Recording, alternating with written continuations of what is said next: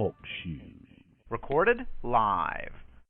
Welcome to the Lost Lowdown, podcast number 66, with your hosts, Claude and Justin. What's up, guys? Welcome back. After the long hiatus, we are here to discuss the Season 6 premiere, the two-parter, L.A., wait for it, X. Parts 1 and 2. The big premiere. Parts 1 and 2. So, what did you do over the hiatus, Justin?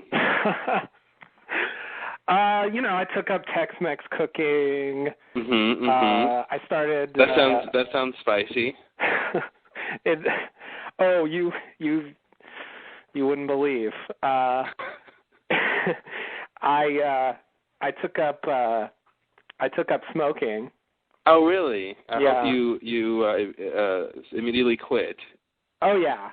Yeah, but then I started again. Then you started again? Yeah. Wow, that sounds eventful. Yeah. That's about it, What about you? Well, I rewatched season 4 and 5 before the premiere. That? I think I did that too. Did you? It's hard to know, but I think so. Well, I gotta say, as I was rewatching it, and this goes without saying, of course, but it just hit me. I'm just like, I love Lost. I just love this show.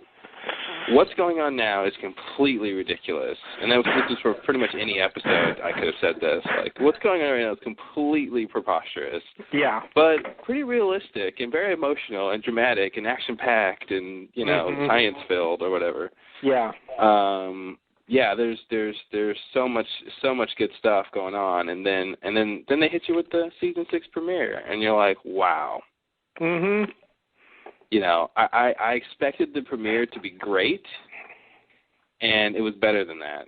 Yeah, I had high expectations too, and it surpassed them. They did all kinds of stuff that I was not expecting.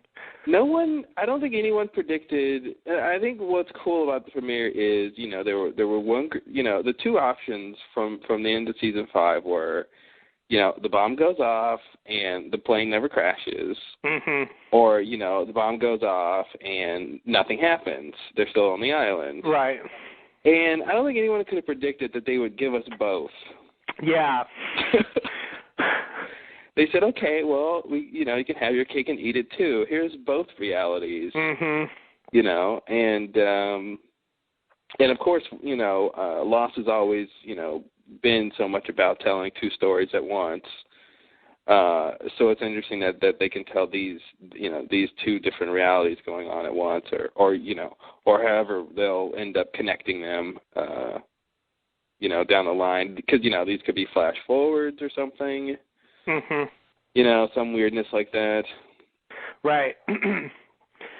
Yeah, they've been calling them flash sideways. Flash sideways. So I'm going to be calling them that later when we start running down the episode.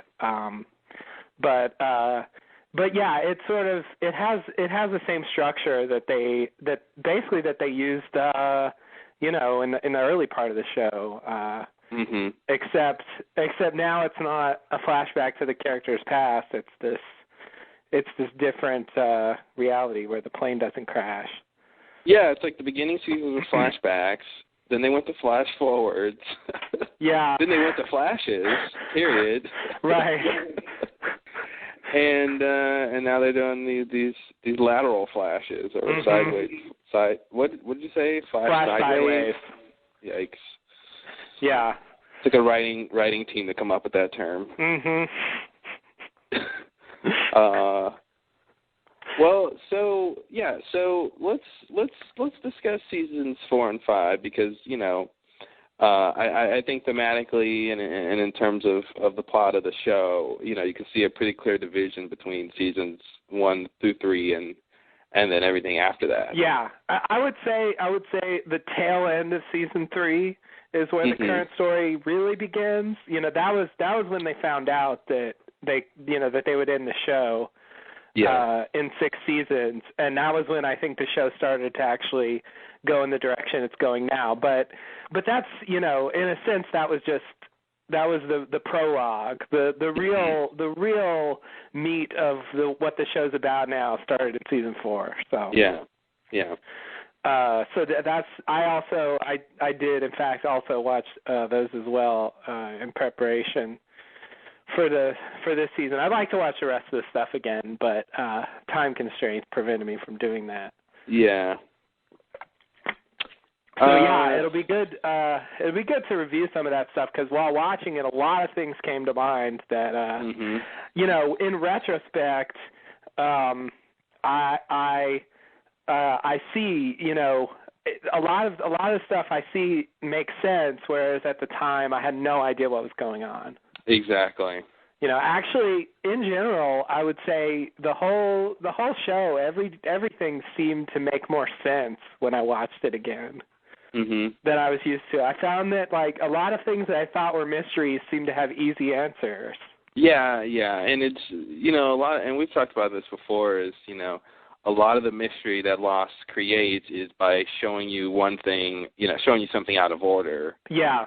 A classic example is the Jeremy Bentham mystery. Right. If you had followed Locke's journey off the island, you would quickly realize it's just Widmore having a sense of humor about giving Locke an alias. Right. But we don't follow his storyline at first. We go the other way, and then it's like, who's Jeremy Bentham? Oh, it's such a mystery, and then it's like, oh, okay, that's Locke. All right. It's kind of astounding that.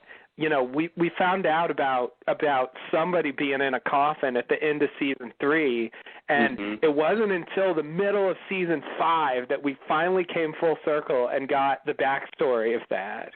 Yeah, I can't believe how long we actually went not knowing the full story.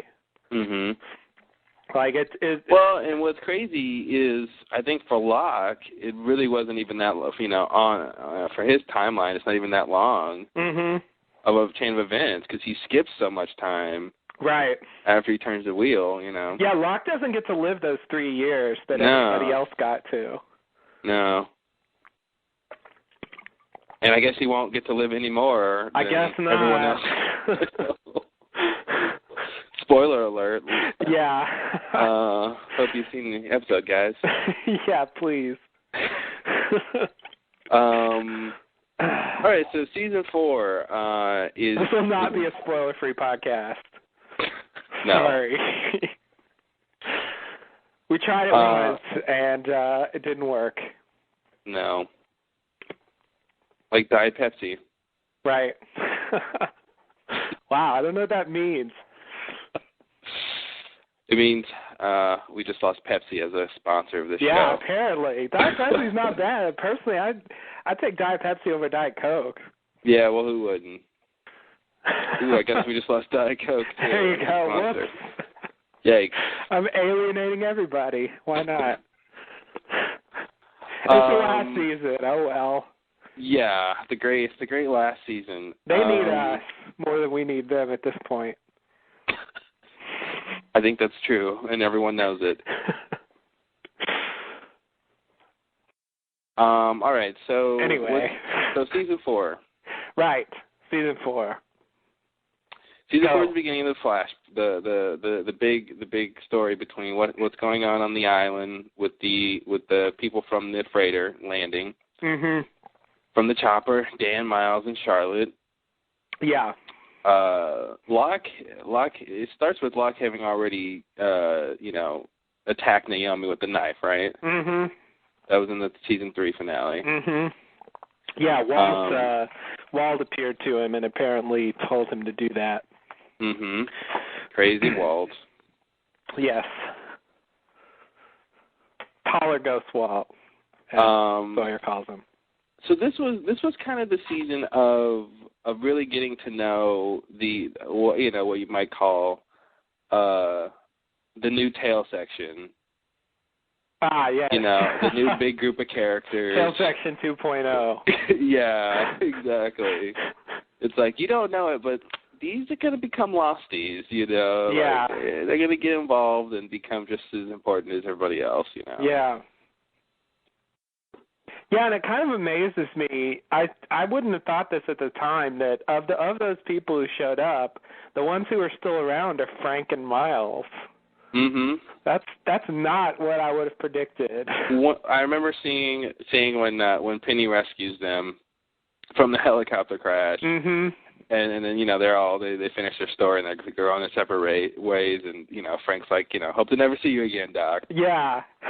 You know, and I remember thinking, yep, that's the end of Frank. I totally bought that. Yeah, it sounds so genuine. It was great. I was like, I hope that's true. It's a great line to, like, never see someone again on. Yeah, absolutely. Yeah, you know, because he came into the plot so tangentially. I mean, of course, obviously Abaddon wanted him hired, but it was just like, you know, it was like he saw the video and he knew the pilot wasn't the real pilot. Mm-hmm. It was just like, what? And then he's on the freighter with Michael talking to him, and he was everywhere in season 4. He was back and forth on the island. I mean, none of this would have happened without Frank. Right. With yeah. the whole flying with the helicopter and all that stuff. Yeah, it's cool to watch because Frank kind of quietly becomes a great character. Oh man, he totally does. Like he doesn't seem that great at first, but over time you start to realize, God, Frank's just awesome. Yeah. I just love it when he's around. You do love it when Frank's around. It's something about Jeff Fahey that just like it's crazy. Yeah. Yeah.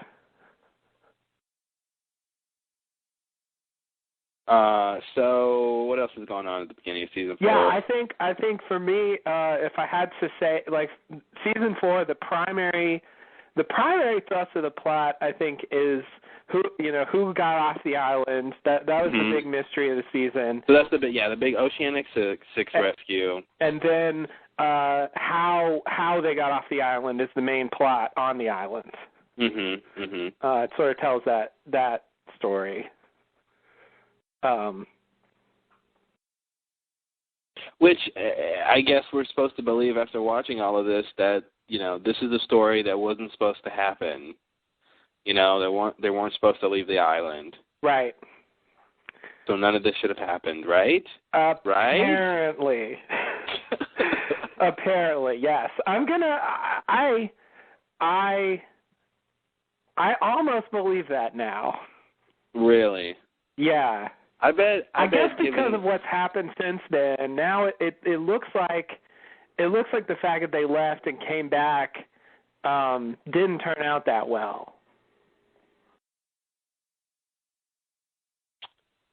In numerous ways. You mean that validates the idea they weren't supposed to leave? Yeah. But shouldn't? Well, okay, yeah. I mean, thus far, it's definitely it definitely looks like that. But remember, Christian said he told Son, you know, you got a bit of a journey ahead of you.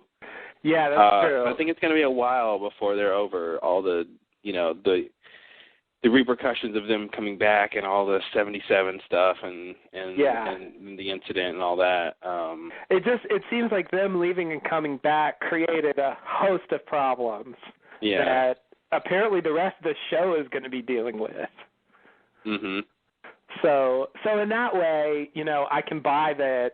Well, here's the thing. I think the proof of that, really, for me at least, would be whether or not they were intended to go to the 70s to prevent the incident from happening. Yeah. Because if they were, then that means they were. I would feel like they were supposed to leave so they could come back. Right. and do that. Right. Yeah. But it's you know, I guess we can't tell what exactly has happened. Yeah, that's true. We'll have our theories. Yeah, I'm going to tentatively say that they weren't supposed to do that. But it's definitely open. Yeah, I mean, you got to wonder. I mean, so much of them, you know, getting to the point where they could even, you know, have the bomb in place and ready was largely, you know, put together by the others.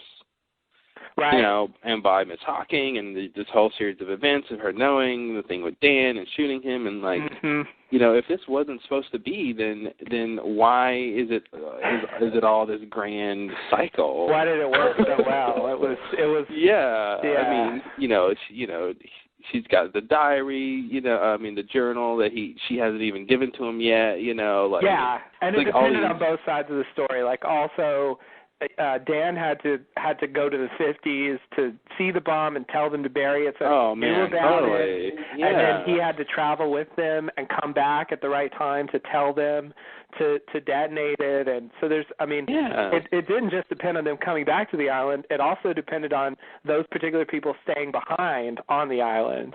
Exactly, and exactly, and knowing what to do and being, and it's just there's so much going. I mean, the whole thing with Richard and Locke. Yeah, and they coincidentally meet at exactly the right time when the Swan's being built. Like it's too perfect. I mean, if I were Jack, I can understand. Oh man, at this point, I mean, Jack, it took him 5 seasons to have faith. He held out long enough for him to be right this one time. Absolutely. Yeah. I mean, to me, I'm hard pressed to believe that all this time that Locke was appearing, to Richard and through the 50s and all this stuff, and all these like different encounters that the Losties have had with Richard over the ages, like, but Jacob never said anything.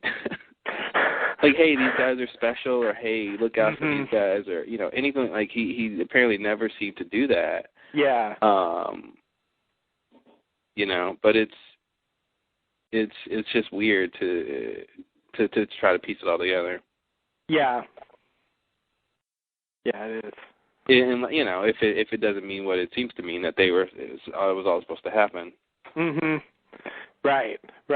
Yeah, I think this season we'll find out. I mean, once they figure out what the deal is with this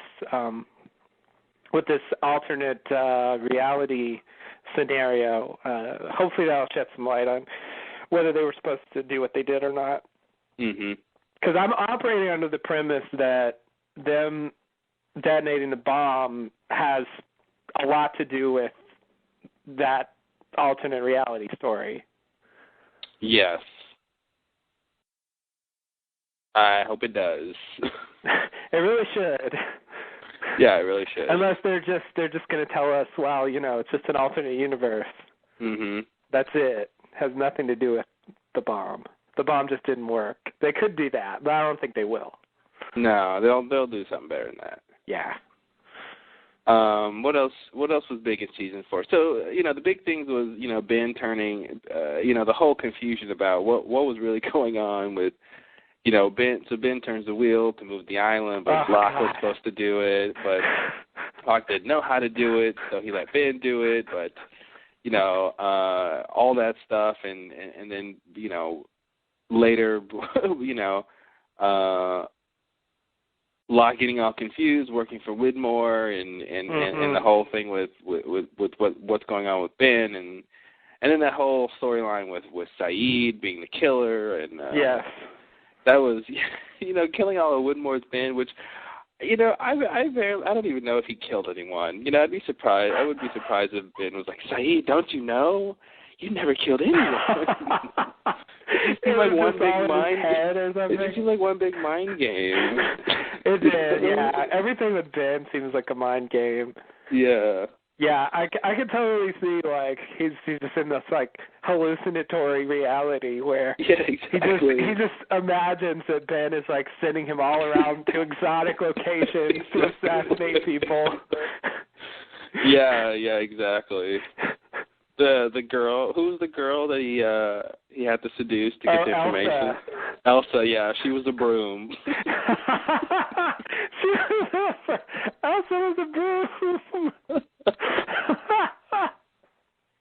Yeah. Oh man. Oh man, I want to see what that looked like. I assume that the bristles were the hair. Yes, exactly. That's why she was blonde. I can't. Every time I see that scene with the two of them together in bed right before they have their big shootout, and their hair's like flopping all over the place. Yeah, it's too much hair. It's too much hair for one scene. I always remember we did that podcast, and you were just blown away by how much hair there was in that scene. Well, I gotta say, Assassin, like Saeed the Assassin, has a different hairdresser. Yeah. He goes to a different shop. He does. Is that where they do hair at shops? Hair shops? Yeah, shops. What do they call hair them, right? shops. Hair shops. With 2 P's and an E. Of course. Shop for style. Right. Yeah, that was one of the highlights of season 4. Is what is Saeed actually doing, and who is he protecting, and how? I know, it's so confusing. That's one of the big things I want to do in this recap. I want to try, because I feel like I can almost do it. I want to try to reconstruct specifically Ben's off-island exploits. Oh my God! I want to see if I can make it make sense, because I feel like I can almost do it, but there's a few particular details that I don't know how to resolve. Okay. So first of all, he turns the wheel, and he gets off the island first, actually. Mm-hmm. Although he goes to the future, so it's sort of whatever that means. And at that point he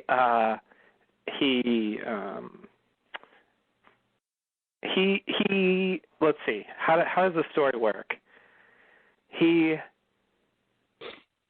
Well, as soon as he gets to Tunisia, he sees the thing about Saeed on TV. That's right. He just happens to see Saeed on TV, and so then he goes and manages to I think initially he wants revenge on Widmore because of Alex being killed. I think that's his initial motivation, and so he sees Saeed, and I guess decides to come up with this scheme where he gets Saeed to kill this guy for him. Here's a quick question that we need to answer during all this: is at what point is Ben told, or does he realize that they all need to come back to the island? Yeah, no, that's a very good question, and I'm going to say where I think it happens. Okay. I just wanted to bring that up because I'm like, wait a minute, what is Ben thinking when he first gets to Tunisia? Like I was thinking he's of course going to get everyone back together, but wait, right. No one's left yet. Yes, or they have actually. They have. They're there, but this point he is not trying to get them back to the island. Yeah. Right. So he has this scheme where he gets Saeed to kill this guy for him, and then even Saeed wants to kill more people for him. He convinces Saeed that Widmore is responsible for Nadia's death, and so then the Ben and Saeed story ensues, where he apparently sends Saeed around the world to kill these people of Widmore's, and the reason he gives that Saeed should do this is to protect the other people who came back. So the idea is that Widmore is a threat to all of them. Wait, was it for the Oceanic Six, or was it to protect the people back on the island? I think it was Oceanic Six. Okay. I think the idea was Nadia was killed, and so Widmore's going to try to kill them all, I guess. See, I think at that point in the show, the idea was that Widmore planted the wreckage and didn't want anyone to know that people survived that crash. But everyone knows the Oceanic Six. Well, so how can he kill them off and make people forget that they got rescued? So it obviously doesn't make sense, and it's obviously also wrong from what we find out later. Yeah. But I think you're right though, because I think that's part of the other confusion of with the whole protecting the people, the same thing of protecting the people who didn't leave, is, what they were, quote, trying to be protected against wasn't exactly what was going on. Right. I think that's why it's confusing, because it doesn't work and because it's not true. Right. Right. But I think Ben convinces Saeed that it's true. Yeah. And that's initially his motivation. And so the campaign ensues, and he kills a lot of people for Ben. And then at some point, I guess, Ben is satisfied. Feels like he's done enough to get Widmore. He's still going to try to, kill Penny later. I guess he doesn't know where Penny is at that point. Yeah. And he probably wants to do that himself, not send Saeed to do it. Yeah. So at a certain point, he just says, okay, we're done. You're free to go. And wait, before that, hold on. So the Economist? Oh God, I was going to try to bypass that. This is just Widmore, right? Can we just assume that's Widmore? I guess. I mean, it makes sense. It'll work. Okay. I mean, or else it's just some mystery person who doesn't seem connected. Yeah, who we never find out who they are. Yeah. Apparently, because I don't think at this point we're going to. But I think Widmore's probably as safe as bet.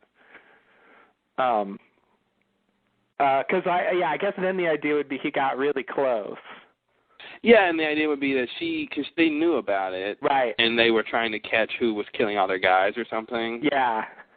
Something like that. Yeah, exactly. And so he got close to Widmore, and Widmore got close to getting Saeed as well. Mm-hmm. Like that's what the story is. I think that's what happened there. And then so then Ben discharges Saeed, and then at that point, I think what Ben does is I don't really know, but he decides to monitor the Oceanic Six. He somehow keeps an eye on all of them. Okay, so at this point, I think Ben just kind of goes into waiting around. Like, I don't know what he's doing during this period of time. Where he's just watching them. I really can't quite picture how he's. I don't think it's too long of a time. Yeah. Okay. So it's not very long then. Yeah, because I mean they were there. He didn't get there until. Wait, they got rescued in 2005, and he got there in 2007? Is that right? Yeah. Is that right? I don't know. Timeline. Let's see. Yeah, they got rescued in 2005. I thought he got there in 2008.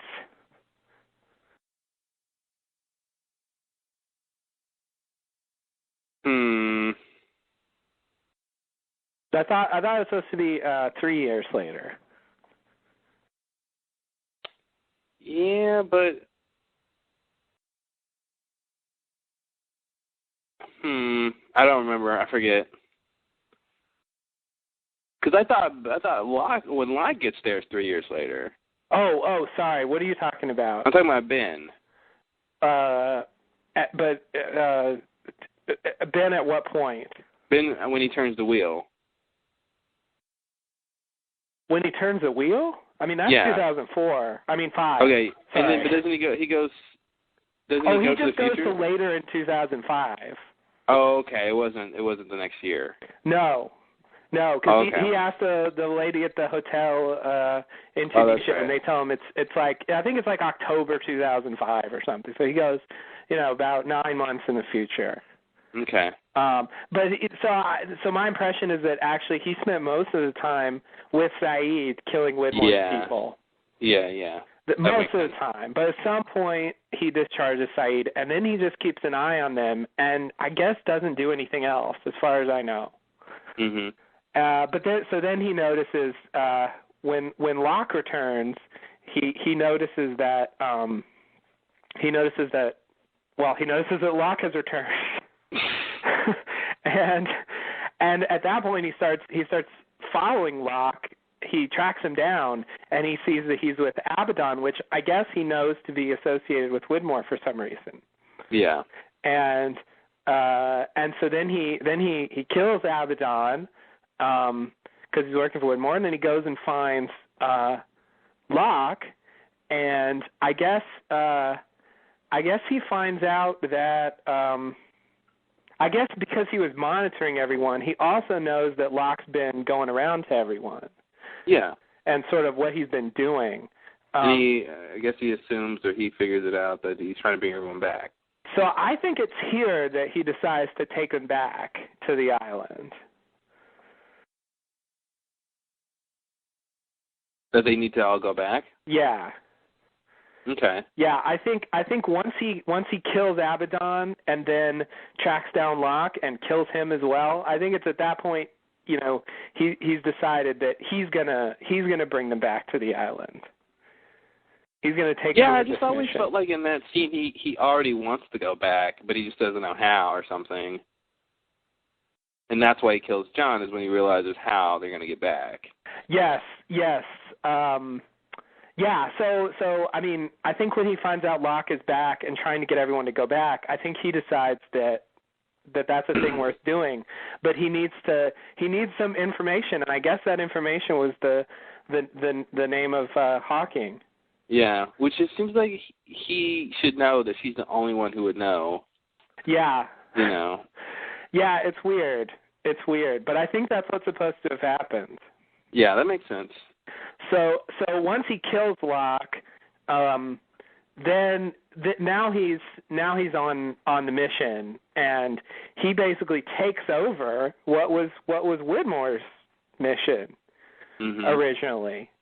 So that's the part that is a little bit confusing to me, and so I draw from this that that when Locke comes back, Widmore immediately gets him to go to try to get everybody to go back to the island. Mm-hmm. So in particular, Widmore didn't want to murder them all. No. He wanted them to go back to the island.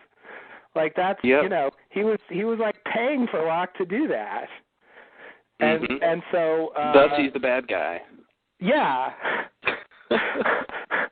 Yeah, and so clearly from that, it wouldn't make any sense for him to try to kill them all if he also wanted them to go back to the island. Yeah. Because then he'd just be crazy. So I guess that means that, you know, maybe he was just keeping an eye on them or something. And maybe maybe that guy just like accidentally hit Nadia. You know, he was keeping an eye on Saeed and, you know, somehow got distracted or something, and like it wasn't even intentional. Mhm. If it was even that guy. Yeah. Yeah, but assuming it was, like maybe it wasn't it wasn't the intention. I don't know. You know, there's just so much back and forth, so many conflicting things. I mean, like you said, this example of, you know, this, you know, Widmore wants to get them back to the island. Ben wants them to get back to the island. Yeah. You know, Jacob wants them to get back to the island. Aren't they all on the same team? You know, and the same thing with, you know, that I notice in this part of season 6. I'm thinking, like, you know, with, you know, who wants what to happen? You know, some of the stuff we'll talk about with the evil Locke and what he's doing, and it's like, it seems like at times Jacob and, you know, evil Locke want the same things. Yeah. You know, and then it seems like, okay, well, they can't. Right. So yeah, lots of confusion. Yeah, and it's also weird watching season 4. You know, watching everything in quick succession. That, you know, Ben shows Locke that tape and tells him about Widmore and how he can't ever get to the island because he's going to exploit it, and Locke apparently agrees because he's on the team that's trying to keep the freighter people away, and they really are Widmore's people. But then once he actually leaves the island, Widmore very quickly talks him into helping him out, getting I mean, I guess it helps that Locke kind of wants to do that anyway. Yeah. But you know, it's just odd that the enemy. I mean, the whole reason all these problems happened it's just like one big misunderstanding. Is now helping you. Yeah, I mean, it seems to come down to the fact that Ben is basically always bad news. Yeah. Whereas Widmore, can be bad news if you're on his bad side, but not necessarily. He's not a pathological liar like Ben is, and he actually can be helpful at times. Mhm. More often than not. Yeah. Yeah. Yeah, I agree. It's definitely strange to see how it all plays out. He did plant the wreckage. We did at least find that out at some point. Yeah. And I guess I guess the story behind that is more or less what they thought it was. He did want to go back to the island, and he, didn't want anyone else to. Mhm. He considers the island to be sort of his place. But I guess the thing that's really odd, the black hole for me is once Ben kills Locke and takes over, I don't know what happens to Widmore. What do you mean? I mean, I don't know. He wanted them all to go back to the island, but does he know what Ben's doing? Does he know that Ben gets them all to go back to the island? How much does he know about what's happened? Yeah, I don't know. That's completely unclear to me. I mean, I would say, Ben tried to kill Penny. Maybe she got in touch with Widmore after that. I mean, and there was that scene with him, seeing that Desmond had got shot. Right. So he, he's been talking to Hawking. Maybe. Yeah, maybe that's basically the last we saw him. Good point. She could have told him what happened. Yeah, she could have told him. We didn't see it, and he didn't seem. He just, I mean, his concern, I guess, was what was going on at the time. But. Oh yeah. He definitely has to know because he said, sacrifice his relationship with his daughter. Relationship with his daughter, something he had to sacrifice, and he's like, don't tell me about sacrifice. I just sent my son to die. So he's got to know that. He's got to know that she organized them all to go back. Oh yeah. Okay. He's got to know that, and okay. maybe, when he gave Desmond, I mean, it seems like obvious that's what happened. That when he gave Desmond the name, Hawking's address and stuff, that his curiosity was piqued, and he was like, well, why would anyone be looking for her? Mhm. And then he, came to L.A. So. Right. Yeah. Okay. I see. So I think it's safe to assume he's plugged in at least until the main plot. Now I don't think he necessarily knows, obviously what happened when they got back to the island. Yeah. But he should remember, like, when Dan got shot, he supposed to be at the camp. Yeah. We didn't see him. Camp. We didn't see him, right? Well, we saw him. We didn't see him in the immediate vicinity, but he's the guy that goes and captures Jack and Kate when they try to run away. Yeah, exactly. Okay, so that's the thing. Like, so he knows they come back to the island. Yeah. Like, he's got to know that. Oh yeah, that's a good point. Point. I didn't think about that. I guess he does know. Yeah. But another question I have is, does he know that Ben killed Locke? Does he know that Ben killed Locke? How would he know? I don't think he does know. Okay. He might assume. I mean, he should know. He probably knows that Ben killed Abaddon. He's got to assume Ben killed Abaddon. Yeah. But it's like he's talking to Hawking like. I mean, he's actually Dan's dad, which is really crazy. I still haven't really settled with that, but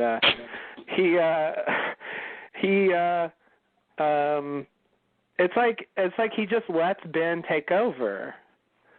You know, or Hawking just lets Ben take over, maybe is more accurate. I think here's the thing. I don't think what Ben and Widmore want at this point are different. Yeah. You know, and Ben is working with off-island others to get this done, including Hawking, so right. It seems like it's all okay, you know, and the whole thing about Ben leaving the island and not supposed to come back, and that's a rule or something, like, you know, Hawking doesn't intervene. Right. She should know about the rules of the island. She was one of the leaders. Right. You know, but she never says, "Oh, Benjamin, you can't come back." You know. That's true. Oh, and can I say one thing? You know, we mentioned before in that podcast of was it I forgot which episode it is where you see the lamppost for the first time. Oh, yeah. I think it's well, I don't remember. Anyway, what were you you know how Miss Hawking's character just totally changes, like in that episode, like really in that scene more than just the episode, but in that one scene she's just like so didactic, and she's just like Mrs., you know, like a teacher. She's like a teacher. Yeah. And I realized the reason it comes off like that is because on Lost, we're used to characters not knowing information and having to figure it out and get bits and pieces. And this is one of the rare times that there's a character who knows all this stuff and just is going to tell us straight off the bat, you know, right off the bat. And I think that's why it comes off so weird, is because she's just giving a big monologue about all this stuff that, like, you know, we never got that history on, you know, the Pearl, or, you know, I mean, they would find orientation films, but it was never kind of like someone sitting and explaining, like, you know, the history, you know. I mean, the orientation films kind of did, but still, though, you know, the orientation films were always a little bit, you know, oblique. Like, they didn't really, they kind of expected you to know certain things already in advance about Dharma and stuff like that. Which, as we know, most recruits wouldn't know, because to be a Dharma recruit, you apparently had to, I don't even know what, but it wasn't much. Yeah, that's true. Although, apparently, some people aren't Dharma material. Well, oh, God. You know, it seems like you guys don't have very high standards. What, I can't make waffles? I can't clean a classroom? Like, come on, guys, really? Yeah, that was strange. Thanks, Horace. But I'm jumping ahead to season 5, sorry. Yeah, no, that's fine. It was appropriate. So yeah, there's no, but you're totally right. And one of the things that occurred to me while I was watching these seasons is that I don't think there's any one character who actually knows the whole story. No. On Lost, I mean, everybody's got like bits and pieces, but there's no one that really knows everything. Like there's that one little scene at the beginning of season 5 where Kate tells Jack, did you know Claire was going to give up her baby for adoption? And he's like, no, I didn't know that. It's like, what? You didn't know that? Like, Jack, that's season 1, buddy. Jesus, Jack, you're way behind. Yeah. It's like Jack, the main character of the show, doesn't know, like, the most didn't even basic fact about this character. Well, he didn't even know they were brother and sister for a long time. Oh, yeah. You know, so... Well, that's later, you know. Yeah. I can buy that he didn't know that, but it's just I can buy that he didn't know that she was giving up her baby for adoption. It just surprised me. Yeah. And it made me realize that, you know, the characters just don't know everything. They really, really, really don't. Information is so segregated. Yeah, and so it's rare that you have someone that really knows everything about a particular topic. Yeah, it was just, and it's funny, and you know, before that scene, after that scene, she's totally fine. Every other time, she plays Miss Hawking well. It's just that one scene where she's like, "Hello, class. We're gonna today's topic, the lamppost. Turn your books to page 56. Going to begin from the top, son. You read first." Oh, that's right, son. The island. Gold star for you. Exactly. Oh man, it was so weird. It was. Yeah, that seems awkward.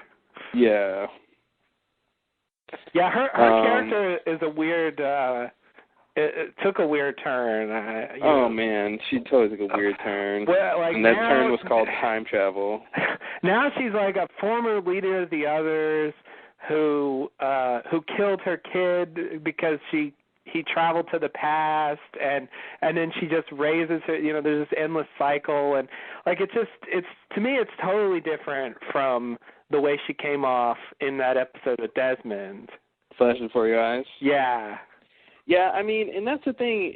To the whole thing with her telling Desmond, he's got to go to the island to do this. It's his destiny to go do this. Mm-hmm. And the thing that leads up, that becomes of it, is him not pushing the button that one time. Right. And the plane crashing. Yeah, that's the greatest thing he'll ever do. Yeah, it's failed to do his job.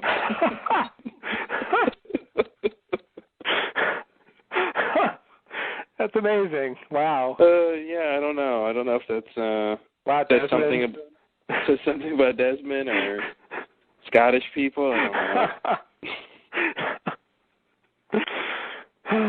Yeah, no, that's a good point. I forgot that the whole point of that was his destiny was to go to the island and push and then not push the button. And now that the story is about trying to negate that seems even weirder. Yeah. Because that's like the people she sent back. That's one of the main things they tried to stop. Exactly. It's like they all thought that they could stop it from happening because of what Dan said. Yeah. But it's we'll get to that, I guess. But it is weird that she has been like in so many different parts of the show. Yeah. Yeah. I don't know what to do with her anymore. What else in season 4? And one of the things I have to say in general is that I think Ben is even though now he's lost his mantle as the guy who knows the most about the island. He's been way outmatched by multiple characters. Even though he's lost that, and there's that great scene or line in season 5 where Locke tells him, "I'm not afraid of anything you can do anymore," which feels totally different when you realize that's actually Smokey talking to him. Yes. I'm not afraid of anything you do anymore because I can bash you against a tree at a moment's notice. Exactly. At the time, it felt like a personal triumph for Locke. But actually, it's just, he's this strange entity that Ben can't possibly have power over. Yeah. Like, he's not going to play mind games with Smokey. He's not an entity. He's a who. He's a who. I know. Oh, God. We'll have to talk about that, of course. Let's skip it. But I was going to say, whatever, Ben's lower status is, his character is really the linchpin of the show. Like, I feel like it really... without him, the show loses a lot. Yeah. Like he's one of the most interesting characters on the show by far, and he really carries the show in a lot of places. And he's the engine. Yeah, I got a great appreciation for that when I was watching those seasons. He just keeps popping up in everything. Everything. It's like, God, what would they do if they didn't find Henry Gale and like... Oh, no, not Henry Gale. And the balloon. And he was from Minnesota. You know what? All he had to do was get the wallet, right? I know. All he had to do was hide it. Would have been so easy. So easy. None of this would have ever happened. So that reminds me, speaking of Henry Gale, so this whole thing about Locke being special and all this stuff, now that we know so much more about that he's only special because he went back in time and told people he was special. Right. Which is really the best way to become special, because you don't actually have to be special. Right. But I guess if you're time traveling, you are kind of special. Yeah, but it's not like a specialness about you. It's a specialness about the circumstances you're in. Yeah. So does that mean that, this whole thing about, the classic, Ben telling Locke, I came here to get you, Is that just because he had heard of Locke over, from all his time traveling stuff? Maybe we're supposed to believe that. Once he saw his name on the list, John Locke, is this the one Richard went off island to see? And if he knows about any of that stuff. It kind of feels like there's a subplot that they didn't really emphasize enough to make it feel like a real subplot, but the subplot is Locke being chosen as the leader of the others. And then taking over the others eventually in season 5, which he doesn't really do because it's not him, but still somehow it feels like that that story begins with Ben saying he came for Locke. Yeah, and by the way, I have to say the only reason he becomes the leader is because Ben decides to move the island and let Locke be in charge because he feels like the island wants him to be in charge because he's apparently special. Yeah. But it seems like that ends up being bad for the island because Locke ends up dying because of that and becoming inhabited by Smokey, and so it seems like that was actually bad. Yeah. I agree. In retrospect, because it seems like him being chosen as the leader of the others has something to do with all this. Right. Yeah. Yeah. No. I think the final word on Locke really comes in this episode, this newest one. I think that's really what his story is, and he really seemed to be special, and he does in a way play a very special role. But it wasn't what he thought, He really thought, I think, he was destined to sort of, live this existence on the island and, be in touch with it and live out his life that way. And that's not what happened. No. And I don't think the island ever actually wanted that either. Yeah, Jacob might say, what about you? Yeah, exactly. Well, I think it's pretty clear that from the newest episode that what Locke was experiencing was an influence from Smokey. The island, as it were, and not necessarily Jacob. Right. Yes. I think that's right. It definitely seems like I think Jacob cared about Locke to the extent that he cared about some of the other people that he went and visited. But I don't think for Jacob Locke was particularly special among the rest of them. Yeah. I just don't understand why the island needs people to protect it. I know we asked that a long time ago. Why does Jacob need followers to protect him, or all these people with guns who run around and shoot things throughout the decades? It's a good question. I mean, it's weird because we saw him during the Black Rock time, and he doesn't look much different from how he looks in 2008 or whatever it is. But then if you have a knife, you can just kill him.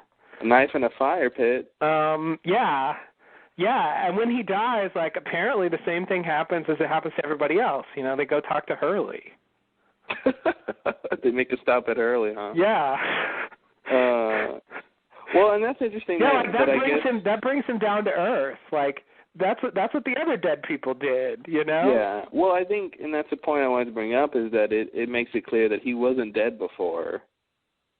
Yeah. He still had his powers, but he was technically just some mortal person or something. Yeah. Well, not really mortal, but some person. Yeah. Well, I guess mortal, but not aging. Mortal in the sense that he could be killed, but immortal in the sense that unless someone killed him, he wouldn't die.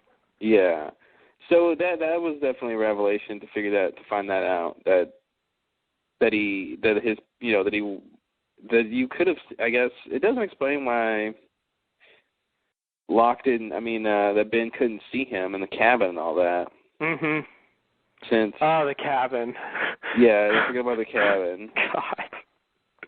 I wish I could understand what happened with the cabin. I really don't. I think I pulled the Ben off Island story together, but the more I think about the cabin and what happened there, the various times we've seen it, I cannot do it. I can't do it. Yeah, the cabin. We have to talk about it anyway. It comes back into play. Yeah, that's true. We definitely find out something in this episode about those events, but yeah. Oh God, I agree though. It's weird that Ben never saw him. I still want to know what the deal with the list was. I assume that what we see in the premiere episode with the list, the note that Jacob gives the leader at the temple is the same kind of thing that the others were getting. Yeah. Maybe not necessarily in an ankh like that. Right. But, something like that I guess Richard was ferrying from the statue, I guess, to wherever Ben would be when he was the leader. Yeah. I guess at the Dharma barracks. Yeah. I'm assuming that's how the whole list stuff worked. But I also still think that's right.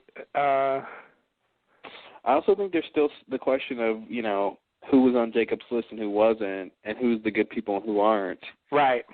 Because, in this alternate reality version, you see certain people having, a good life or better life. Mm-hmm. Some people having the same, and then some people having like the same or worse circumstances. Yeah. So I think that means something. Yeah. Yeah. I think I agree. But it's still, I still don't understand the people that we've seen in the cabin. Who are they?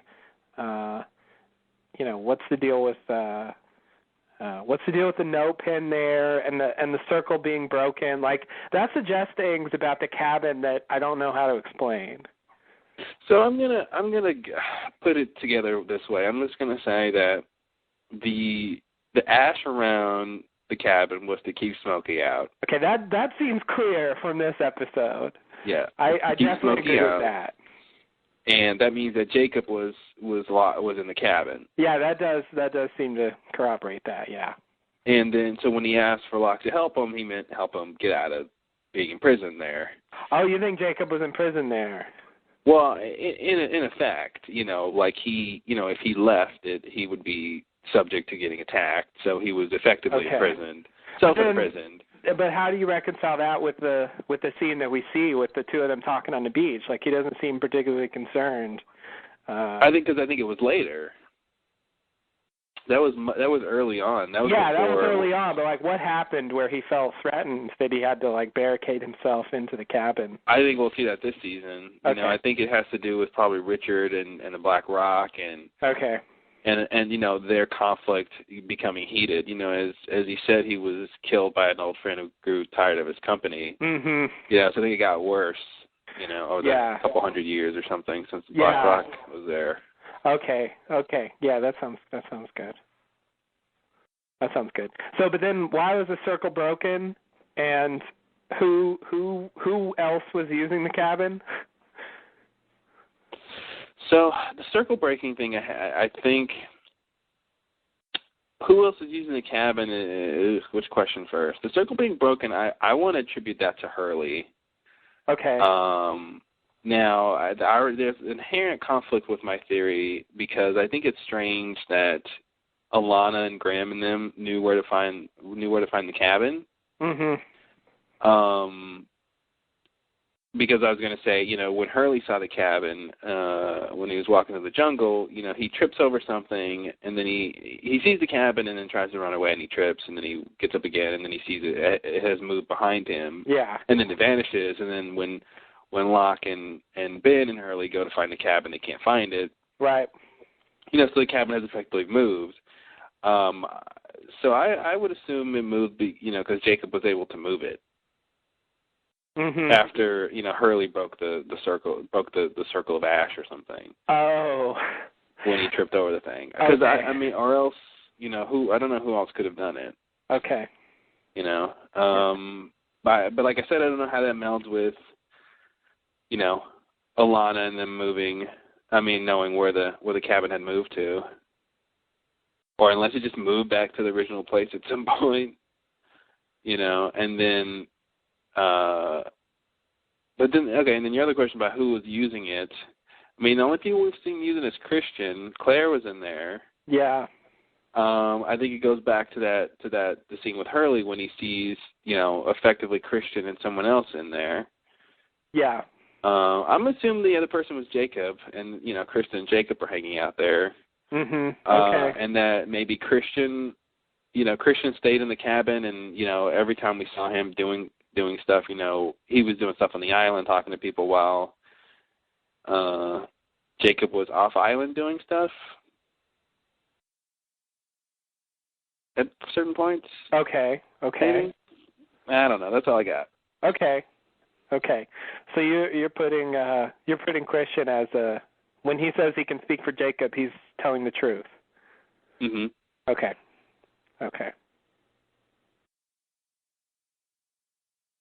Yeah, I can buy that. On the other hand, since Smokey wanted a lot of the same things that Christian suggests, I'm tempted to say, maybe it was Smokey. On the other hand, I can't really imagine Smokey hanging out with Claire.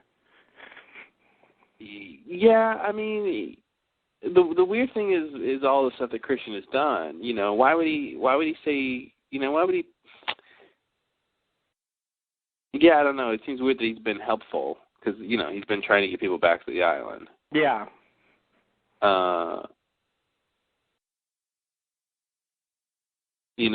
And he's not the one who told.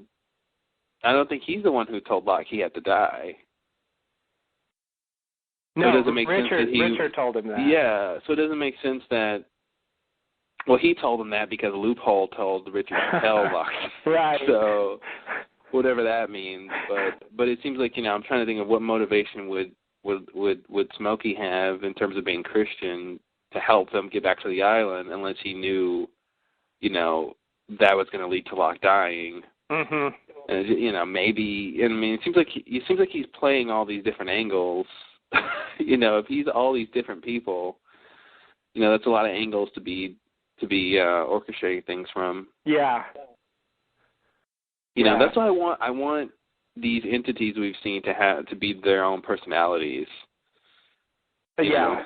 But at the same time, we know Smokey takes over people who've died, so. Yeah, that makes it hard to distinguish. Like, I think we've established there really are two different things. There's the people that Smokey is just taking on the appearance of, and I think when that happens, it's really not that person, and a lot of times they don't quite act like that person. They come off a bit sinister. Mhm. And then there's the actual person, apparently, like what we see of Jacob here. Like, that's not Smokey. Yeah. So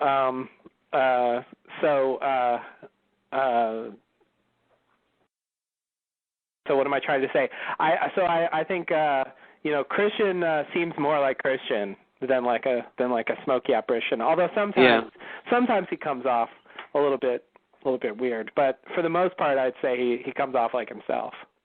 Although, just to make this, more confusing, I will say that, Christian did seem invested in helping Locke, and Smokey does like Locke. That's true. That's true. But again, Jacob wanted people to come back to the island, too. It's another one of those things, like Ben, Widmore, Jacob, and Smokey kind of all wanted them to come back to the island. Yeah. They were all united on that.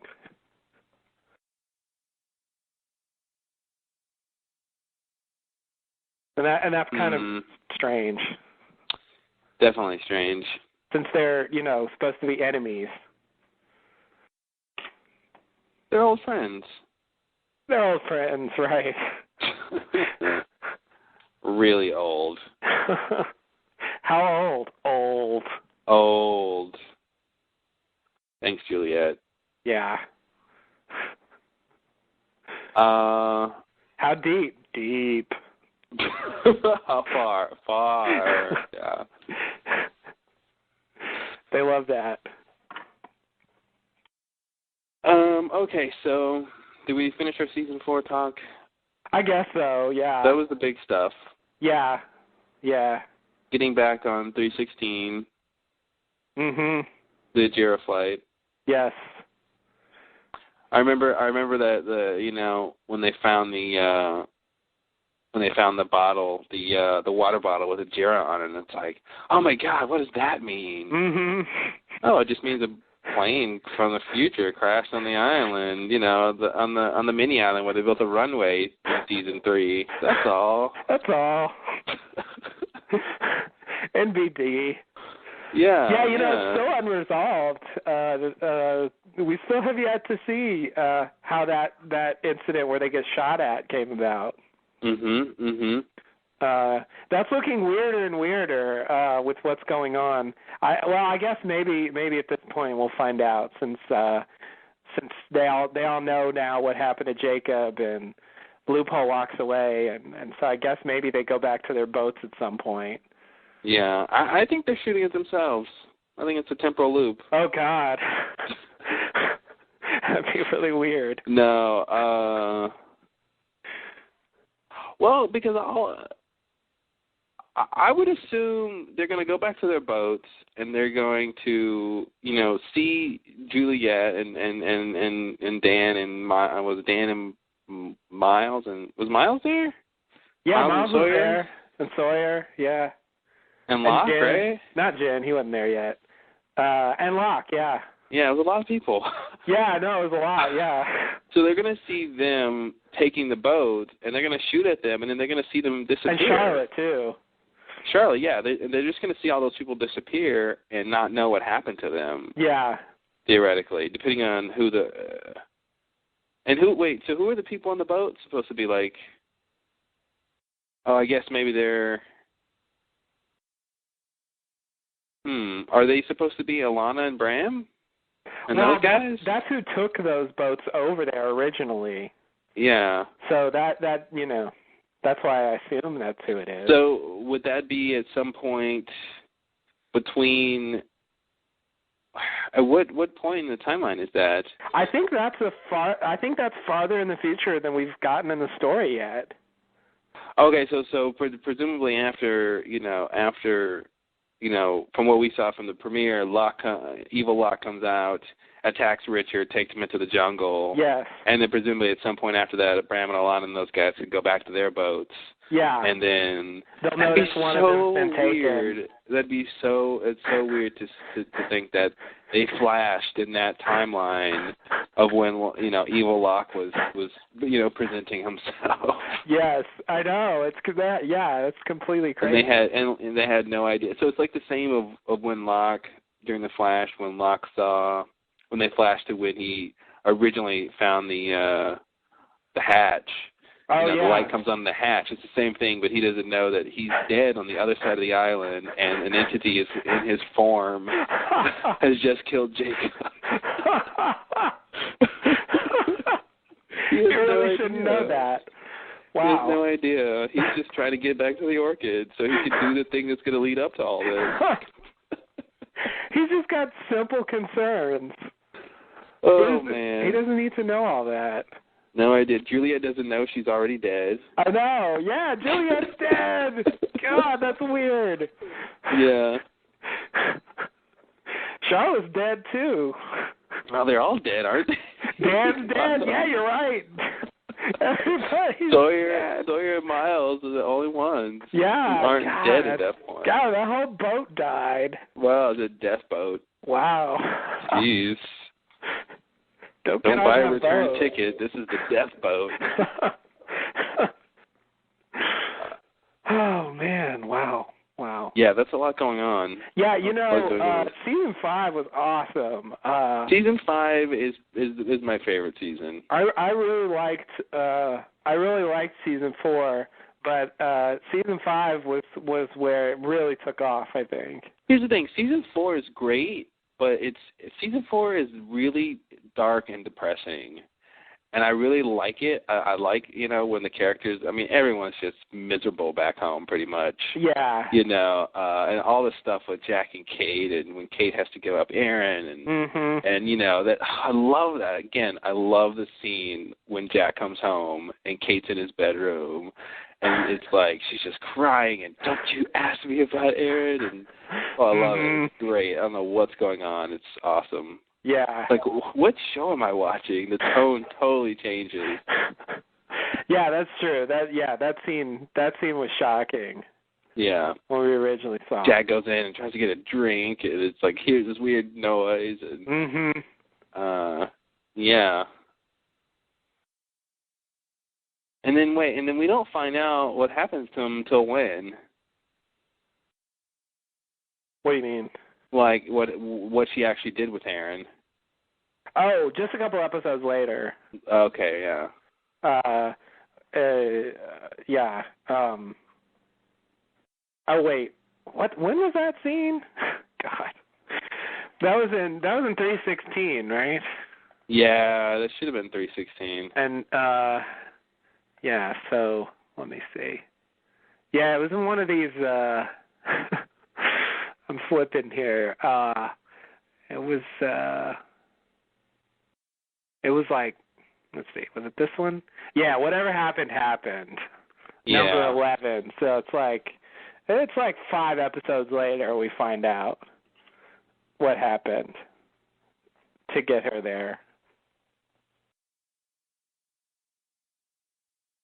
Yeah. We find out that she took Aaron in season 4. Mm-hmm. Then they fill in, some other stuff that happened to her, but then they show that she decides to go back to the island, and she's given up Aaron, but they don't tell us how. Like it's they love to do that. Like just jump us forward, and then you get instant mystery. Instant mystery. Yeah, season 5 was great. It's totally insane what they end up doing. Yeah. Oh, hey, there's the full statue of Towerette that these losties never thought they would see. The statue fully formed. But there it is. I loved that they actually showed that statue at the end of season 2.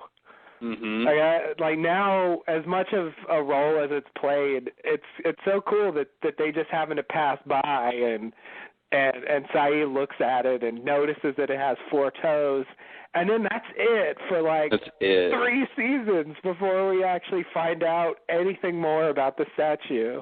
Yep. Like what it looked like, what happened in or around it. Mhm. How it relates to the show. Yeah, how it relates to the show, exactly. Yeah, like that's... It's not like in season 2 when Saeed and Sun saw it, it's like, oh, that's probably where the spiritual leader of the island is. Yeah, he probably lives there. I never Jacob probably lives there. That. God. He lives in that foot. I didn't think anybody could live there. I thought it was just a statue. Yeah. You don't normally live inside a statue. I've tried, and there's just not enough room. Exactly. Might as well live in New York City. Ooh. Oh, yes. Yikes. New York doesn't like that. You guys don't have good real estate. Take that.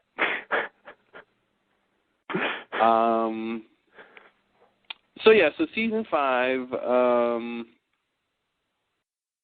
yeah, it really splits into 2 halves. It's the first half is the time travel. We got to get back to the island half, and then the second half is Dharmaville and Loophole on a Mission. And the what? Loophole on a Mission. Oh yeah, totally. Like that's basically. It really splits. Once they get back to the island, then it's about what they do in the 70s and about what Loophole does in the present. Yeah, the season, I'll say it again. We said it before, the season really starts with LaFleur. you know, when we see them really back at the Dharma camp, and that's where that's you know, the first of them getting back to the island is good, but it gets so much more interesting. Yeah. I really personally liked the on island time travel stuff when they were flashing through time. That stuff is really good. That was one of my favorite parts of the season. Once they get to LaFleur, it kind of settles down for a little while. Yeah. Before it sort of takes off again. But then again, it is a little bit tedious for them to get back to the island. So once they do, the story does kind of take off from there. It's just so great when you know, all the stuff with them trying to get back to the island, and then they get back to the 70s, and it's like, what? Yeah. And I remember that whole thing, you know, when you see Jin in the in the Dharma uniform, you know, and it's like, what the hell is going on here? Did he just find that and put it on? There's no way. Yeah, I forgot they did that. See, when I watched it again, I was like, oh yeah, you know, he joined Dharma with the rest of them. Yeah. No, I forgot that was actually a surprise. It's like, what the fuck? And that was another cool thing they did in season 5. They show us Dan, you know, at the oh man, I can't believe that. At the site of where the Orchid's being built, and don't explain it for a really long time. It's like episode 14 or something before we find out what the explanation to that is. Yeah, exactly. And not only that, but we find out that it wasn't. You know, I think you speculate once you get to LaFleur and all that Dan was around, you know, obviously during those times, but we don't know that he had just come back to the island after doing research right at Dharma headquarters in Ann Arbor, and had just figured out how to change everything, and that's what that scene was him going down there to talk to Chang about all this. Yeah. You know? Yeah, Dan's story is kind of crazy. Like He actually like really worked for Dharma.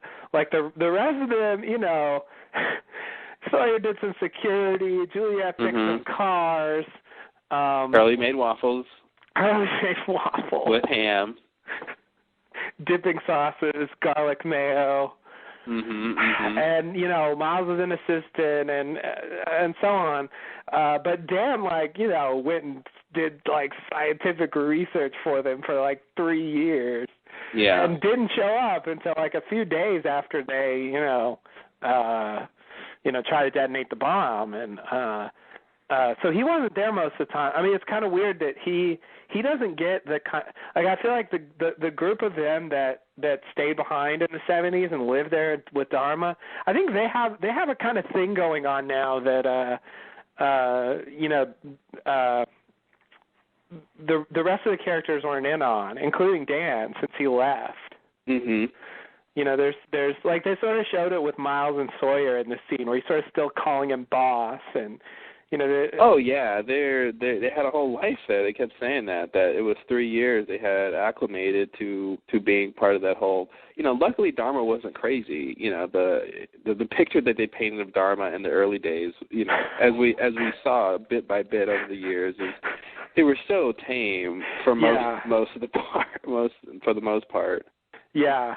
You know. Yeah. It's just weird that I feel like they actually spent more time together than any of the other characters. Yeah. Well, and that's true. You know, and that's the other thing too is they were stuck there for 3 years on the island. You know, because before then, you know, the whole group had only been about 100 days. Right. You know, which isn't that long compared to the 3 years that they spent with Dharma. Yeah. While, you know, Hurley was pretty much by himself and, you know, doing stuff with his family, but then going back to the mental institution and, right.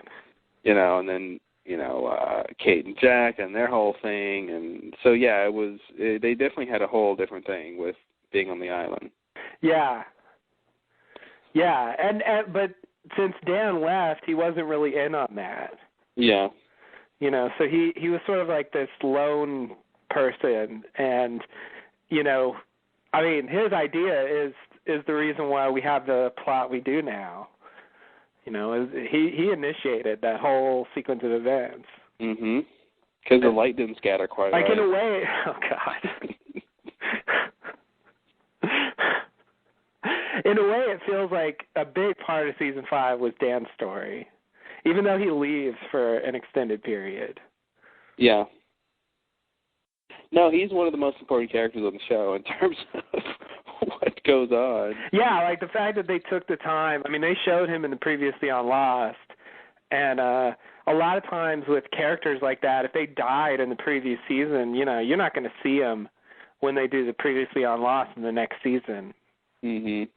Because they're, you know, the story sort of moved on, but like, you know, the stuff that he did is still around. Oh yeah.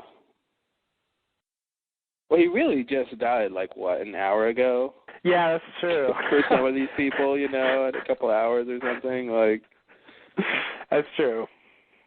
There's just been so much going on. I guess they didn't really have time to think about it, but yeah, you're right. He did literally just die a few hours ago. It's really weird. Didn't think about it that way. Yeah, it hasn't been that long. When you're time traveling, you know, it's easy to lose track.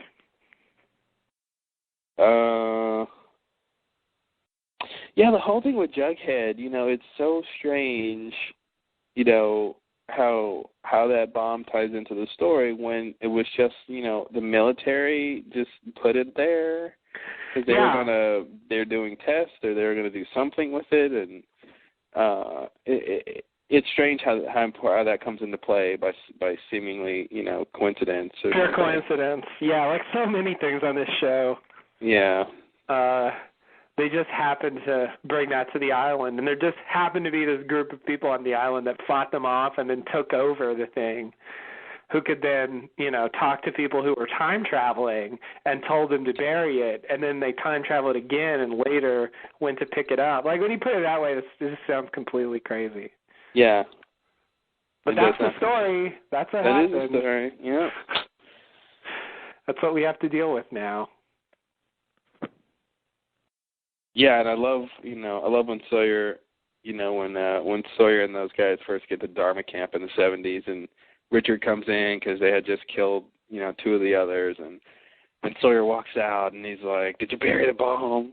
You know, like, I love those moments on Lost when people's heads explode, you know. Yeah. And Richard is like, "What are you talking about?" You know, that. You know, and it's like, I love to see when people get to prove that they're time traveling. Like, how do you convince someone that you are from the future or something? And that's one way to do it. Yeah, yeah.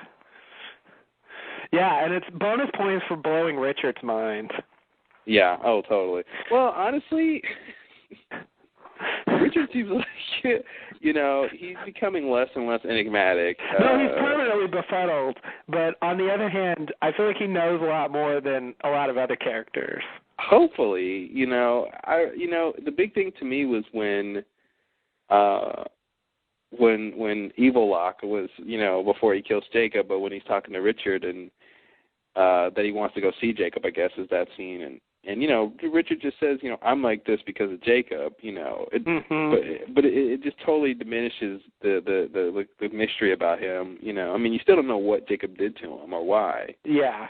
But it's like, oh, okay, well, something happened, and right. You know, it wasn't you, it was Jacob, you know. Right. So, right. well, I'm curious to see how big of a role Richard plays in any of this and why he's an quote advisor. You know. Right. Yeah. I mean, it's just because, I mean, he's definitely not nearly as knowing as we thought he was, but I think, you know, he's just because he's been around for so long. You know, yeah. he knows more, I think, about the island than most people do. Yeah. Well, apparently no one knew what Smokey was, apparently. Apparently not. Yeah. Which it seems like it would behoove Jacob to tell them. It really would, yeah. Help us out, man. Help us out, you know. If you had conversations with this thing, you know. Yeah. You should be able to tell us something helpful. Well, I guess at some point you told him about the ash. Yeah, I guess so. But and why clearly, that keeps him out. Like many apparently supernatural figures, Jacob seems to like to be kind of not so clear when he says things. Yeah, that's true.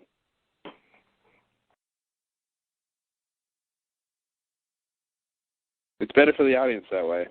Yeah, exactly. Oh, remember when Hurley was going to write the Star Wars movie? Oh God! Just to help George Lucas out. Yeah. Oh man. Man, Miles got a couple of groaners towards the end of the season. In that episode when Chang comes out of the house and he says, "Miles, I need you." Because you do. It's so pathetic and endearing at the same time. Yeah, it's really sad. It's like he needs approval that much, even though Chang is just like trying to get him to do some work for him. Yeah, exactly. He's just so happy that he needs him.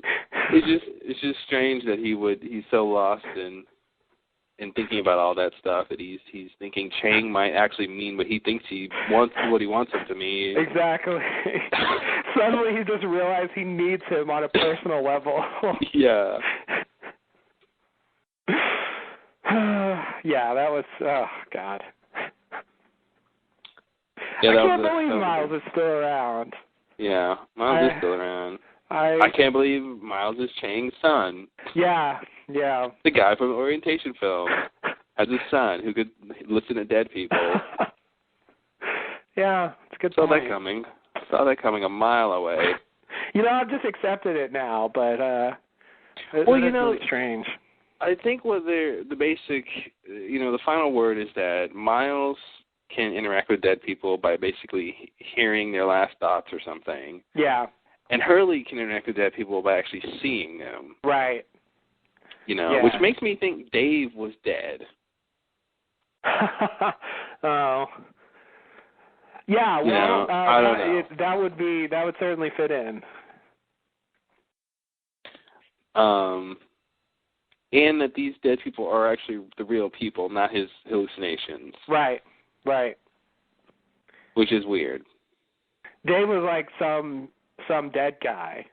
He was some dead guy who was friends with Hurley, I guess. Who maybe was friends with Hurley, and he just kept seeing him after he died and didn't know he died for some reason. Yeah. Well, Dave never told him. He just wanted him to eat more. Dave never told him, yeah. It made no sense. Yeah, he really wanted him to eat a lot. See, that's what makes it seem like an imaginary thing. Yeah. Like, it's just that's why I never bought Dave as an independent thing. It just seemed he seemed too tied into Hurley's problems. Yeah. That was a different era back then. That was. I don't know what we were watching. Libby and her look, like. Oh, Libby. Like that's such a small, subtle thing. Well, maybe that's what it is. I mean, again, I think we thought about that back then was that, Libby had a husband named Dave who died, and somehow she found out that Hurley was seeing him, and so she went to investigate. I don't know. That's the only thing I can think of why she'd be there.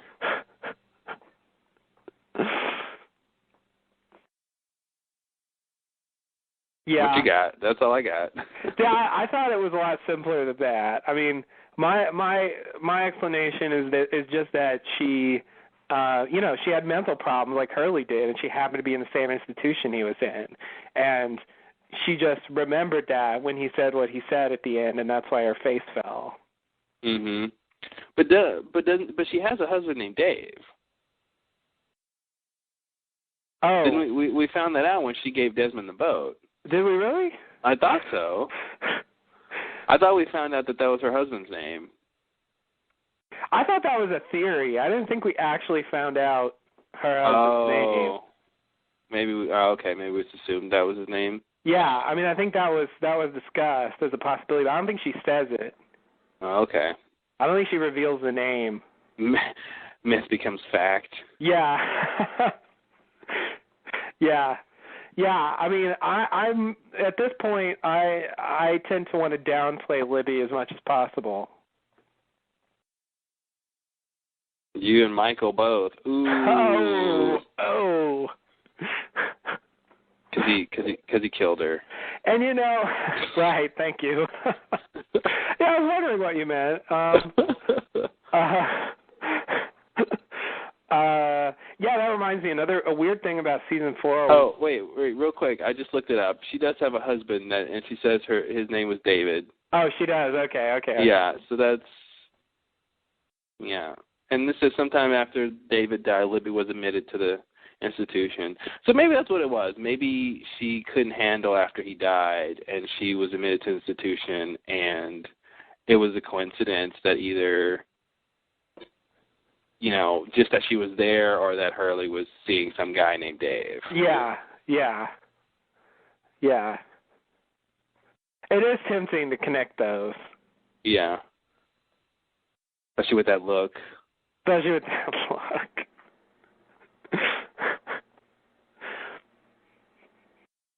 Sorry, what were you going to say? Oh, I was going to say it's another thing about season 4 that I think I still don't really understand, which is the whole thing about Michael not being able to kill himself because the island wanted him to do stuff. Mm-hmm.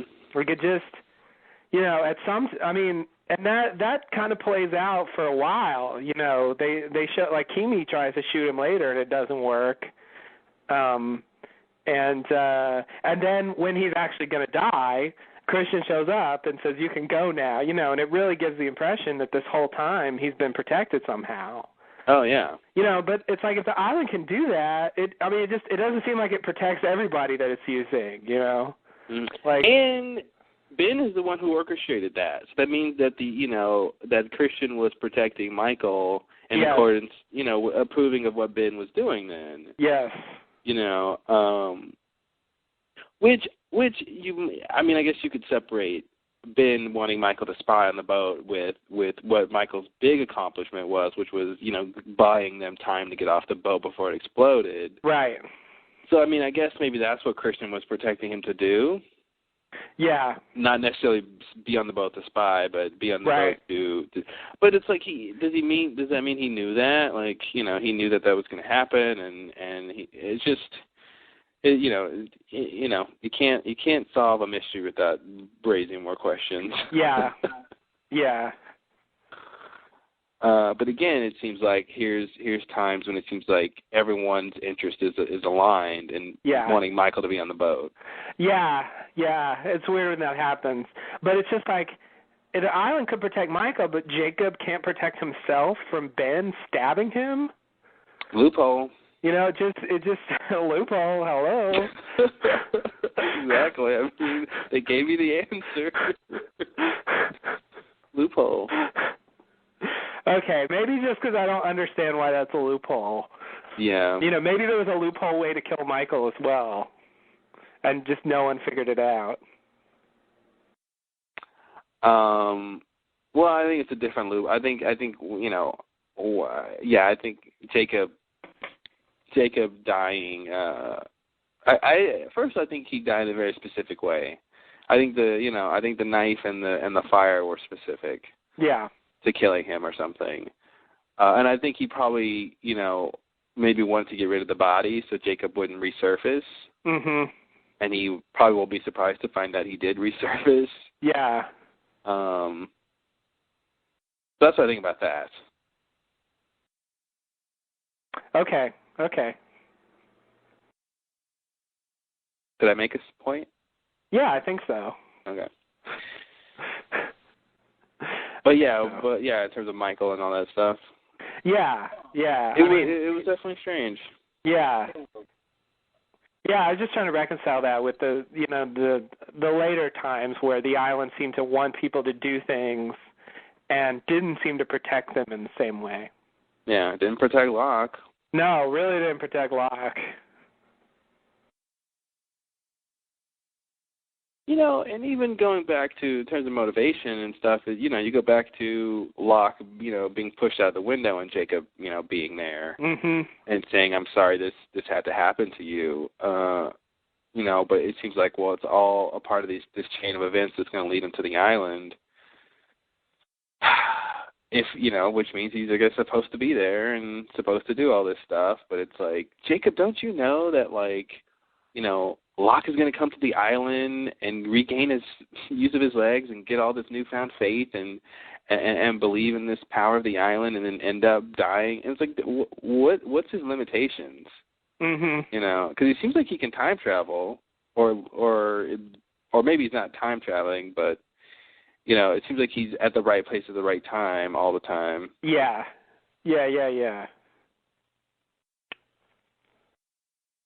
He's there when Nadia is killed, so that assumes that he knew that was going to happen, or he caused it to happen. And he also instantly recognizes that when Loophole and Ben walk in, he knows that that's not Locke. Oh yeah, totally. So he's got, there's something to it. I mean, from looking at him, he shouldn't have known that. Yeah. Well, and Richard senses it too. Yeah. But I think Jacob definitely knows, which means he knows that he can take different forms. Yeah. Or either that, or he knows that Locke is already dead. Oh, yeah. And he knows that can't be Locke, so one of those two. But that reminds me, that scene with Alana in the hospital when Jacob comes to see her.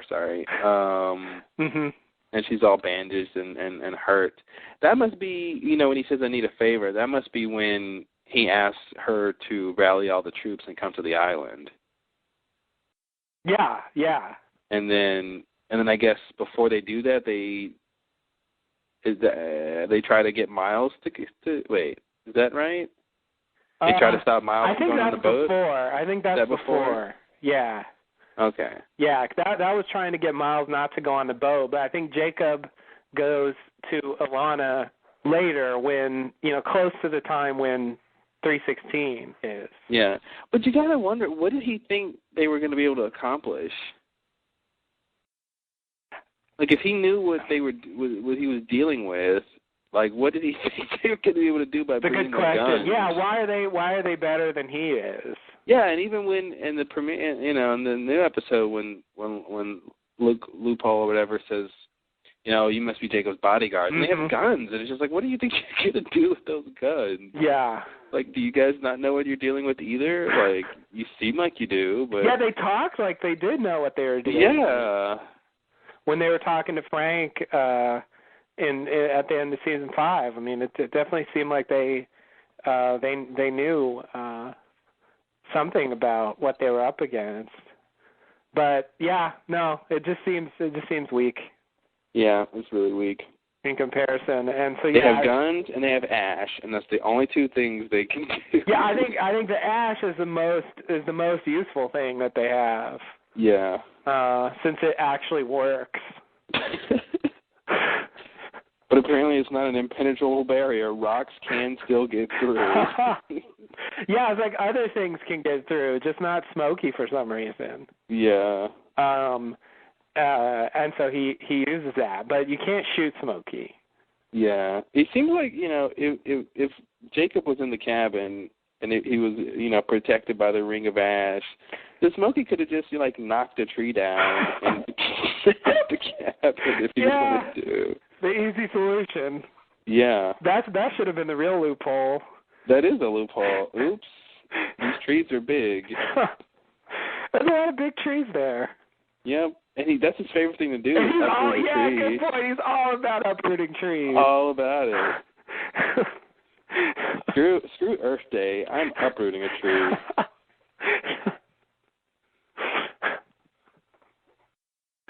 Wow. Yeah. What else? Any other big season 5 stuff?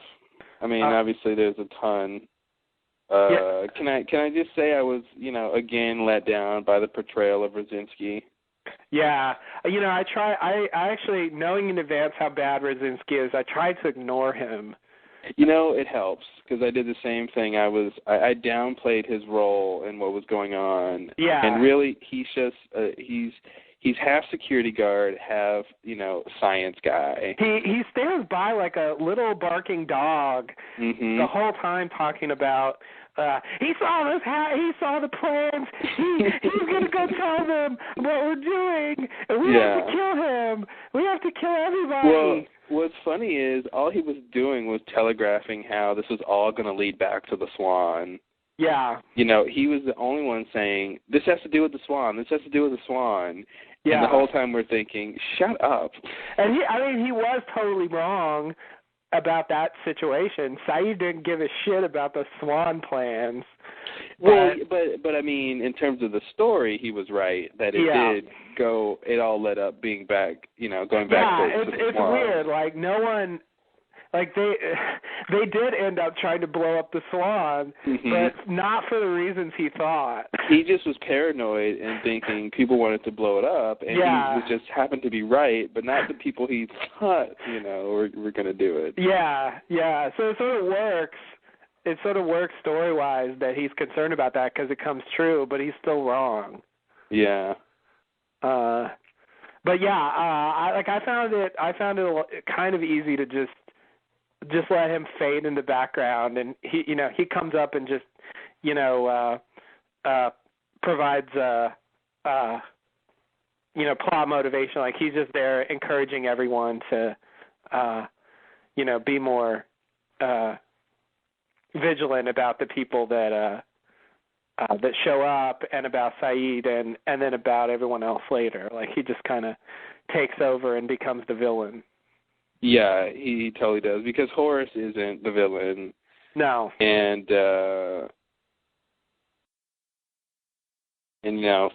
Sawyer's in charge. No, Rosinski was a great disappointment. If I since I knew that already, it was easier the second time. Yeah. But I do wish they could have made Rosinski interesting and not so annoying. Yeah, it would have been nice. I mean, so I guess the idea in the original timeline or whatever is that, because they made it clear that what they want us to know is they were building the Swan station. They hit the pocket, and because of that, they had to, they were going to build a station anyway. I remember us being confused about this before, of why'd they build the station for the button unless they were already going to build the station for the button. But they were going to build the station for research, but they had hit the pocket, so instead of just the research, they had to install the button to make it where the energy, dissipated or whatever. Yeah. And I'm assuming we're supposed to believe, because this was Rosinski's big project, he was the first guy to be in there. Yeah, I guess so. Which is strange. Although then he should be there for 20 years. Yeah, because Kelvin didn't get there till the 90s. Yeah. Early 90s, so it is a little weird how long Rosinski would have been in there. I guess you can see him killing himself after 20 years. Fucking A, yeah. God, if I heard that noise for 20 years, yeah, there's no way I could still be sane. Yeah. Every 180 minutes for 20 years. Boop. You don't get enough sleep. Boop. Unless you have two people. But and maybe that's the whole thing, is maybe he got rotated out over the years or something. Yeah, I assume. It is weird that he was there that late, though. Yeah. Still, though, I think in general that's the story. Like he went in there and then killed himself. Yeah. Well, and then the whole thing with the toxic gas. Or, I could also see, your other theory that Kelvin killed him, like some kind of cabin fever scenario. Yeah. Where they're at each other's throats. I mean, if I were Kelvin, I'd really get annoyed with Rosinski. And pretty easy. In a high-pressure situation, he's a military guy. He's pretty hardcore. I could see him shooting him as well. And let me also bring tie some things together now that we know some more info in terms of the blast door map. Oh, God. So now we know the access Brzezinski had to Dharma information. Mm-hmm. So, he's basically running Dharma at the end of season 5. Yeah, he's pretty high up there, so he should definitely know about the stations and where they are and all that stuff he was doing. I don't know why he put a question mark on the Pearl, but yeah. And other things that are on there that they have yet to explain. But yeah, they did not address the Pearl in season 5. No. I don't think they ever told us. They told us a little more about the Arrow and the Orchid and the Swan, of course. The Flame got mentioned. The Flame got mentioned. Yes, and I think even the Looking Glass got mentioned. The Looking Glass got mentioned. Yeah. And the Hydra Island station. The Hydra also got mentioned. Chang told Hurley he was going to send him over there. Yeah, where they do ridiculous experiments. All right.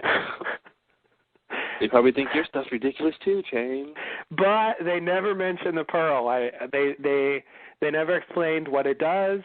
How it ends up dropping off these tubes in the just a pile in the middle of the island. We're still. Well, that just must be from the Purge. Yeah, I guess so. Like originally, those were something was done with those. Everyone just died, and no one came to pick them up anymore. Yeah. And that was that. But someone was down there for a long fucking time sending those things. Yeah. Yeah, someone didn't know that it was all I guess over. It's similar to whatever happened with the Swan. Mm-hmm.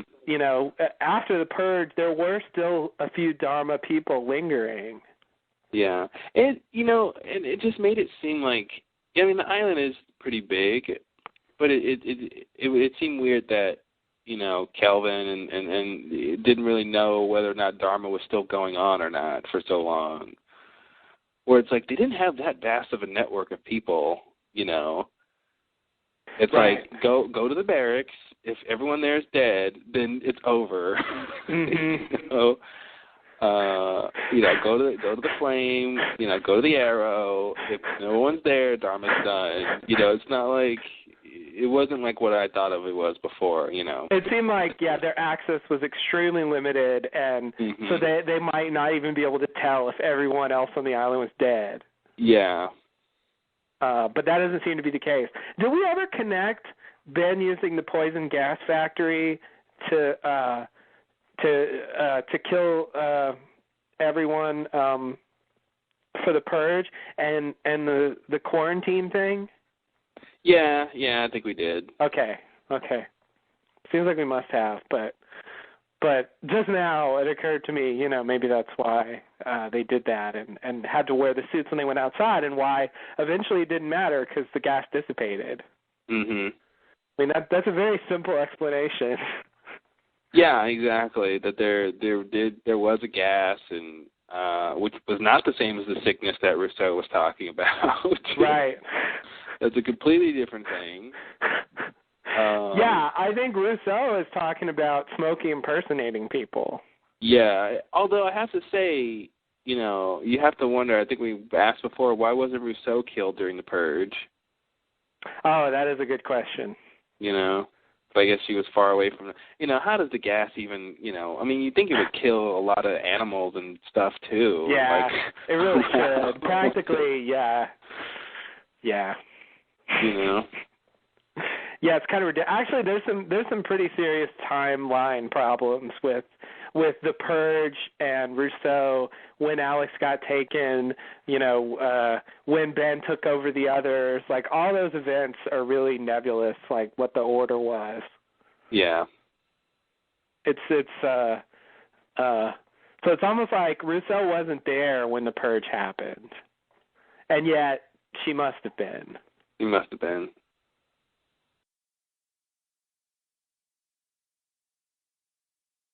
Well, and yeah. Well, that is weird though, because this is really weird because Ben didn't take Alex until she was a baby. Right. But he didn't become the leader of the others until he did the purge. So he must have taken her shortly after the purge, right? Yet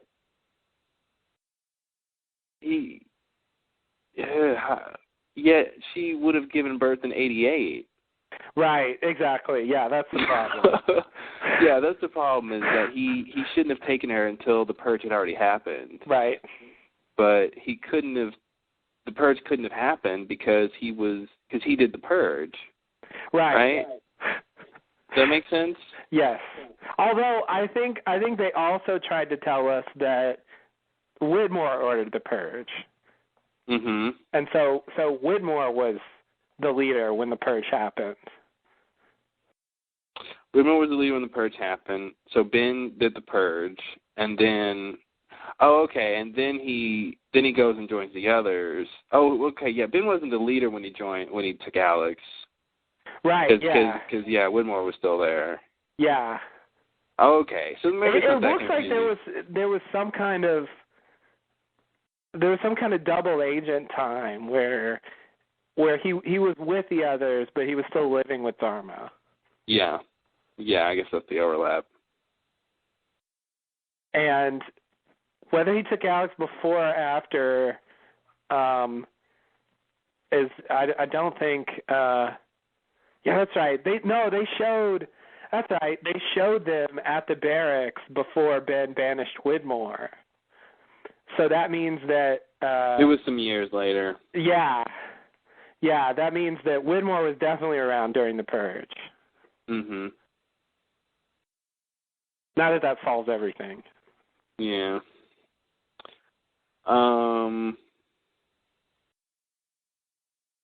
All right, are we done with our season 5 wrap up? Yeah, we gotta get to the main episode. There's other stuff, but it can come up along the way. Yeah. So I did my season 4 and 5 rewatch, and barely finished in time before the premiere of season 6. It was so funny because I think I watched like 3 or 4 episodes that Tuesday of season 5 before the premiere. Yeah. And so I, between the season 5 finale and the season 6 recap and then season 6 premiere, I think I saw Juliet die like 5 times that day. It was pretty intense because you see her die in the finale. Mm-hmm. I think in the recap they show it twice. If I'm not mistaken, they show it in the beginning when they're talking about the end of season 5. Yeah, and you're they right. come back to it at the end. Yeah, you're right. And then in the season 6 premiere, you see it again in the beginning of that, I think. They do it again in the previously, and then they do it again in the actual episode. Yes, yeah, and then I think see her die again later. Yes, yeah, you see her die so many times, and it's like, stop killing that. Jeez. Yeah, she really died. Yeah, no, she did. Yeah, there's definitely more season 5 stuff, but that's all the big stuff, I guess, in terms of the main plot. Yeah. But yeah, it all comes back to Dan thinking, first Dan says, whatever happened, you can't change anything. And then he comes back to the island and says, hey, I spent too much time thinking about the constant, that Desmond episode. I should have been thinking about the variable, that Dan episode.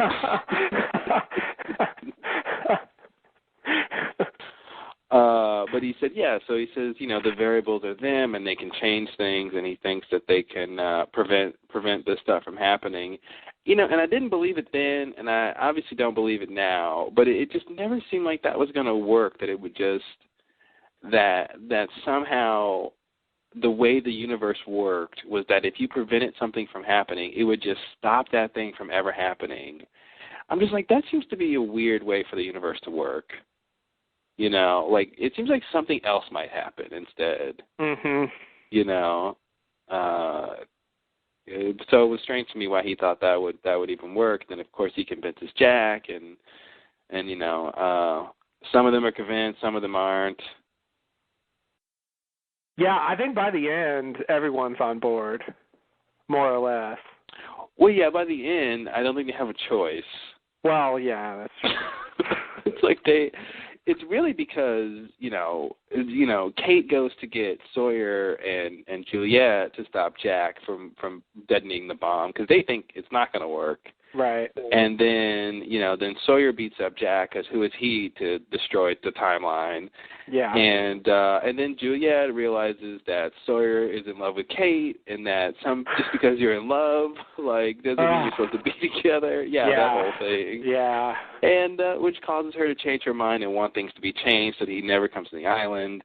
So she convinces Sawyer to help Jack, and then they're all on board. I'm not sure why Kate I think Kate gets on board when Jack is like, I've never been more sure of anything in my life, which means it's the biggest mistake he'll ever make. Yeah, nothing has ever felt so right. I'll say this, for the differences that Jack and John have had, they both are never more wrong than when they think it's the right thing to do. That's the one thing they have in common. Yeah, it's true. They're just usually wrong. Yeah. If they think it's the right thing to do, it's not. If the they more think confident it's the wrong they thing are, the more wrong they're going to be. Yeah.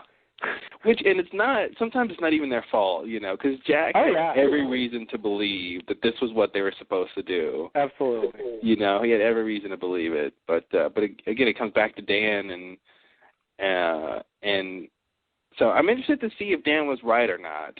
We still haven't answered that question because they gave us these two timelines and we're not sure what exactly is going on. Right. He might be right in the long run, Right. Yeah.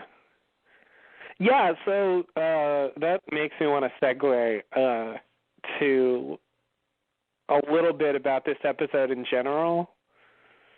Mm-hmm. Which is something that we normally do at the beginning. Yeah, let's go ahead and start that. Are you ready to do that? The episode, yeah. Okay. So this episode is called LAX, and there is a space there. I listened to the podcast, the official one, and they emphasized that as well. But they didn't explain it. They didn't say what it meant. They pretty much suggested it was a mystery. But Lostpedia has a theory about it, which is that it doesn't present it as a theory. It presents it as just the correct interpretation. That apparently there's this thing that comic books sometimes do, where it'll be something like Earth X, and it'll just be an alternate universe. Where with the same characters but different things happen. Sort of like Bush X. Yeah. Yes. But not really. It's not about Canadian copyright laws. It's not. Well, maybe it is. Or who knows? Is this island in part of Canada? I hope not. I think Richard said a boot at one point. That would explain a lot. We could have been talking about the statue. I don't know. That foot needs a boot. Rub those 4 toes. That's interesting, and that totally makes sense. On the Jimmy Kimmel interview that they did after the premiere, I think that they joked that it was a typo and they just went with it. Mm-hmm. They just liked the way it looked or something. And I thought that was plausible also. Oh. But the alternate reality connection makes sense. Yeah. I would assume they were joking, since on the podcast they didn't say that. Yeah. Not that they don't joke on the podcast, but yeah. So I think that basically is probably the right thing. So I really liked this episode. I found it to be fantastic. When I watched it, I was just blown away minute by minute. I couldn't believe what was happening. and what they were showing us. It was like, we talked right before the episode, and like I said, we got to see that temple this season, and then like 40 minutes in, there we are, we're in the temple. Yeah. So like, well, I guess they didn't want to slow play that one. Yeah. Like, we get to see not only the temple, but how you heal people in the temple, and, a lot more about what goes on in there. Like, we hadn't even seen past the wall. Yeah, totally. And we find out stuff. I mean, the loophole is Smokey. Like, they didn't play around with that at all. No. They showed him, they didn't literally show him turn into Smokey. They made it really clear, and then they had him even acknowledge, they explicitly said that was who he was. I think it's still up in the air. I'm kidding. Yeah, no, it was to me, my excitement watching the premiere was mostly, they were showing crazy stuff, but to me it was so much excitement of just them telling us what happens next, after all the waiting. I'm like, I can't believe I'm finding out what happens next after the bomb goes off. I'm like, I don't care what they're telling me. I just can't believe they're telling me what's happening next. Yes. Here's more of the story. But the actual substance of the story was really good, and what they were doing with it, and of course, the alternate reality stuff and what the hell's going on there, and it was a great, episode. The two parts, starting the season with the bang. And if you watched the recap before, you had 3 hours of Lost in one night. It was almost like getting a finale. It was like Spanish, They put the punctuation at the beginning and the end. Wow. I really didn't know where you're going with that. I didn't know if I could get there when I started, but wow. I think it worked out. It did. Well done. What an analogy. Yeah. Or simile. You said something. Like. Anyway. Oh yeah, simile, like your ass. Yeah, that's how I remember. Otherwise, I would never be able to tell the difference. That's how they tell you that. It is. So, but the thing is, I've heard them talk a little bit about this alternate reality story, and from what they've said about it, I'm thinking. I think this is going to be a good season, and I'm definitely excited about it. I have a slight reservation, which is that these characters that. And I realized this when I was watching season 4 and 5. Like, I'm very invested in these characters. I look forward to seeing them. Even the ones I don't like. Like, I have this sort of grudging affection for. And these are the characters who have gone through the show with me. Yeah. They've lived through it, and those experiences are part of why I like them.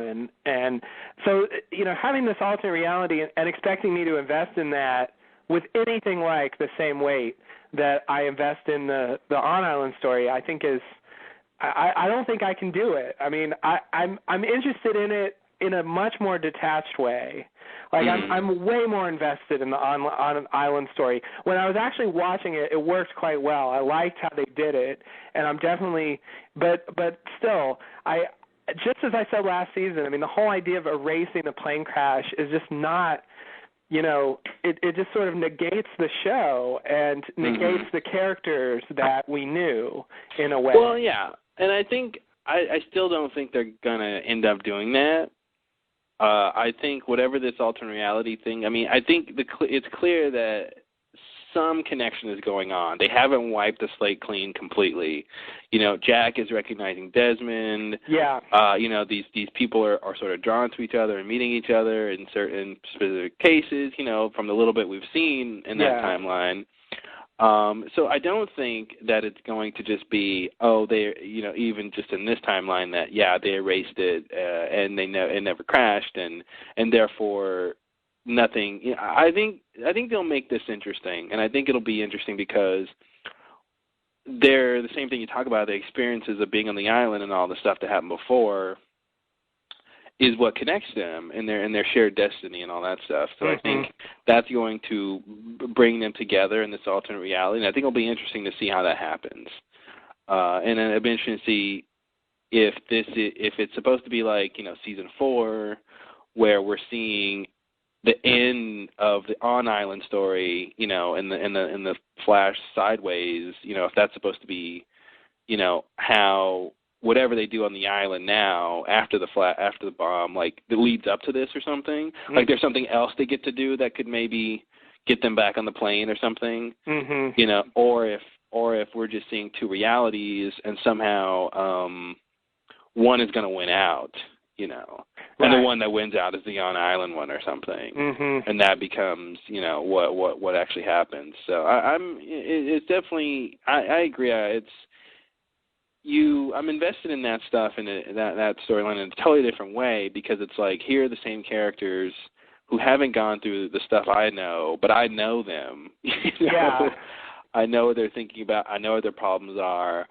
And it's interesting to see how they interact when they're strangers in a really sort of different circumstance. So it's interesting on that level, but I would be super surprised if in any way they, with any weight, like, negate, the first several seasons of the show and have these characters end up not remembering that. So I would be I don't see them doing that. Yeah. Yeah, okay. I certainly hope not. Yeah, it's sort of like the pilot, it's sort of like going back to the beginning of the show, and the only difference, I guess, is that we kind of know what their backstories are already. Although they of course made little changes. But everything they said has led me to believe that, in general we can assume that they're basically the same as they were in the pilot. So yeah, I mean, we'll have to see how it plays out. I mean, there's it's like Kate's on the run again, and I guess Jack's probably going to do some surgery on Locke or something, and I don't know, Charlie's got drug problems again, and, Boone and Shannon are estranged, and Sun and Jen aren't really getting along that well. Like, going back to all that is just, it's just weird, it just feels like such a regression. And yet I did really like it. I don't want to suggest that I didn't enjoy those scenes. I did. They were good, but it's just, afterwards, like, it just nags at me. Wait a minute, those aren't the characters I'm invested in. And this is the last season. Like, I want to spend time with the characters I care about, not these, like, alternate versions of them from a long time ago. I'd rather not spend my time with them. Personally. Well, you don't have a choice. I know. And you have to trust that they'll make it good in the long run. I do, and they probably will. I mean, it's a good show. I definitely appreciated that, as we said earlier while I was watching the earlier seasons. I was just like, this show is amazing. It just blows me away constantly. I mean, it's a bold statement, but I feel like it pretty much has to be the best show I've ever seen. Like, I don't want to give it that title because I've seen a lot of great shows, but I'm like, I don't know what else. Yeah. I've been seeing a lot of great shows, but there's nothing like Lost. Yeah. Yeah, I can see that. If they cap it off with a really good ending, I think they've definitely got a shot at that. Yeah, I agree. Gotta wait for the ending. Yeah, I mean, that will do it. If they have a good ending, they'll probably, jump up to the top there. Yeah. Because from the early stuff that we watched, I never could have imagined where the show ends up. No one. You can't imagine that it's going to go here. It was about such little things in the early days. And it just grew and grew and grew, and now it's this huge story. So I wonder, I guess we'll get to it But since we're talking about the scene on the alternate reality plane ride. Do you think Sawyer didn't kill the real Sawyer or the fake real Sawyer? You know, he's in Australia to kill the guy who he thinks killed his, or was responsible for swindling his dad and having his dad go on the murderous rampage. Right. But he finds out that guy isn't the real Sawyer. But I'm wondering, since for some people their life is different. Right. I'm wondering if he's all happy and jovial because he didn't kill the guy. It's a good theory. I don't feel like we have enough information. Yeah. Presumably they'll tell us. But I see what you mean. I mean, he's definitely like old Sawyer. Mm-hmm. And old Sawyer did kill the guy. Yeah. You know, so I could see him acting like that, even though, like, you know, he's got internal conflicts. Like, he's sort of always been that way. Yeah. But on the other hand, I could definitely see them saying that he went there and, you know, maybe he realized it was the wrong guy or you know, whatever, and didn't actually kill him. That's possible. Mm-hmm. All right, so you want to just start with the recap? Okay, so now we're going to talk about the episode. So we're about 2 hours in, and we're going to start talking about the premiere. And now the podcast begins. So, so a quick update for the listeners. I guess we could have mentioned first, but hopefully, you know, Lost is coming on Tuesdays. We know it's hard-pressed to listen to all of the Lost Lowdown in you know, any amount of time, but hopefully we will be able to start podcasting earlier in the week after the show so we can get it out sooner, so you have more time to listen before the next episode. But so look for that in the next couple of weeks. But at this point, we can really only podcast on, like, the weekend. Yeah. So hang in there with us. You'll get it anyway. I think they will. Yeah, they'll listen. Even if they have to, you know, see our theory proved wrong and then hear our theory. And be like, they were wrong. Yeah. Yeah, but I get the sense a lot of people listen, and you know, they just like listening. Just cram in those spreadsheets. Yeah, there you go. Okay, so shall we start on the first scene here? Yeah, let's do it. Okay, we start with Jack on Oceanic A15, sitting in his seat. Cindy gives him some alcohol.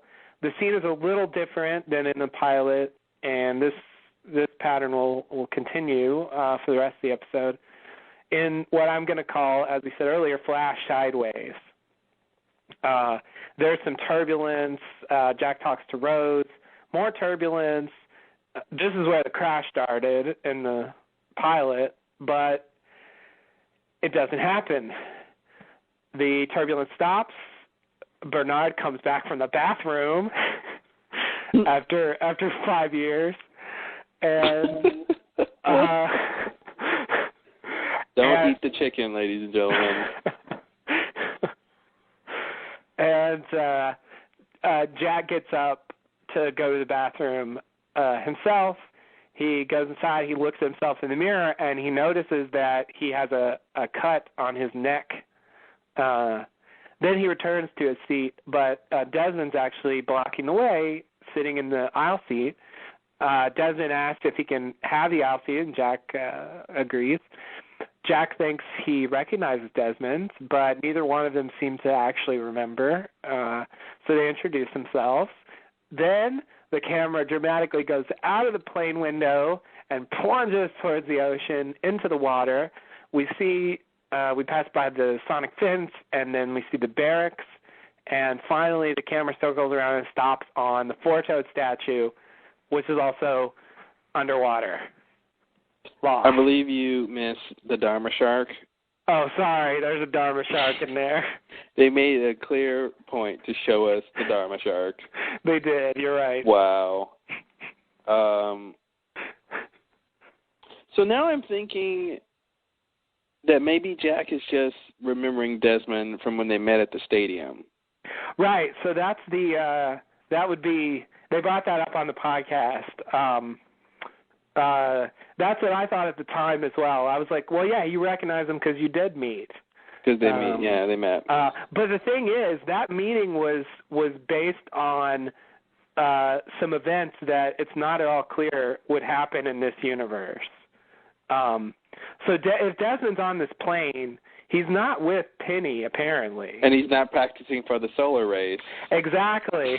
Or the solo race, I mean, some might call it. He should have gone on that solo race years ago, but clearly he didn't. And Widmore was on the island when the bomb went off. What happened to Widmore and what happened to Penny later? Did Desmond and Penny ever meet? And even if they did, would he have gone on this solo race to, after leaving and did any of that stuff happen? Like, so it's not. What I'm saying is, they didn't necessarily meet. Yeah. It's not immediately clear that they did. So I think they played it ambiguous, where it was like, maybe they did, or maybe Jack somehow actually remembers from the island. Yeah. Yeah, I think it was somewhere in the middle there, or maybe it's just one of those things where you think you recognize somebody. Happens to me all the time. I got to say, I was just so blown away. I mean, they start with this alternate reality stuff, and then they zoom down to the ocean where they show us that the island is at the bottom. Yeah. And I don't know who picked the music for this little transition. Mm-hmm. But it was so weird that I don't know what to call that kind of music, but it was like dun, dun, dun, dun, dun, dun, dun, dun, dun, dun. It was like something out of like Star Wars or something. It was weird. It was like, now we're going to the I don't know, it was some strange kind of music. It was weird. Yeah. Kind of creepy, but at the same time like jaunty. It was weird. Yeah. But it was that was a strange shot that they show. I can't believe like, oh yeah, by the way, the island's at the bottom of the ocean. Yeah, that was crazy. That was amazing. I couldn't believe and I think that's actually the biggest clue that we have so far about what's going on in this alternate reality. Yeah. I don't know what to make of it, but I really think that's the biggest thing that we found out so far. Mhm. Well, I have to say that that the basic idea is the bomb made the island sink. The bomb sunk the island? I don't know how that's possible. I don't know how islands stay afloat anyway, or how they're connected to be propped up, or I know that's something to do with obviously the land formations of the seafloor and all that, or whatever. But you're not a geologist. That's what I'm trying to say. I'm not an oceanographer or a geologist. I just play one on TV. Oh, okay. Going classic there. So I don't know how it happened, but I'm assuming that's what they want us to believe, is that's why it's there. Yes, I agree.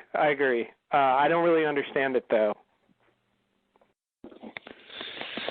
If the whole island sank, like that's crazy. Mhm. And the thing is, there's certain problems with that. What are they? You tell me. I can't think of any now. Let me think. Well, I will add this real quick, that just because it sank doesn't mean it sank quickly. Yeah, that's true. And doesn't mean certain people didn't escape. That's true. This is like 30 years later. Yeah. So good point. Okay, yeah. I mean, I was basically worried about Ben and Hawking and Widmore and Charlotte and people of that nature. Yeah, I have to say that in the alternate timeline, like, yeah, whoever was around, if the bomb went off then and during the incident in the 70s and it led to the sinking of the island, I just can't imagine what Ben and Widmore and, like you said, all these people who would have been on the island are doing or what they know in this alternate timeline. Yeah. I mean, do they know that? Do they know that? Okay, it was Jack who Jack and his group who made the bomb go off, and will he and if they knew they were from the future, are they going to look them up? So when 815 lands, Ben might be there, or something like that.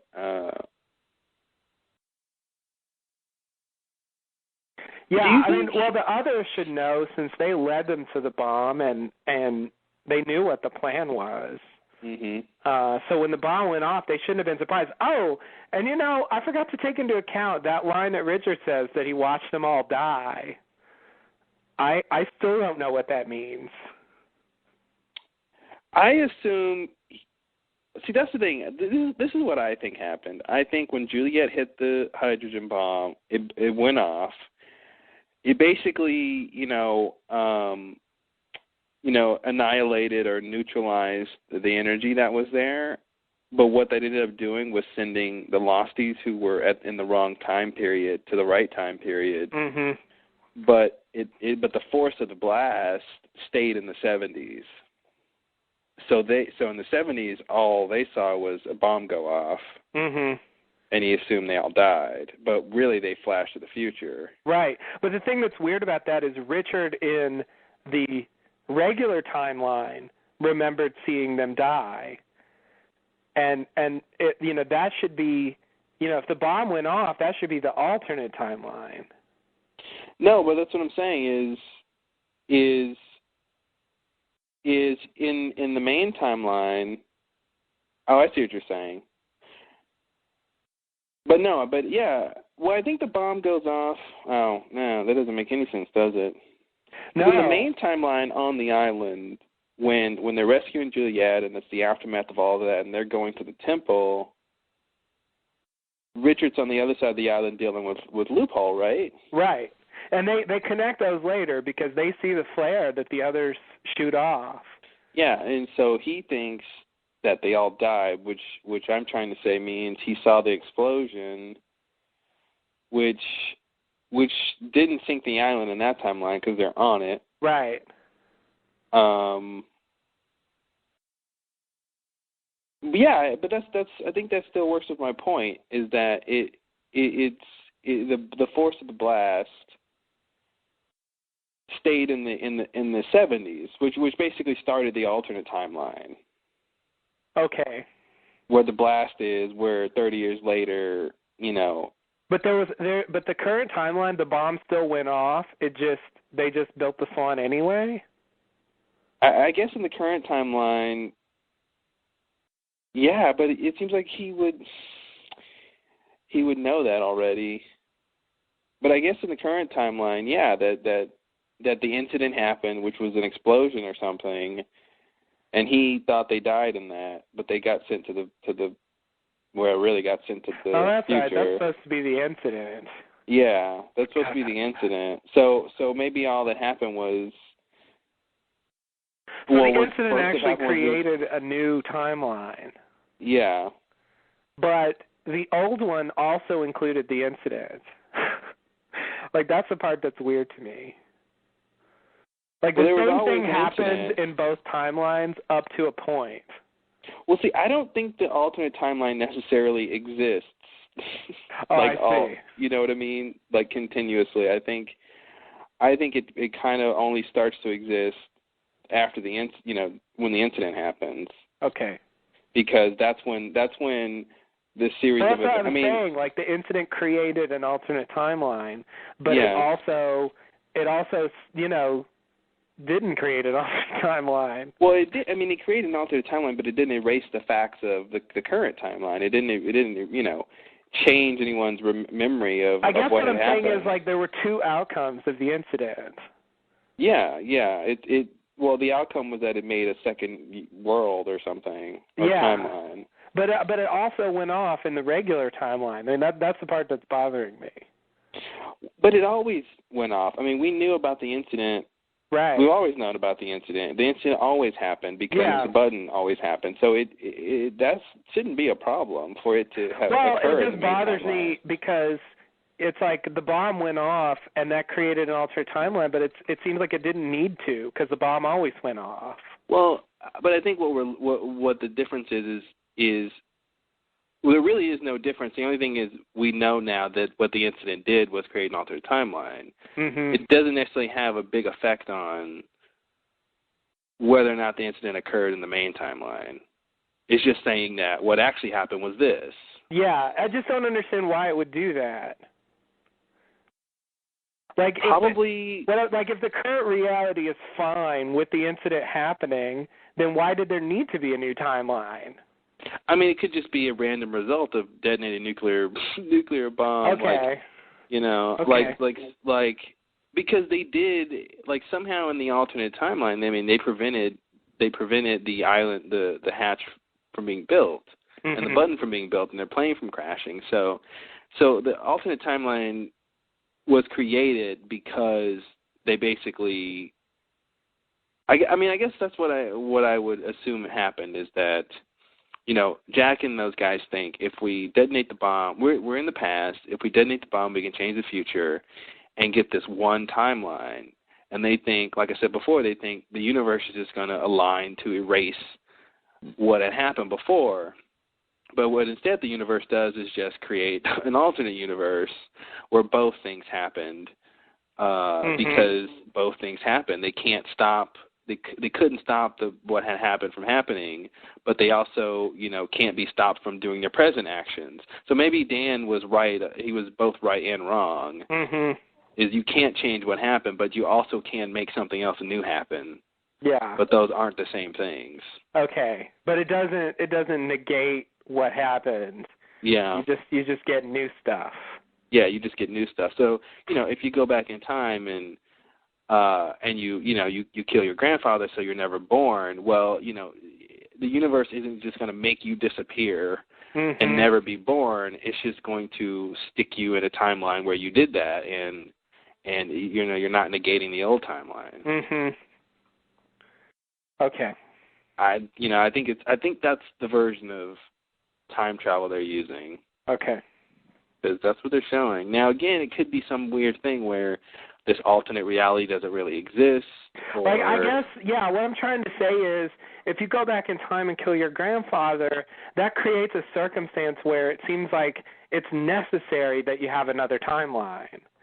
And it just doesn't mm-hmm. seem like the incident meets that criteria. Well, you don't need it until you create the incident for it to happen, right? Right.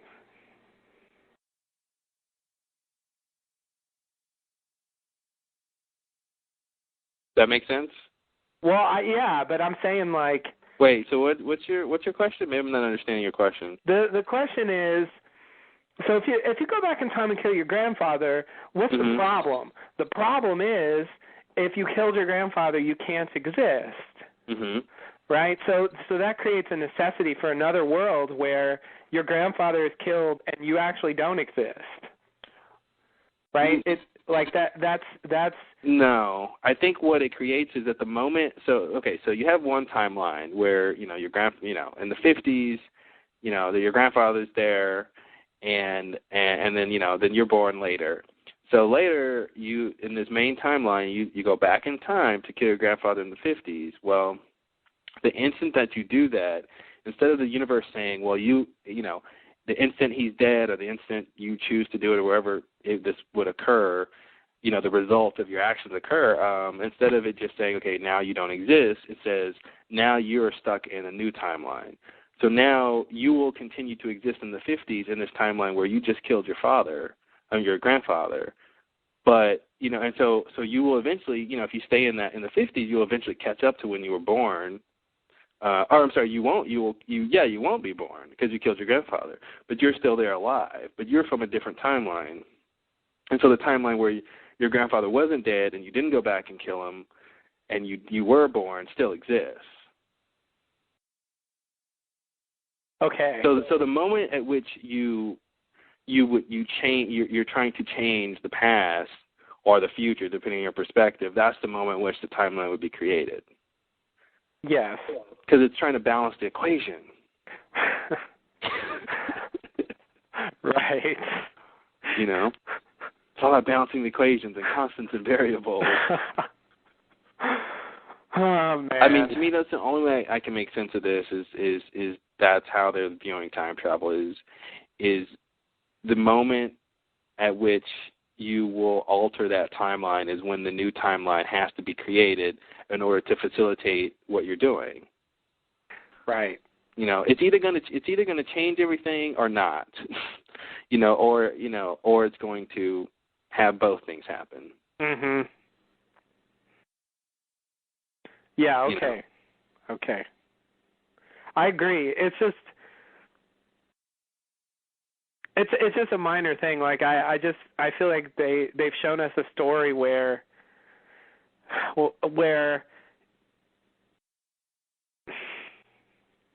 you've already killed your grandfather. Like that already happened in the universe you were already in.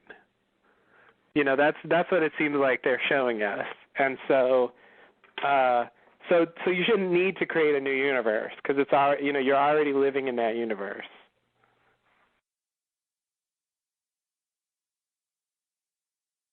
But you're not because you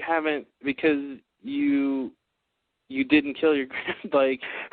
I see what you're saying. So you're saying in the main timeline on Lost, they theoretically had already gone back and did their stuff with the incident. Right. Which means, which I guess you could say yes. That means that the alternate timeline sort of already exists because things being continuous, they've already done that. They've already committed the action of detonating the bomb. So the alternate timeline already exists. Yeah. When they land on the island, the alternate timeline is already there going on. They don't obviously know that, and we don't know that until season 6 premiere. Right. So I think that makes sense. I think that's fine. Okay. I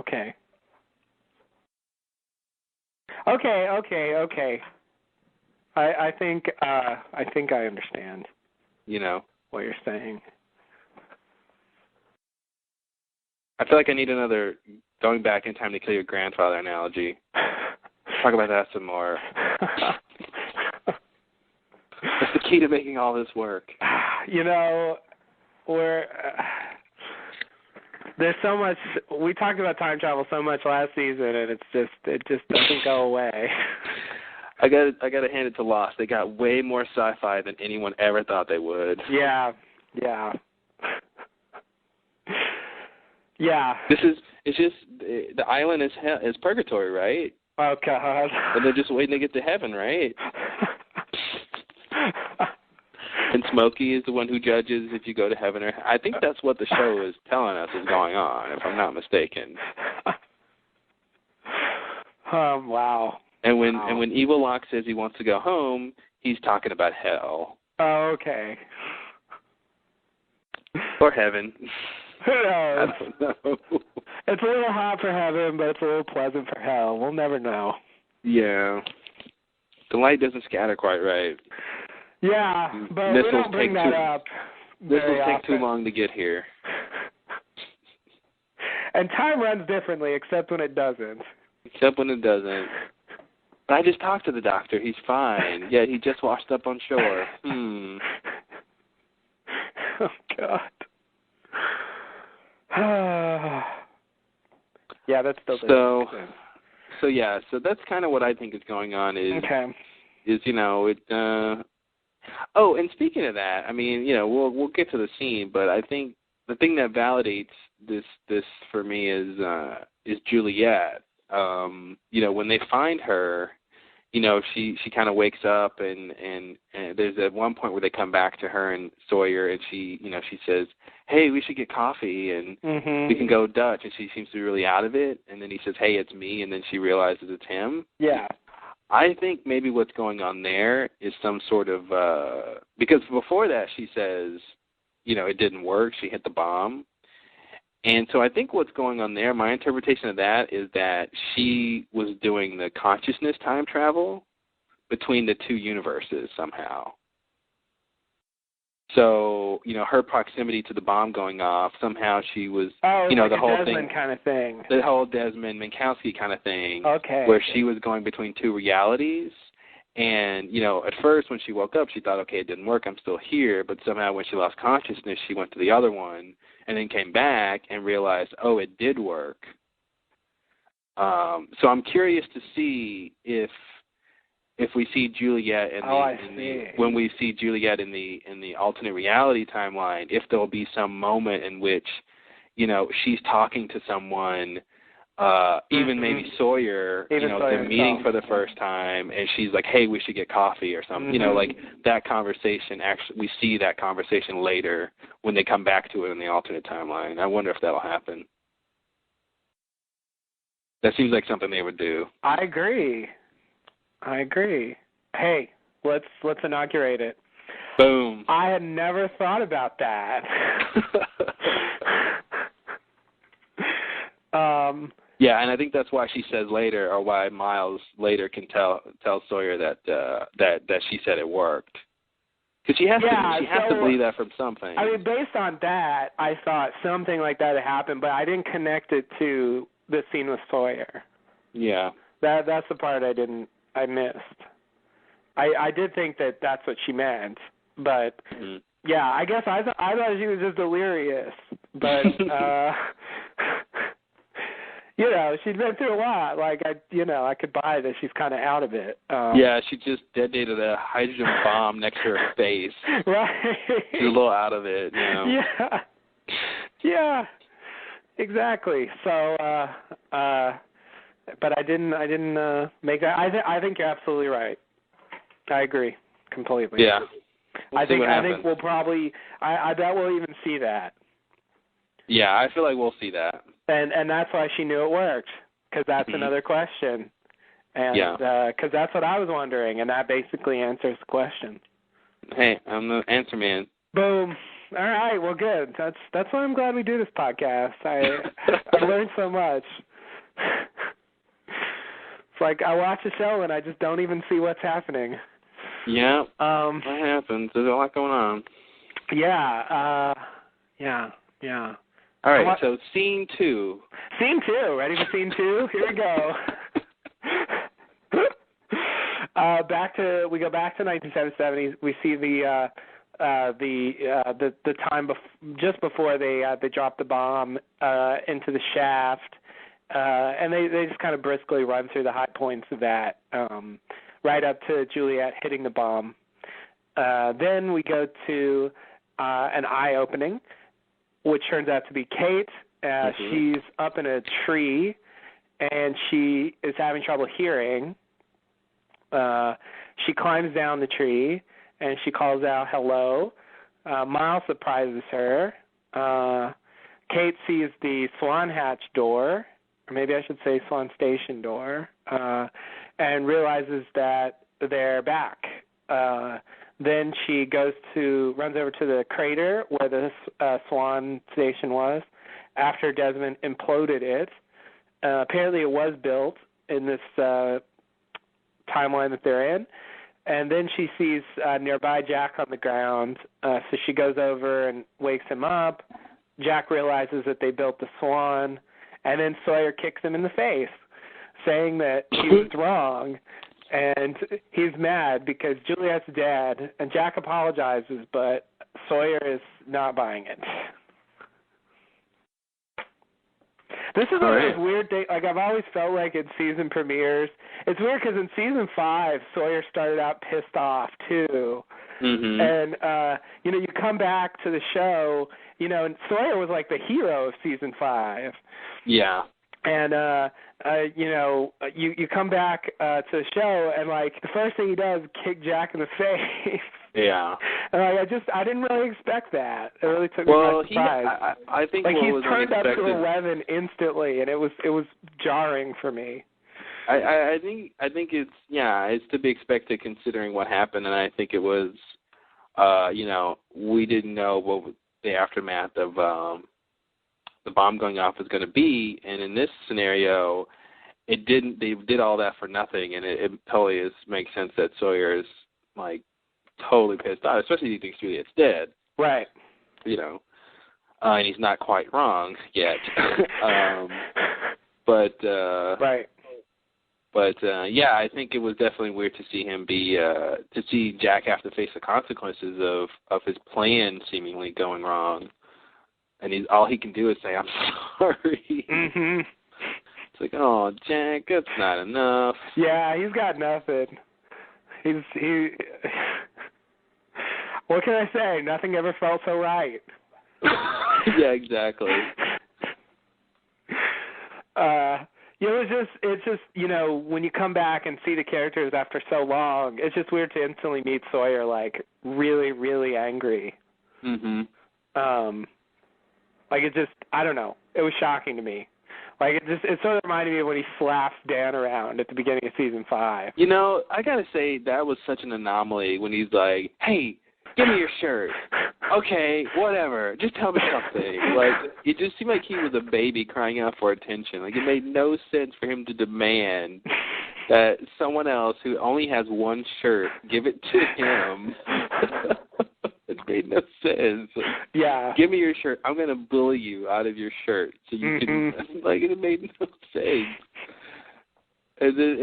Yeah, that was totally ridiculous. That's like Tree Frog like level of Sawyer, like, what are you doing? Just stop. Yeah, that was old Sawyer though. Yeah, so yeah, but for me, I had just finished season 5, so it was like 2 hours later, I see Sawyer being pissed off, and I'm like, okay, that's it follows from what just happened. Yeah, I mean, I've seen it recently before too, but still, since I hadn't seen a new one for so long, it was like this was the first I was seeing of him doing new stuff that I didn't already know about. Yeah, and so, but I agree, it makes sense. It makes sense. Just had to comment on it. I was thinking about some of season 4. Did Desmond even need to go find Miss Hawking? No, that didn't help at all. They were already going back to the island to try to, quote, help those people. Yeah. It seemed like Dan doing that, being in the past to tell Desmond to go find his mother and him randomly remembering at the right time that happened, which still doesn't make any sense why he remembered it when he remembered it. Mm-hmm. Besides the fact it was in that episode. Right. Yeah. It's really strange that he went through all that, and all that he really got for it was like, Penny potentially killed and him being attacked by Ben. Yeah. Because he surfaced. Because they were in hiding that whole time, and he surfaced to go do that. Yes. Yes. So that was strange. That seemed like a waste. It was, in the end. The main thing we got out of that story, I think, was just a little more about what happened with Dan.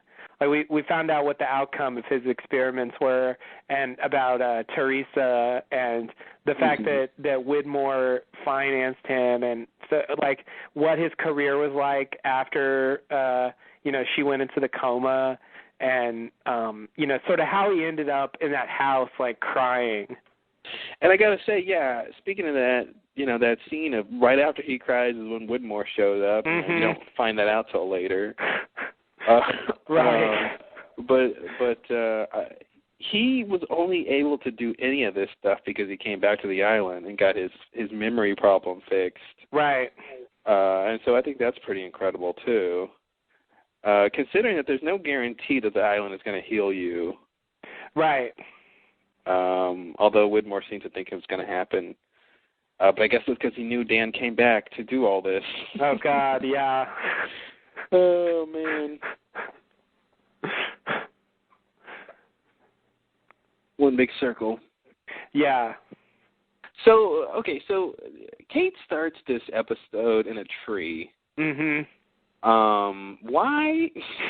Yeah, I have to say, this reminds me so much of after the hatch imploded, and yes. and everyone just waking up in weird circumstances for no apparent reason. Like Locke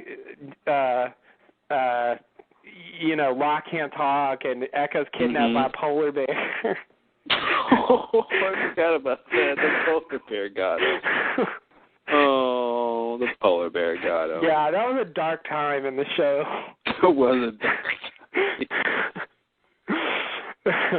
People back then who thought the show had lost it, had a point. Mhm. Yeah. That was probably one of the worst parts ever. And Desmond woke up naked for no reason as well. Clothes off, dude. And then Desmond was able to see the future for a while. And he tried to, because he was preventing Charlie from dying, which he didn't really do, but he kind of did. Yeah. Yeah, exactly. Yeah, so that's what this reminded me of. Like, Kate's in the tree, okay. Like, Are we supposed to believe the blast blew her into the tree? I think so. I just feel hard to believe that it's like not blast her to the tree and somehow she clung to it like she didn't like knock her just hit her against the tree. Yeah, it's like she had some kind of Velcro thing on or something. Yeah. Yeah, that's pretty strange to me that she ended up in a tree. Yeah, no one else apparently ended up in a tree. Yeah. And wasn't she pretty much where everyone else was? Yes. Yeah. Why was she so far away? It doesn't make any sense. It's like, it's like the blast just randomly picked her. And I have to ask, though, again, was there an actual blast in this timeline? They all look like a bomb just went off. I mean, if when you first see Jack, his face is black and red, and it looks like a bomb went off in his face. Like a Looney Tunes character. He opened the gift wrap box and he looked inside and it was like dynamite. From Acme. Did a bomb just go off in your face? Yeah, and so I couldn't really tell. It looks like we're supposed to believe there was some sort of explosion, but at the same time, none of them are seriously hurt. Right, not nearly enough for a hydrogen bomb. Yeah, definitely not enough from a hydrogen bomb, but I don't know. I mean, I want to believe that they just flashed to this point. Yeah, and a lot of injuries can come from just the stuff that happened before the blast. Yeah, and I'm thinking that and the actual flashing, itself is what was causing it, their problems. And of course their hearing and stuff like that. The sound design was great in that scene. Oh yeah. Yeah. When she couldn't hear. I was like, oh, that's pretty cool. They didn't have to do that. Not at all. Not at all. I was immediately into it, wondering what was going on. Yeah, and so her ears were ringing, Miles' ears were ringing, but Jack and Sawyer didn't seem to complain. They were hearing each other just fine, and they seemed to be closer to the blast. Yeah. Point that out. Yeah. It's a good point.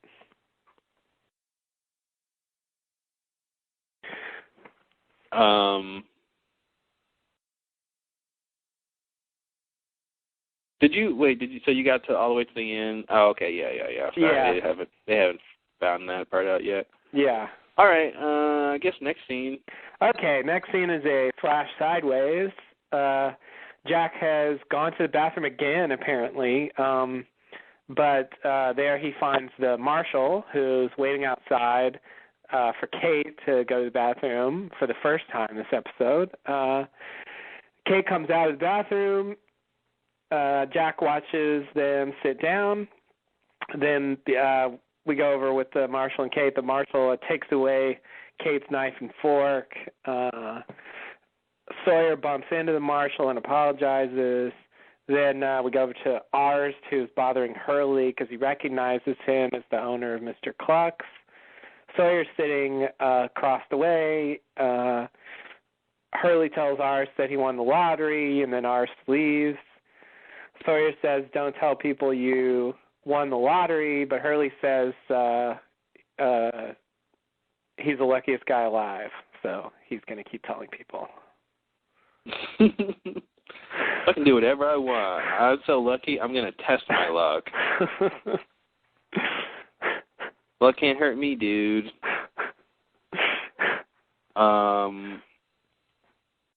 So, if I owned a restaurant, does that mean I have to do the voices of the character? Apparently. That made no sense to me. Like, why is he doing the voices?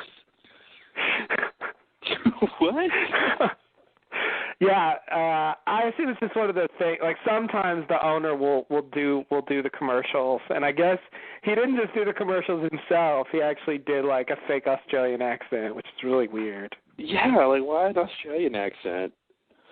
Like I think my theory is that they're so in this world. I don't think he. So he's lucky. I don't think he wins the lottery because of the numbers, and clearly he doesn't think he's cursed. Yeah. So that was the reason he went to Australia originally, which was, to go track down that guy. Yeah. Actually, that lady, but she was dead, and he was dead, and then she found the lady and talked to him about the numbers. So I think the idea is that now we're supposed to believe he went to Australia like on business. Yeah, maybe to record a new Mr. Cluck's. Yeah, something like that. Yeah, like it establishes that there's a franchise in Australia. Like he doesn't get rid of it because the meteor doesn't hit, and so he's just involved in the business in Australia. Yeah. So I think that's why they're telling us that stuff, just to explain why he's in Australia. That makes it seem like he was always meant to win the lottery, but in one timeline he used the numbers, which was a bad idea. Mhm. Yeah. Which makes it seem like the lotto numbers changed. That's true. Which I could buy. I mean, they change enough things here. Yeah, but it I guess it begs the question, why would the numbers change? Mhm. Well, the numbers were supposed to be randomly pulled. Right. And I guess if they just pulled another random number and got a different number, but somehow you guessed that random number this time. Yeah, something like that. Yeah, it's weird. It is weird. Yeah, this whole, I don't know what they did to Jack. I don't know if it's just his hair or they're making him look younger or what, but like he totally looks weird in this alternate timeline. Oh. He just looks different. Mhm. Like he looks fake. Like he looks like fake Jack.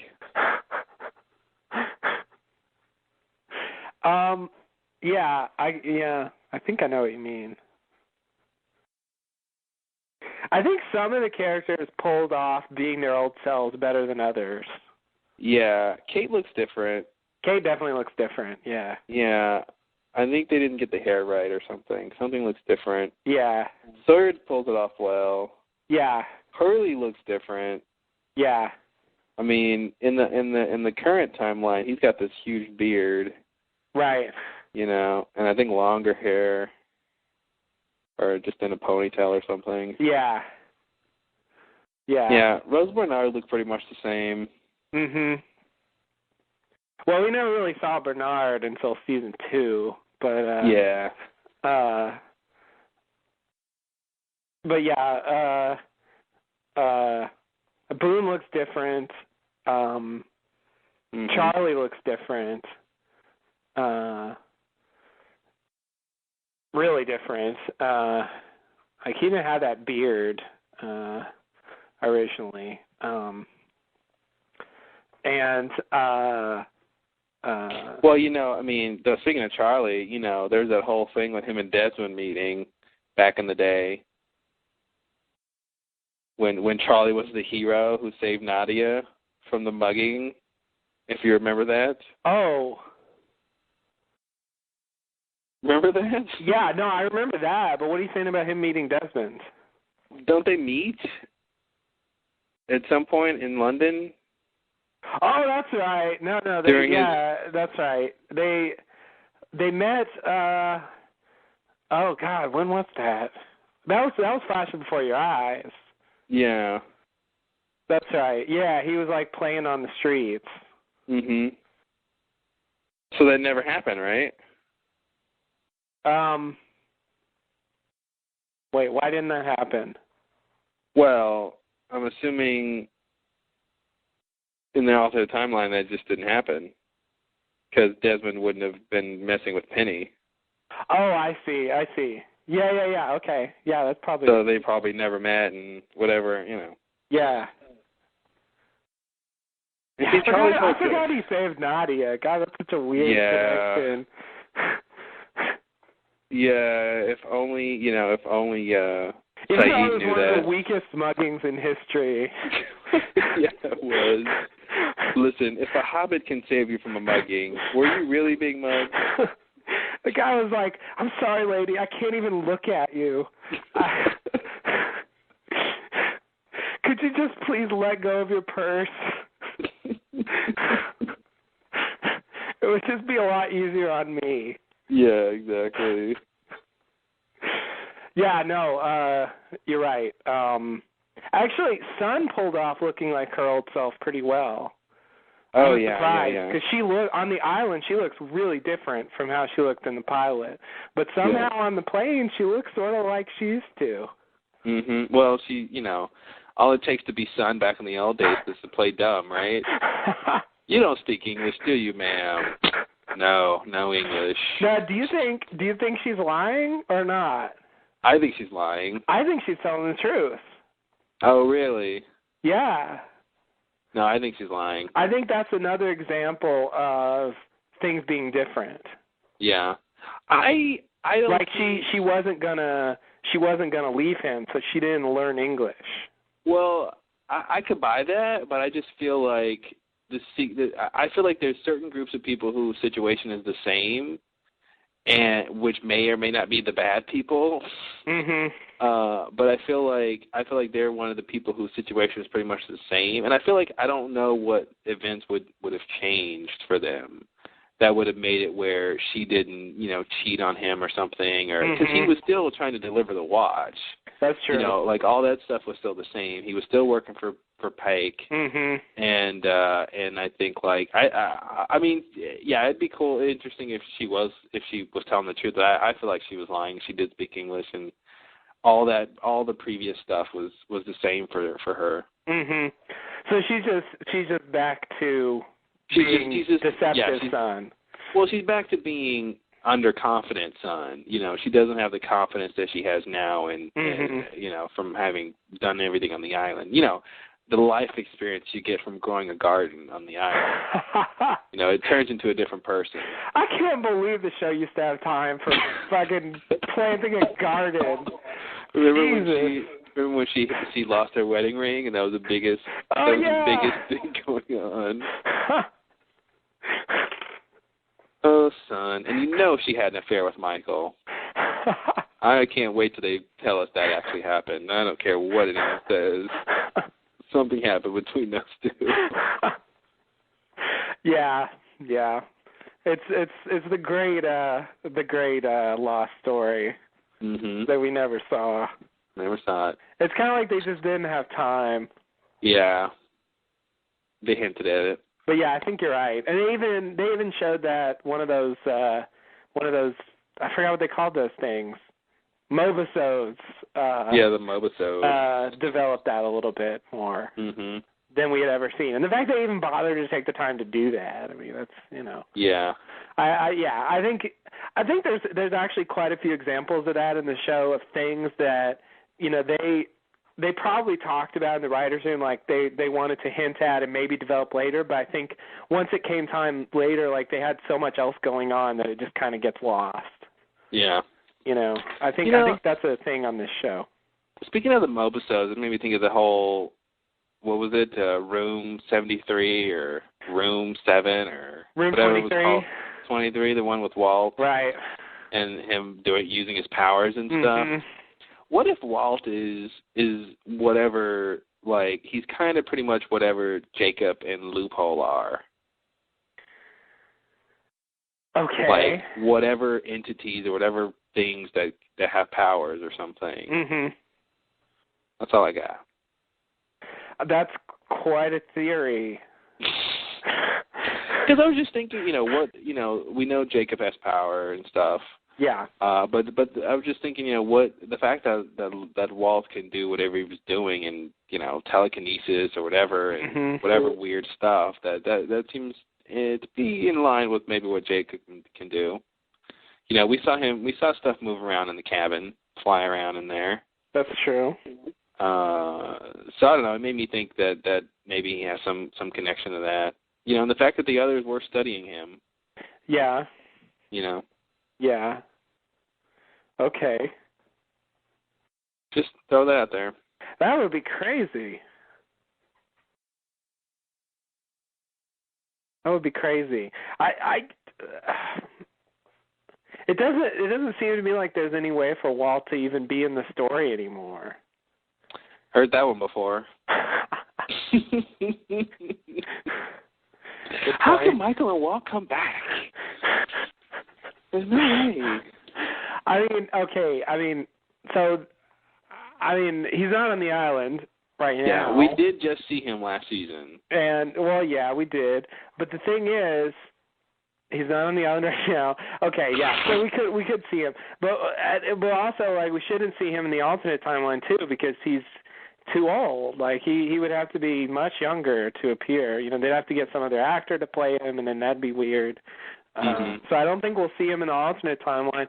For him to show up in the regular timeline, he's going to have to come to the island at some point, which I guess is possible. Yeah. Yeah, he is, I think, worried about his dad. That's true. They definitely left that hanging. He could say, screw it, I'll go look for him myself. Yeah, he specifically asked, Hurley knows and doesn't tell him, and then he asked Locke, and Locke just says, last I heard, he's on a freighter near the island. Yeah. There was such a, so non-concrete answer about where his father is. I know. And last I heard, he was on a boat near the island. And it's like, that's so not true. That is not the last you heard. A lot of shit has happened since then. Yeah. Well, he doesn't know the boat blew up. Yeah, he knows the boat blew up. Why? Because Kimi had the thing strapped and told him that's what would happen. And he told Ben, you just blew up everybody. Yeah. And it was so. Or who cares, whatever he said. Yeah. Yeah, and he knows that Jen survived, but he should also pretty much, assume that most of the other people didn't. Yeah. Well, maybe the fact that Jen survived, gives him the leeway to say, well, I know your dad was on the boat, but, Yeah. He doesn't necessarily say that the boat blew up. Yeah, definitely. Yeah. He leaves out, if you were Walt, that would be a critical bit of information to know. The boat that your dad was on blew up. If you're, obviously he just didn't, he wanted to dodge the question. But. And I got to say this just for whatever the word would be, completion or comprehensiveness, the word. Christian told Michael he could go now, but he could have made Michael, warp to some other location. Mhm. So Michael could be alive, right? Okay. I think there's a very real possibility that we'll see Michael in the alternate timeline. Yeah, and it'll probably be he never went to go pick up Walt, and that's why Walt's not there, and blah, blah, blah. And, yeah, that's what I'm envisioning. And I still love that part in season 4 when Michael first gets on the freighter, and Minkowski's like, hey, are you our engineer? Michael's an engineer. Mm-hmm. And he goes, no, I'm the deckhand.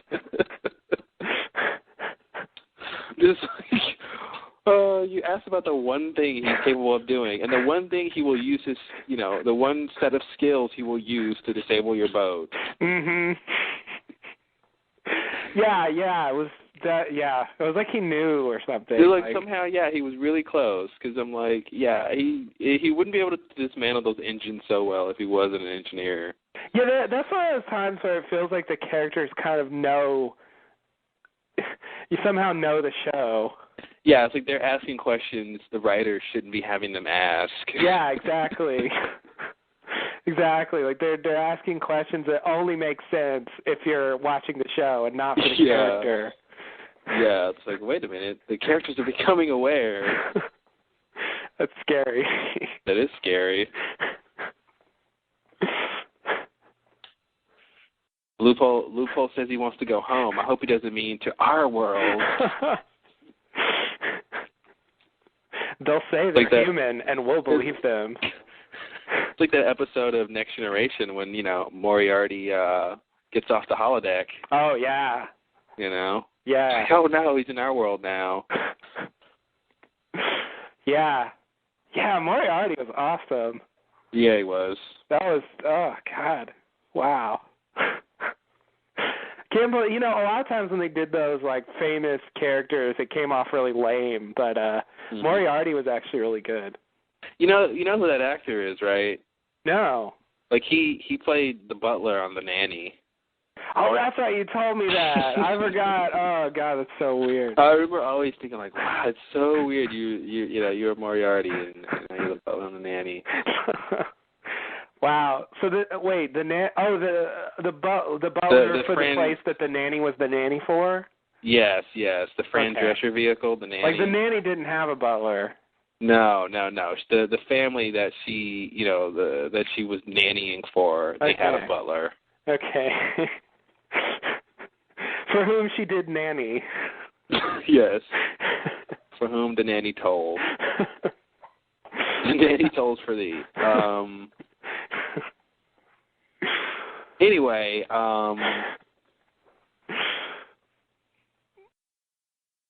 okay, so you have a new Walt theory. What I do? Yeah. What is it? Which is that Walt is somehow like Jacob and Loophole. Yeah, that he's the same kind of thing maybe. But, Loophole is making, obviously he's something particular. Yeah. So I don't know how right that could be, but I think there's some connection there. But again, it'll always be weird to me why the others just let him go. Yeah. But Ben keeps his word, so I guess that's why. Yeah.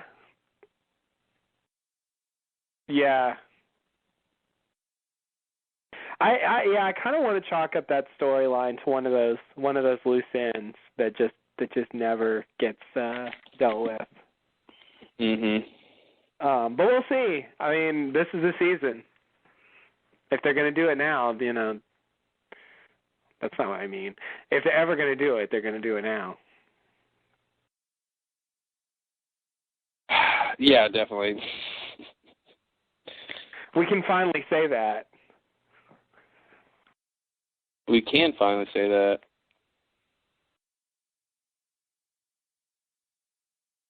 So, are you ready for the next scene? I am ready. Okay. So, right. In the next scene, we go back to the island. Jen and Hurley talk by the Dharma van. Jen thinks they moved through time. They hear Sawyer yelling. Then Jen leaves to go find out what's going on. Hurley stays with Saeed, who, if you remember, was shot by Roger in the 70s. Then we go over back to the Swan Crater where Sawyer's yelling at Jack. I just want to quickly say, I think we were answered the question of whether or not bullets can time travel, and they can. I didn't even know that was a question, but yeah, you're right. We did answer that.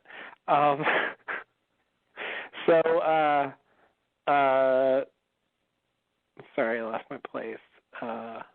Right, so Sawyer's yelling at Jack in the Swan Crater. Jen arrives and says Saeed needs help. Then Kay hears something underneath a big pile of junk in the middle of the crater. She hears Juliet calling out to them. Then we go over to Hurley and Saeed. Saeed is bleeding severely. Saeed wonders what will happen to him when he dies. He doesn't think it'll be pleasant. Hurley doesn't want to hear it. Then Then we hear some rustling in the bushes. Uh-oh. Yes! I wondered how long it would be before we got to that particular Lost cliche. Yeah, it was about 15 minutes, I think. It really wasn't long at all. It's like, yes, this is the Lost I know. And in that particular scene, well, go ahead and finish. Oh, okay. So he's wrestling in the bushes. Hurley gets out a gun. He yells out that he knows how to shoot it. I thought Hurley hated lies. Oh God. Don't even talk about that. Don't even talk about Hurley telling Saeed, "You're going to need my help one day," and you're not getting it, because he's helping Saeed all over the fucking place. Man, Saeed has been looking out for Hurley this whole time he was off island, and Hurley's been doing the same thing, like, "You're going to need my help, man, and I'm not going to..." Like, what? Yeah, right. Yeah, and I agree. The whole thing about the, Hurley not wanting to lie. I just hate lying. Since when? Why is this your pet peeve all of a sudden? That's supposed to be tantamount to Kate not wanting to give up, having to give up Aaron. Mm-hmm. The big reason that he wants to go back and all this stuff is to stop lying. And I'm like, what? Jack has like a drinking problem. He's trying to crash back on the island. He's chartering flights, and and you just don't want to lie anymore. All right. Yeah, that's really. I mean, he's kind of bad at lying, but it's it's anyway. You're right. Okay. Anyway, so he points the gun and waits for whatever's approaching, and then Jacob appears behind him, and I'm sure we won't get any more on that later. So I love how they, the cliche of someone coming to the jungle, and I love how. And it's not a threat. Like it hasn't been a threat since the polar bear in the pilot. I just love how Hurley gets the gun, and he hears the noise coming from one direction, so he walks towards that direction, points the gun. Then he hears something behind him, so he turns around, and then he turns around again back the other way, and that's where Jacob is. So Jacob threw his footsteps or something, or some weird way to make Hurley, because it's like Hurley was right the first time. Right. Jacob was in front of him, but somehow he heard him in back, and then he came. It's like, you guys, jeez. Yeah. Yeah, and like Jacob is this like apparition that Hurley, like, it's weird that he even makes sounds, and then it's even weirder that he seems to be like sneaking up on Hurley. Yeah. I know there really is milking this for drama. Totally. They really could just have him just, walk out and say what he has to say. Yeah. In terms of the plot. So Saeed dying, he doesn't think he's going to a good place. Yeah, and so at this point, I have to say, I'm really thinking Saeed's about to die. Yeah. Like I feel like they're summing him up. They've taken him to a dark place over the last couple seasons, and I really felt like they had given up on Saeed, that they had decided that he was irredeemable, and Ben was right about him. He's a killer, and he's just going to end by being shot, by this guy, in revenge for somebody that he's shot, I felt like that was it, and I was about to have to deal with Saeed being dead. Yeah, I didn't think I figured if he was going to die, he would have been, it would have been, the fact that he was still around at this point, I felt boded well for him. And then once, of course, Jacob has a plan, I'm like, okay, then hopefully Saeed will still be around. Yeah, once Jacob has a plan, then I was immediately 100% sure he would survive. But then they got me to think he was dead again later. Yeah. So, I don't know. I was easily manipulated. Well, okay, so you ready for the next scene? Is there anything else there you want to say wasn't about much this? in this one. Yeah, I mean, this is just kind of moving things along. Yeah, okay. Okay, the next scene is another flash sideways. Sun and Jen on the plane. Sun thinks Rose and Bernard look happy. Jen tells her to button her sweater. Locke reads that's one of those where I feel like he knows. Like, he knows that he told her to do that in a famous moment from the first season. And he just... Jen knows he told Sun to button her sweater? Yeah, when Michael was there. Yeah. It just seems like he has no motivation for saying that. Like, he said that in the scene with Michael because Michael was there. Well, I feel like his motivation in this scene is the fact that he saw it unbuttoned.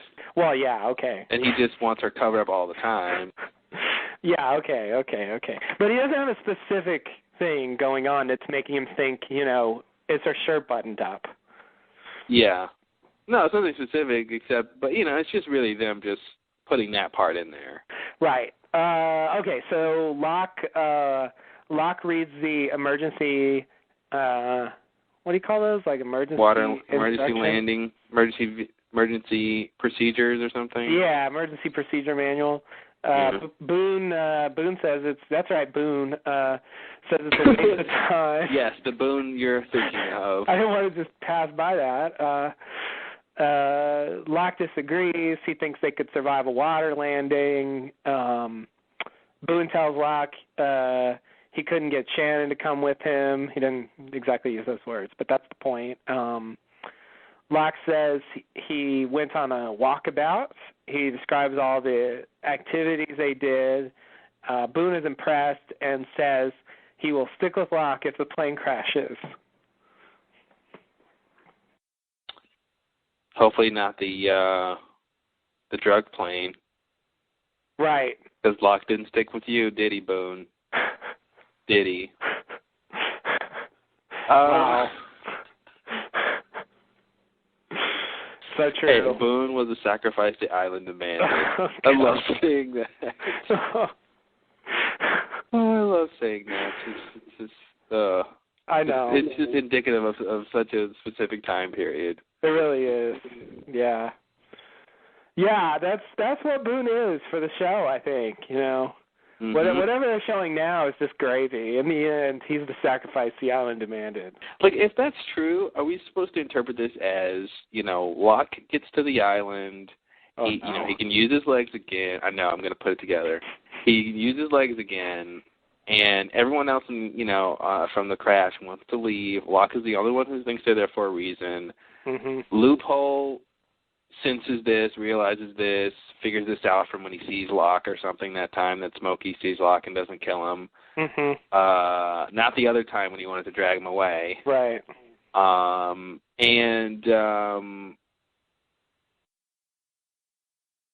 then therefore decides to test Locke, and one of his first big tests was to see if Locke would sacrifice Boone. Mm-hmm. Is that what we're supposed to kind of put together? Maybe. That is plausible. Yeah. It makes more sense for me. See, that's the thing, the island. But the island. bothers me. But that doesn't seem like... See, it's weird. I want to say that doesn't seem like Jacob. On the other hand, when Christian was talking to Locke, he did explicitly make reference to sacrifice. That's why they call it sacrifice, John. Right. Like, Locke himself was also a sacrifice the island demanded. Mm-hmm. And if that's the case, that... And there again, Jacob or Christian saying that Locke would have to die.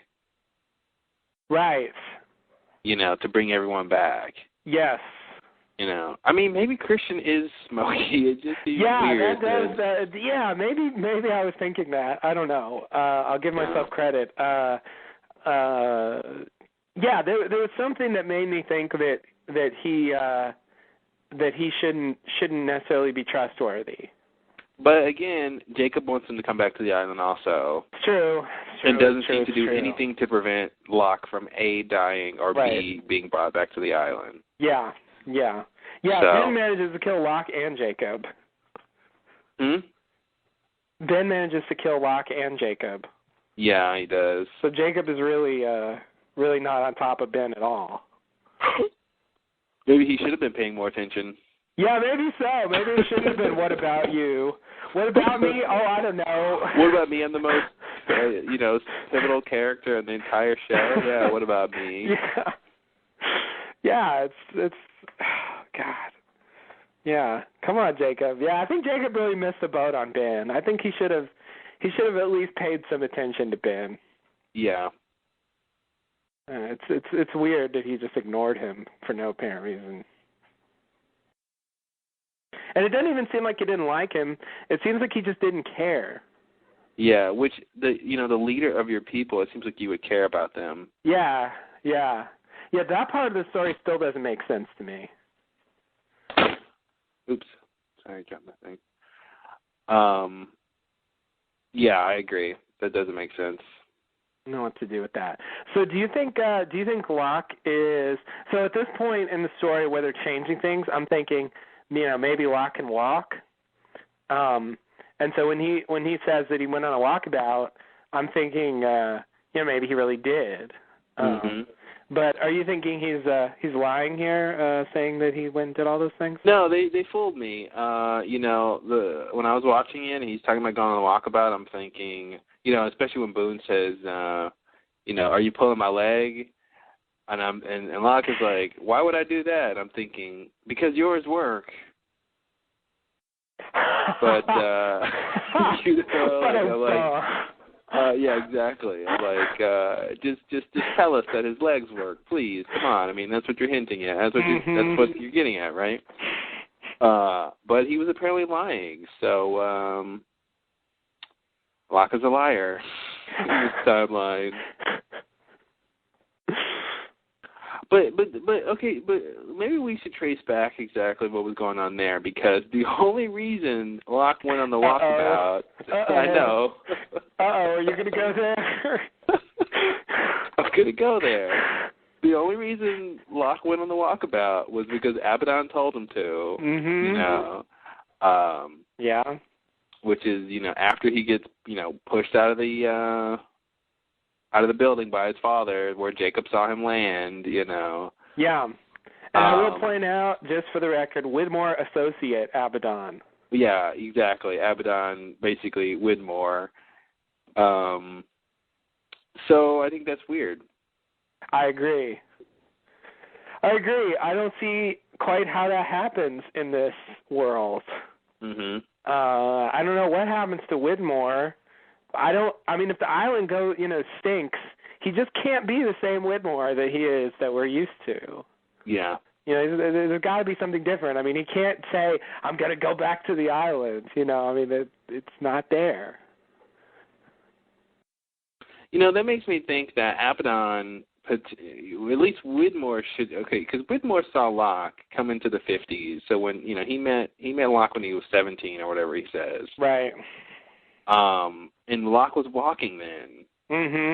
So that means that he should have known when Abaddon goes to see him after breaks his back or whatever, that eventually he will be able to walk again. Which is what pretty much Abaddon is saying. I guess that's the whole thing is he knows that, or they should know that 815 is going to crash on the island. And so Locke needs to be there for that. Right. Now, I don't know how they can make him beak it so specifically on that flight. Yeah. But, especially because that was, I think years ahead of when he actually does it. Yeah, exactly. So, but it's strange to me how that's supposed to line up. It is, yeah. Yeah. There's a lot of coincidence there. Yeah. Forced coincidences. Yeah. You only know that because of time travel. Yeah. So yeah, I'm not sure. And that's the same thing. Locke has his suitcase full of knives again. So it's like he was planning to do a walkabout. Yeah. He apparently wasn't able to go because he can't walk. Right. About. And And so I'm assuming that whole You mean a boot? Yeah, exactly. I can't walk a boot. So I'm assuming the whole scene with him, don't tell me what I can't do at the walkabout office was the same, I guess. But I don't know. He seemed more content somehow.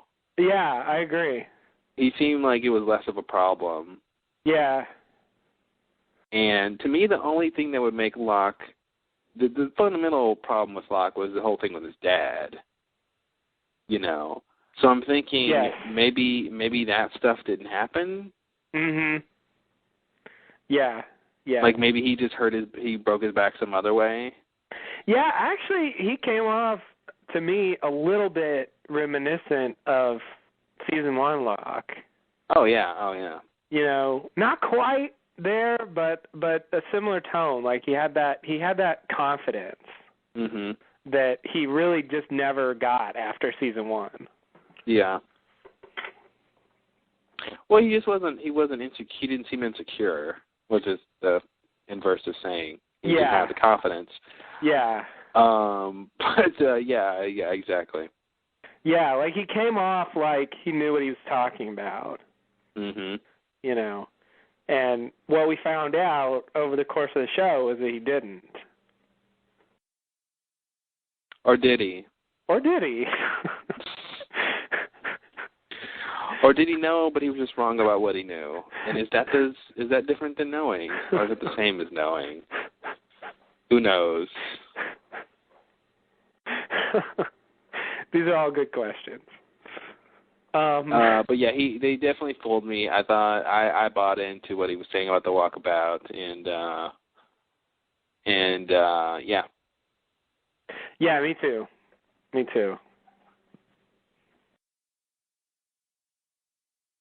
Next scene? Okay. Let's get through half of the episode. Back to the island. Let's see, where are we going here? Loophole in the statue. He cuts out a piece of cloth that's laying on the ground and cleans his knife. Ben is staring in the fire, and he wonders why Jacob just let him kill him. Loophole tells Ben to go out and get Richard. Then we go outside. Richard talks to Brom and Alana. We're picking up there from last year. Frank and Son discuss the identity of the Bram/Alana crew. Richard will not let them into the statue. By them, I mean the Bram and Alana crew. Alana insists that Jacob invited them, and then Ben comes out and tells Richard that John wants to speak to him. Richard walks Ben forcefully over to Locke's dead body, and Ben is confused. Understatement of the podcast. I'm just gonna. This isn't really all one scene, but I'm just gonna go through this whole island thing. Yeah. Over at the Swan Crater, everyone is moving metal to get at the pit in the middle of the crater where Juliet is. There's one heavy beam that they're not able to lift, so Sawyer asks Jen to go get the van so they can use that to pull the beam out. And then we go over to Hurley, who's talking to Jacob. He asks Jacob what's going on. Jacob goes to Saeed and looks worried. Jacob says that he died an hour ago, and therefore only Hurley will see him. Jacob tells Hurley to save Saeed by taking Saeed to the temple, and he tells Hurley to have Jen take him to the hole where he was with Danielle's crew. Jacob then tells Hurley to bring the guitar case.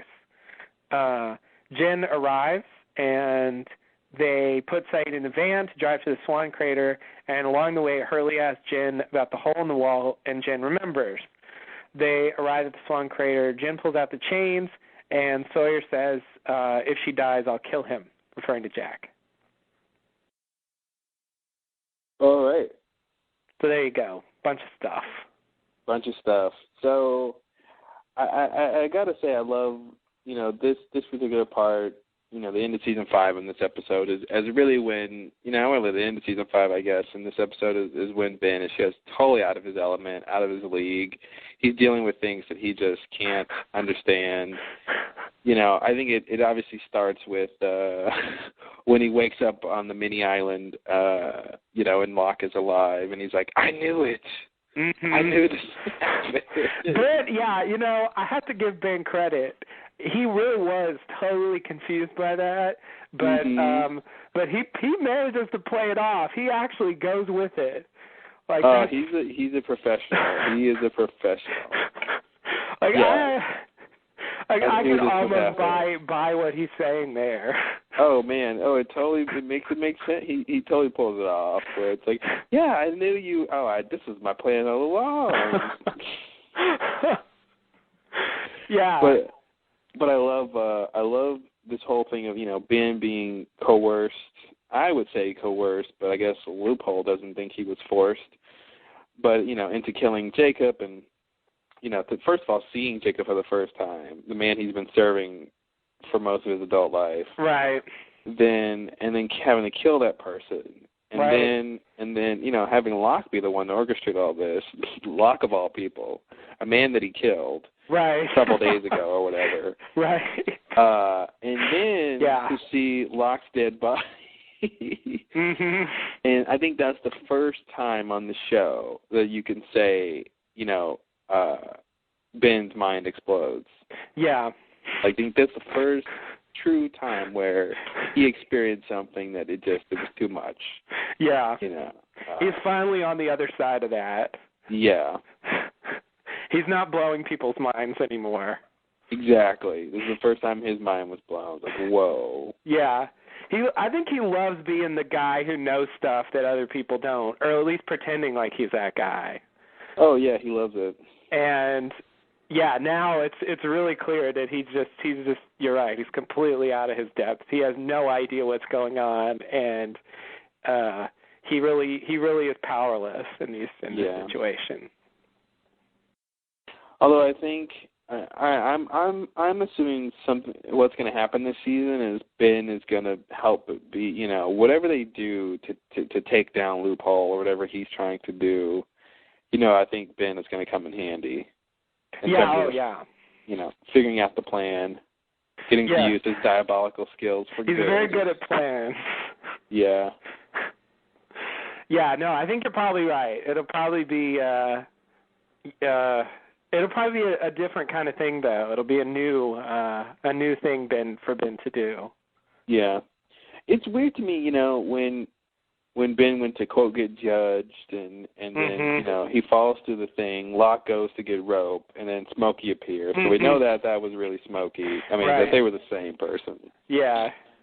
But then, Smokey appears as Alex and tells him not to kill Locke. But would it have mattered? It seems like you can't kill Locke. Yeah, it's a good point. I think the main point there was follow what Locke says. Yeah, it was definitely follow what Locke says. Yeah. But yeah, in retrospect, knowing who's really there, it doesn't make sense. Yeah, obviously him killing Locke wasn't a threat at the time. Yeah. But it did tell us that he was planning to kill Locke again, which I think is pretty impressive. Mhm. It's like, damn, Ben, nothing is going to stop you. Yeah, it's like if you kill someone once and it doesn't take, I think you only get one chance. You don't get to try again. I know. It's just, yeah. But you're right. It wouldn't have worked, of course. So, but it definitely, I think, played a role in getting him to kill Jacob. Yeah. So I think that's what that plot was about.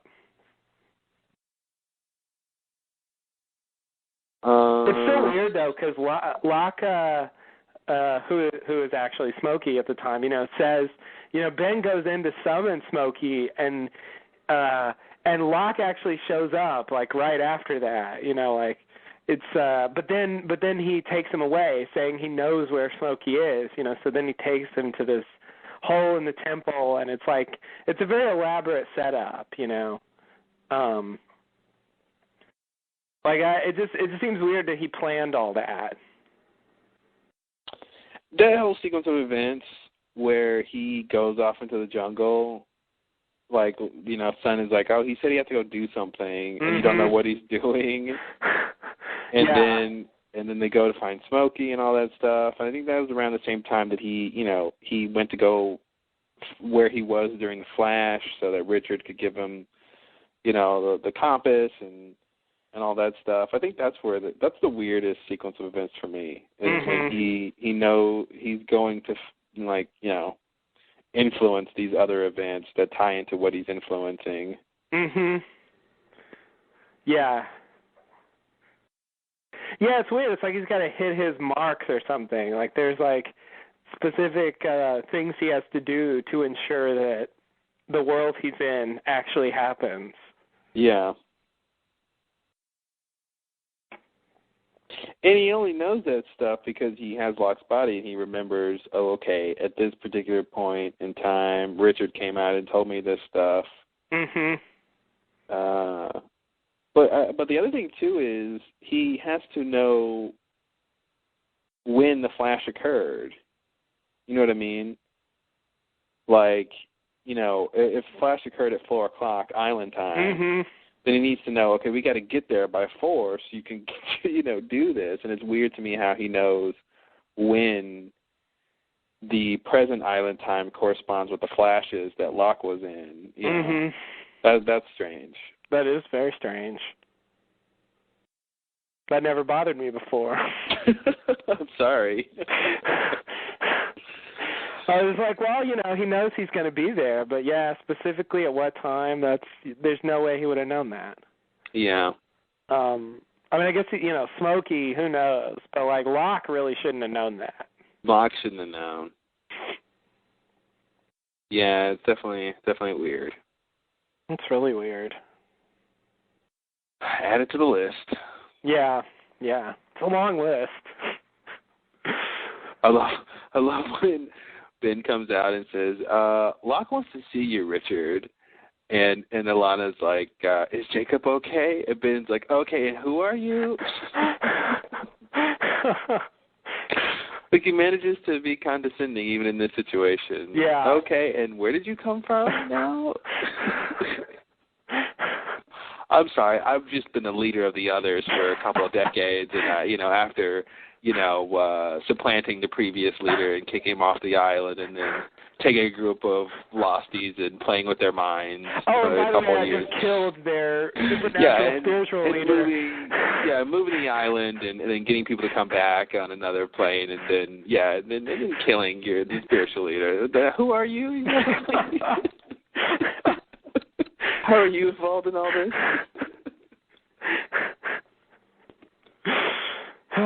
Yeah, that was great. Yeah, I thought it was yeah, it was great. Oh, Ben. Yeah, and I love how Ben Ben just doesn't tell them. No, it's weird that he doesn't either, I think, because I mean it's what I was, I thought this when I was watching this again, that it's really hard to separate what we know is going on from what the characters know. Mm-hmm. And I'm like, by this point I'm thinking, Ben, don't you know who that is already? But it's like, no, he doesn't, until he sees Locke's body. They showed up after he went inside. Yeah, and it's like until he sees Locke's body, he doesn't know that that's not really Locke. But we already know that. Part. Yeah. Yeah, that part. Right. It's like, don't you know? Yeah, no, he's thinking this is Locke the whole time. Mm-hmm. I think he's getting a little confused, but about the way Locke is behaving.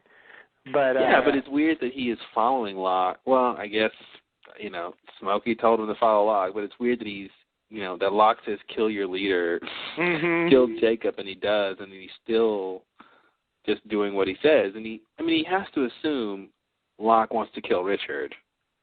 Yeah. And he's just going to go send him to his death. Yeah, I guess so.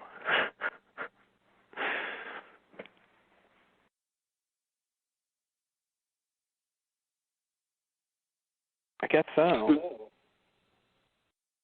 Crazy. It is crazy. Yeah, and I love when Richard's like, oh, yeah, he grabs Ben and he's like, yeah, I'm happy to talk to John, but before I do, maybe you should talk to him.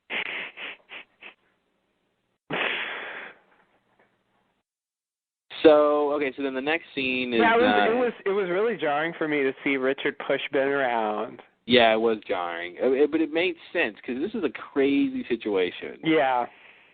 And like people are entering and seeing Jacob who aren't even the leaders. Right. That's just against the rules. Yeah. No, it did make sense. But then, Loophole comes out and sort of like knocks Richard out and carries him off, and it that was weird to me. Like it was just the show as I know it is just going in a different direction. Yeah. These people who were the know-it-alls in the past are now just like pawns. That's the same direction the show has been going since the beginning. Everyone who seems to know something doesn't know what the next group of people know. I mean, that's really the pattern. It's like, oh, you know one thing? Okay, well, that'll get us only so far. And, yeah. Yeah, you're right. Widmore, oh, he knows everything. He's behind it all. Yeah, not quite. Oh, it really seems like it. He's really just going on business lunches and golfing trips, Yeah, and it was like, if we could just understand what's going on with Dharma, this would all make sense. Yeah, and Dharma, and it's like, they're having hootenannies and, having barbecue picnics with hamburgers and hot dogs. They don't know what's going on. They don't have a fucking clue. They're just, no. You're right. I should get used to it. Still, though, even though everyone keeps getting knocked down a peg, it was still shocking to me to have Richard manhandle Ben and then have Smokey manhandle Richard. Yeah. It's good though. It's great. I love it. So the next scene is them back at the implosion. Oh yeah. And I gotta say, it's really weird that they managed to flash, obviously it makes sense they're still... Uh-oh. Okay, let me see. Yeah, that's Claude. He's gone. All right, it's the first drop call of 2010. So let's buckle up, kids. Let's see what I can find.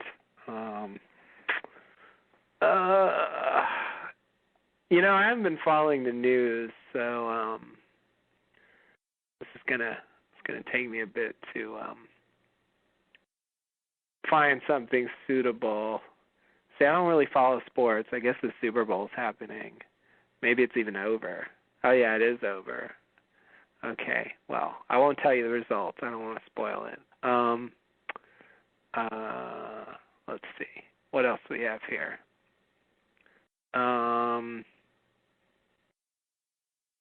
It's a weird picture of, anyway. Let's see, what else is going on? Oh, yeah, Super Bowl ads. I used to care about Welcome back to the Lost Lowdown. Oh, here we are. All right. Gotta love that 3:54 cutoff. Oh, was that the time? 3:54. God, that's man. so weird how perfect on the clock it is. I don't know if it's the network or my phone, but it's one of the two. It's just like, you've been on this long, it's time to stop. Yeah, that's wow. Well, that was good. We got to do our first drop call of 2010. Did you vamp? I did. I struggled. Heard something about the Super Bowl? I looked. Apparently that's over. But I didn't want to give away the results. I think the Cowboys won. Oh, okay, good. Were they even playing? No. Okay. Well, then they won. Okay. So I was saying something. Okay, so so I thought it was strange how Juliet basically ended up appearing at the bottom of the implosion of the Swan. Yeah. Like, isn't that weird? It's very weird. Yeah, I totally agree. The whole time, I really wanted to connect. I really wanted it to be somehow that and this is really going to confuse you, but I really wanted to connect it to when Desmond turned the failsafe. Okay. Which is when it imploded. Yeah. And somehow I wanted it to be that's the time that they flashed to. Oh, I see. Like the flash of the failsafe was really them with the incident in the past. Okay. Those two things are somehow connected. I see. You know, but that's not exactly what happened, I guess. But no, I was trying to make that work because I'm just like, why are you here at the Swan and it's imploded and you're at the bottom of it and it's. I mean, I guess she's just lucky, the same way Locke got lucky that, you know, when he went to turn the wheel, that bottom cavern was already there when they flashed, or else he would have just been flashed into, you know, dirt or something. Yeah. And she got lucky that at the bottom of the whale happened to be, which I don't really think works, because I think it was a lot further down than what they dug her out of, but I'll give it. Yeah, you're right. Yeah, there was a huge shaft there. That's Yeah, they definitely didn't climb that because she fell like a lot. I mean, she fell enough that we thought she was dead just from that. Yeah. And but Sawyer's able to just like hop in there. Mm-hmm. So yeah, it doesn't seem like it's the same place. But if they hadn't gone out of their way to make clear that this is the crater from Desmond and not the outcome of the hydrogen bomb, I would have thought that's what it was.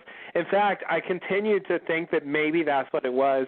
It was really when they showed the bike when Sawyer's climbing through the rubble and he pushes aside the exercise bike. That was when I said, okay, this really is the Desmond place. Mm-hmm. That sealed it for me because like I never really got a clear sense of what that crater was supposed to look like. Yeah, it was definitely weird. Like, the way it looks now is different from the way they've shown it before. Mm-hmm. So I wasn't sure, you know. But they had the characters say it, and then they show, like, the prop, and it's like, okay, I believe it now. Yeah. Also in that scene, right after, you know, they, like, when Kate comes over, you know, they show her seeing Sawyer and Jack both knocked out, and she goes to Jack first. Mm-hmm. Over Sawyer, which I thought was interesting. Mm-hmm. 'Cause like throughout this whole episode, like she's going from one person to the other. Like later when Sawyer comes to the temple, she goes to tend to him. And it's like, come on, Kate, pick one, right? You know, she's got to make a choice sometime soon. Last season, right? Got to make a choice this season, Kate. Yeah, we're going to have to deal with that at some point. And who knows, maybe it'll be the next episode. I doubt it, though. Yeah. All right, what else in this scene? Oh, we didn't even talk about it yet. Oh, Jen gets the chains and pulls out the thing, and then, yeah, we talked about that. Yeah, I think it's interesting to me that Jacob, after he's dead, can appear to Hurley and, you know... Keep going on like nothing's happened? Yeah. Yeah, I agree. Yeah, for all Hurley cared, I mean, he really could have just been there. Mm-hmm. You know, he knew what Jacob knew, and he said what Jacob would have said, and, you know, like Hurley didn't know what was in that guitar case. He did know. What do you mean he didn't know? I mean, he didn't know. Well, he looked. At some point, he peeked in it and looked. When? Well, they asked him at the temple, did you look in the guitar case? And he said maybe. And before, when they're in the hubbub of rescuing Juliet and all that stuff, and Saeed in the van, somebody says, like, I forgot the scene. We'll probably get to it soon, but there's a scene where someone says, you know, blah, blah, blah, you're carrying around that guitar case, and he basically says it's not a guitar inside, which basically leads to the other thing of him saying, yeah, he peeked inside there. Oh, okay. I thought he was just saying that because, you know, he knows Jacob has ordered him to bring this guitar case. Like, I thought he just inferred from what he was going to do with it that it wasn't just a guitar. No, I don't. I think the evidence is there that he peaked, and I think I would be hard pressed to buy that Hurley would assume it's not a guitar, because he's a very obvious kind of guy, and it's a guitar case. He should assume there's a guitar inside. Okay, but he didn't know. He didn't know about the message in the middle. He didn't know the message, but he knew. But I think he saw the ankh, and he was like, "Okay, this means something." Okay. Yeah, but he of course didn't know about the message. I mean, he screams "stop" when the guy's going to break it. Yeah, that's really what I'm referring to when I say he didn't know what was in there. Like, oh, okay, yeah. He didn't know about the note. He didn't know what he was going to do with that guitar case. He didn't know what purpose it was going to serve. Yeah. And so like that, I think that really is Jacob talking to him. That's all I'm trying to say. Oh, of course it's Jacob. Like, it's not, Hurley's head doesn't have enough information. Oh, Hurley's head doesn't know Jacob is dead. Yeah. Yeah, exactly. And we know that that's actually true. So it's kind of weird, like, this whole thing of Hurley seeing dead people, like, it's weird how this is when they solidify it. This is the clearest evidence, I think, of Hurley sees dead people. Yeah, it's just part of the show now. That's just something he does. I think, like I said, his power is that he can see dead people. And they talk about that when him and Miles talk about that in the 70s of how their different powers work. Yeah, they do. And you kind of assume, Hurley is just kind of wrong and he's either crazy or whatever, and it's not clear cut like that. But it really is that Miles can sort of talk to them and hear their thoughts from when they had died or something, and Hurley can actually interact with them. Mm-hmm. And his power is better. Yeah. Yeah, it seems like they can decide to talk to him. Mm-hmm. He doesn't have to like try to sense them or something. Like, they can just decide they want to appear to him. Yeah, he can see dead people, and so if they come to him, he can see them. And can I just bring this quick thing up? Speaking of Miles, okay, and his power. Remember when before he's recruited by Naomi and he's talking to the dad who lost his son and wants to know if his son knew he loved him, and he tells him, this works better if I have a body, because we know he needs a body around to do his power. Mhm. It's a total anomaly the first time we see him use his power with the grandmother and the son. Mhm. 'Cause that would mean that the body is there in the room somewhere. Yeah. For him to do what he did, and it's just like, that's just not true. Right. So I guess the idea is they didn't know what his power was going to be like that first time they used it or something. Mhm. So it wasn't a typical example. Huh? It wasn't a typical example. No, it wasn't. Yeah, because I mean, he's talking to him, which he can't really do. Right. That's can't the point really he talk makes later. Yeah. Yeah. But he seems to in that scene, and he seems to get a response as well. Mhm. Yeah, I think you're right. I think that it evolved exactly what his power was. Yeah. Like they just got more specific about it. Yeah, I mean, by the time he gets to the island and he, wants to talk to Naomi, it's pretty much, they have it consistent, but yeah. That first time, it's just like, what are you doing now? You got the vacuum cleaner, and you're finding money. Like, how did you know the money was there? He told him. He said, hey, take this money. Mm-hmm. Okay, that makes no sense.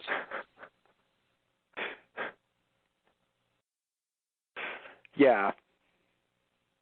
But Jacob coming to Hurley is definitely, Hurley is, I have to say, we used to rag on Hurley. He was very obnoxious. I think he's gotten a lot better as a character.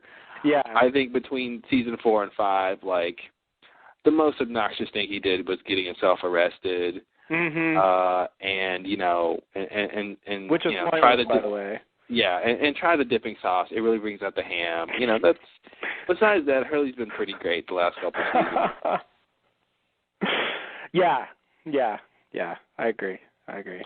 And yeah, my point was that he's very integral to what's going on. If Jacob is showing up, telling him what to do. Yeah. Yeah. See, I think one big thing they've done is they really put him in the story. Like, I think one of the problems in the early days was that he was just on the fringes, and it was like he was just around to laugh at. And that's not really the case anymore. And I think he's become a much better character. Yeah. In that context, I had the same realization over seasons 4 and 5. I was like, yeah, I'm kind of a Hurley fan now. Yeah. I can't help it. Because, yeah, it's just, he can do stuff other people can't do. Yeah, and he's the big catalyst for everything that happens in this episode. Yeah. All the stuff with the temple. Yeah. Yeah, I mean, without Hurley, I don't know how any of that would have happened. Yeah. And I also think I actually had forgotten, even though I had just watched it, I forgot that was Jacob's guitar case and that we never found out what was in it. I didn't even remember that was a mystery. And it was like, oh, yeah, so I guess we're going to find out what's in it. Yeah. And, we see Charlie with the guitar case on the plane on the alternate timeline. I wonder if there's any coincidence that the guitar cases look the same, if that's supposed to mean anything. Yeah, I mean, I thought what they were going for was the idea of recreating the events of the original, and somehow Hurley having the case was corresponding to Charlie's guitar case. I did think they were going. Okay, but here's the thing. I totally buy that, and I think that's what they're trying to say, but why does Jacob know that? I mean, if he's the one who's saying, oh, okay, they need to recreate, if he's like, I agree with Ms. Hawking, they need to recreate the circumstances of the plane as best they can get back, isn't he the one bringing them back? What is the mechanism that allows them to come back to the island if it's not Jacob? Yeah, okay. Yeah, I see what you mean. It's like there's some kind of force there that he can't control. Yeah, it's really weird. It is, yeah. Yeah, I didn't think about that. Was it the first time you said that on the podcast? First season 6, I didn't think about that. No, I think, yeah, kind of. There was a few earlier, but yeah, plenty more coming, I'm sure. Yeah, okay. Yeah, it's like the island has rules. It's like there's some kind of barrier to getting into the island that Jacob has no control over. Mhm. And they just had to do things that way, and he knew that for some reason. All that's really weird. I mean, whenever the show does something where characters do some strange action, where characters do something and then just sort of the next thing we see is they wake up on the island or they wake up in a tree or they wake up naked or like any of those situations. I don't know if they're ever going to really tell us what's going on there. Like it seems like they're just kind of narrative cheats. Mhm. Where it's just like it just gets them to the next step. Yeah, I think they would just say, well, the implosion imploded his clothes off.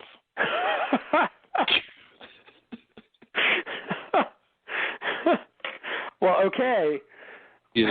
Hard to argue with that. Sucked his clothes off.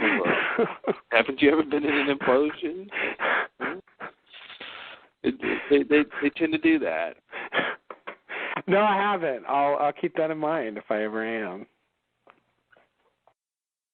The whole implosion thing makes me think, again, that something else happened. Like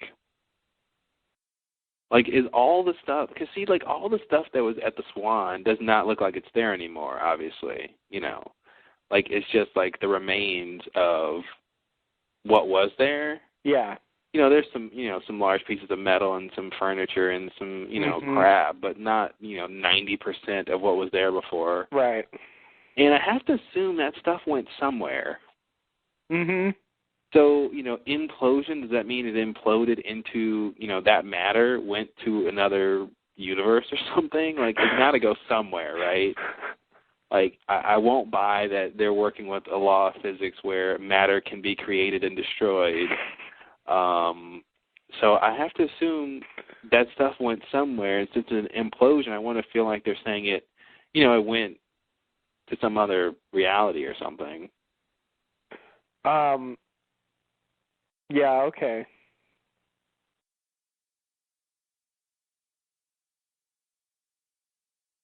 I don't know. I have to go somewhere. Yeah, I mean, I kind of just think that they're just being unrealistic. In terms of how they portrayed the Swan site? Yeah. Or... Yeah. Yeah. Yeah, I feel like, I don't know, I feel like I wouldn't be surprised if that the failsafe did more than we think it did.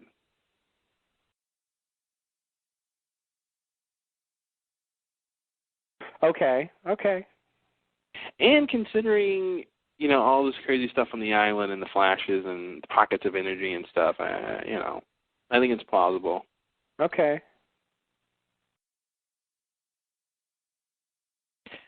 I don't know. Maybe when you press the button, the energy goes to someplace else. Maybe that's how you dissipate it. Yeah, that part was never clear. Yeah, okay. I don't know. It's a theory. I don't have one. If he dies, I'll kill him. She dies, rather. I'll kill him again. Oh, kill him again if he dies before I get to kill him. Next scene? All right. Let's see here. Next scene is a flash sideways. Cindy gets on the intercom and asks if there's a doctor on board. Jack pushes the button and then goes over to help. There's someone in the bathroom who won't come out. Saeed kicks the door in for them, and we see that it's Charlie. Jack asks Saeed for help. Jack tries to save Charlie, but discovers that something is blocking his air passage. And eventually, after a bit of business, he's able to dig out Charlie's bag of heroin from his throat. Charlie then wakes up, but is not happy to be alive. Oh. Yeah. So Charlie's line, "Am I alive?" The first thing he says when he wakes up, is, I believe, what he had written on his hand at the last Comic-Con when he appeared. I don't know if you saw that video when he was Dominic Monaghan was like a surprise guest at their panel. Oh, really? Yeah, like he came out at their panel and he waved to the. Did I not watch Comic-Con? Maybe you didn't. Did I really not watch it? I thought I watched Comic-Con, and now I've been hearing about so much stuff that happened there that I did not know about. Yeah, like Hurley was there. Who else? I forgot who else was all on the panel. Man, I saw there wasn't nobody there. It was so he David comes and out. Compton fucking around. That's all I remember. Yeah, at some point he comes out and waves to everyone. But if you catch it on his hand and marker, just like, his message, Not Penny's Boat, it says, "Am I alive?" Wow. And this was, of course, before the So season did you premiere. actually see that? Yeah, I saw it at the time. Yeah. Did I just forget about it? I'll have to thank my coworker Nick who pointed that out. He's a fellow Lost Lowdown listener, but okay. He because I remember Charlie had I thought he had written, "Am I dead?" or something, but it was it was pretty much that same line, I think. Oh, okay. So I thought that's interesting. I don't know. I'm wondering if they knew that was going to be the first thing he said, and so they had him write that. But this is the first episode, so it is at least feasible that they would have that written by then. Yeah, totally. That's weird, though. It's really weird. Mm-hmm. And are we really supposed to wonder if Charlie's alive? I don't think Charlie's alive. You mean in the main timeline? Yeah. Oh, in the main timeline, I don't think he's alive. Okay. Yeah. Okay. I think it was just, a Comic-Con publicity thing and tying into wondering if he's going to be back next season. Yeah. Quote, hint, he is. Right. Yeah. When he shows up, you don't really have to wonder. You don't. They don't usually have people show up that then don't appear on the show. Although it'd be a funny thing to try, but I don't think they will, especially at this point. I don't think there's going to be another Comic-Con. It's kind of too late. Yeah.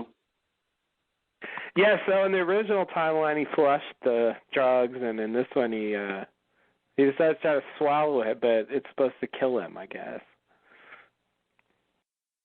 Yeah, I don't know what he means by that line. You talking about his line of "I was supposed to die"? Yeah. Of course, it's the kind of line that has you questioning. Does he mean his destiny was to die? Mm-hmm. Yeah. I assume he just tried to swallow it, and then the turbulence made him choke on it, and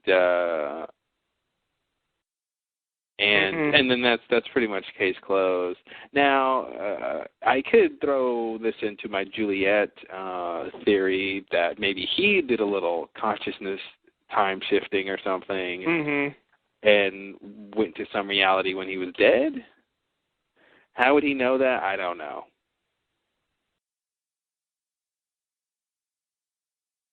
Just, in terms of why he thinks he was supposed to die. Right. So are you saying you think he was just trying to kill himself? By choking? No, I'm not really saying that. Oh. But I'm saying that he thinks he should have died, even though he wasn't trying to kill himself. He wasn't trying to kill himself, but he should have died. Yeah. Okay. Yeah. Like I guess I feel like he's just sort of miserable, and once he gets in this circumstance and he finds himself dying, he's okay with that. Mhm. Like that's what I feel like is happening. He isn't trying to kill himself, but he's kind of okay with the fact that he's about to die. But why would he say he's supposed to die? If you're not supposed to do anything if somebody saves you, right? So he stops you from doing it, and then and especially if you weren't trying to do it. Mhm. I feel like it's hard for him to not to want to kill himself, but he's supposed to die. Right. But I know what you're saying. You're trying to kind of work both sides of it. Pretty much, yeah. Oh. Yeah. Yeah, and of course they're also winking at the audience. Yeah. There's a lot of that in this part of the story. Because, like, well, Claire was supposed to get on a helicopter, and that shit didn't happen, so, But Desmond saw her get on a helicopter. Yeah, well, Desmond sees a lot of things. Desmond's a liar. That's what he is. Yeah, we never saw that. We saw his other things. Yeah, we did when the hatch imploded his clothes off. Do you want to make a bet? You think we're going to see Claire get on a helicopter this season? do you have a... You want to sit down a position on that? I got to say no. I mean, do I think Claire can even be rescued, like in some tangible form where she can leave the island and go be with Aaron? No. I don't think so. I mean, no, I don't think so. Okay. I think it's not out of the realm of possibility, but I would say I don't think it's going to happen. Okay. Unfortunately, I agree. I wanted to have but okay. So we'll both be on that side, and everyone else will be on the other side. She was very close to getting on a helicopter. It's true. She made it really close. Yeah. Yeah, there was a helicopter, and he was in its vicinity. Wow. Vicinity. I like it. Never had trouble with that before. Vicinity. Okay. Anyway, sorry. Yeah, you're right. I mean, people got on helicopters. It happened. It was. Maybe he mistook Frank for Claire. In a certain light, you might be like, oh, maybe that's Claire. Wait, sorry, who did you say? Frank. Okay, just making sure.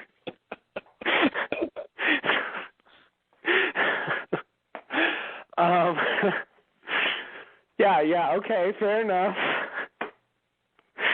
Wow.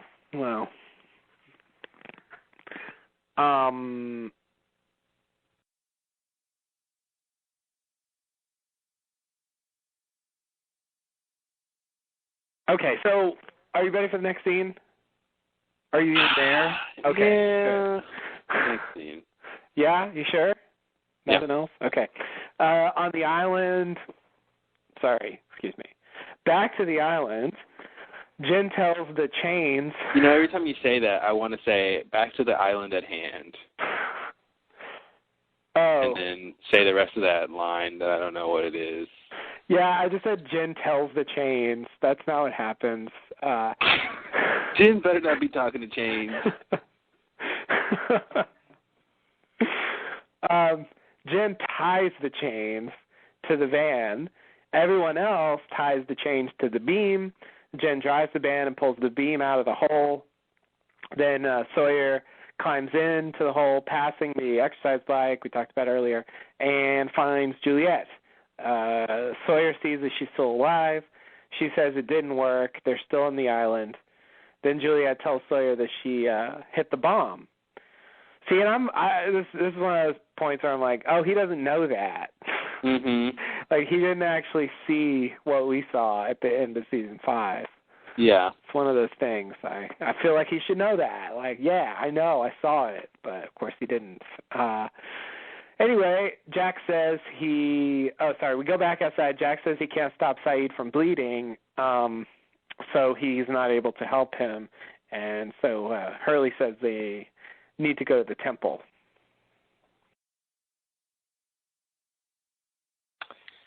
Yeah, this is the with the Commando Hurley or Hurley on the mission. He's like, Jack's like, Hurley's like, there's a temple. We can get Saeed there. We can save him. And Jack's like, they say, how do you know this? And Jack like, Hurley says Jacob told him, and Jack says, who's Jacob? And Hurley's like, it doesn't matter. He pulls that line that everyone else on the show has got to use. It doesn't matter. Mm-hmm. Can you fix Saeed, Jack? No. Then you're going to have to let me do it. Mm-hmm. Because now Hurley gets to fix him. But really, it's just Jacob fixing him. Right. And Hurley's the errand boy. But it's effectively the same. But Hurley's the only one that Jacob can talk to, apparently. So. Yeah.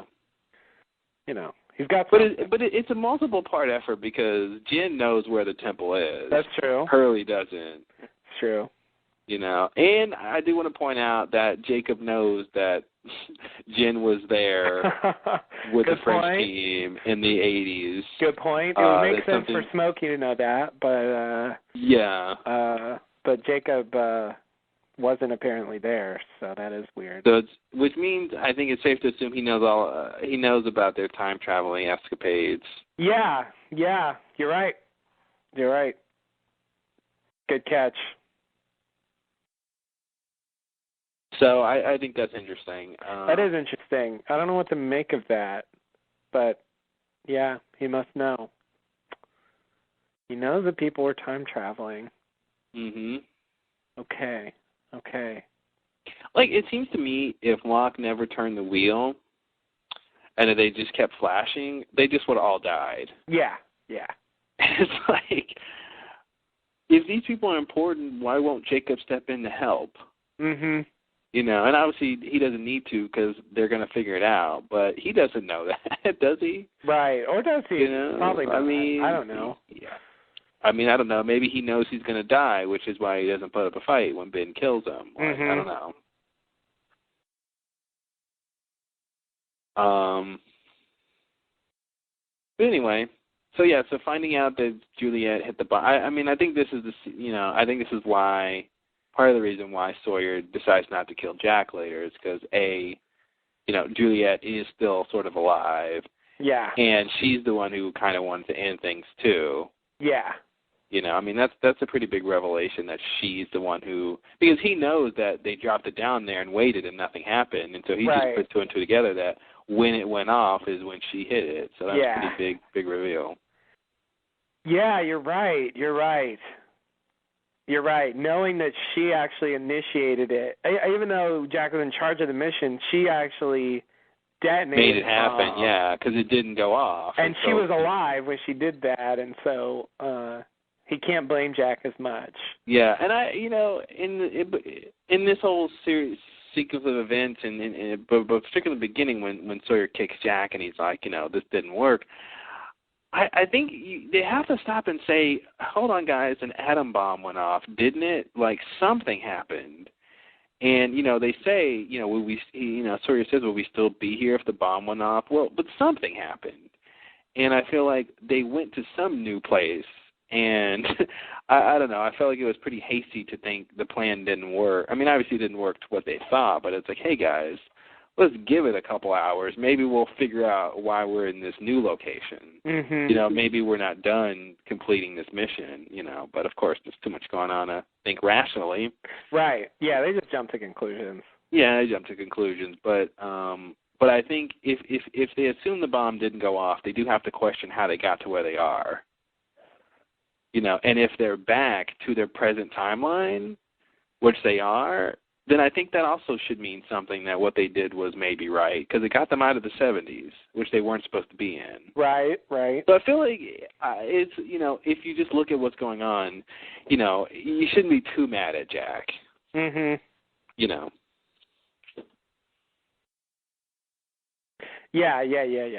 But he is mainly mad about Juliet dying. Yeah, he is. Which I think is sort of legitimate. Yeah.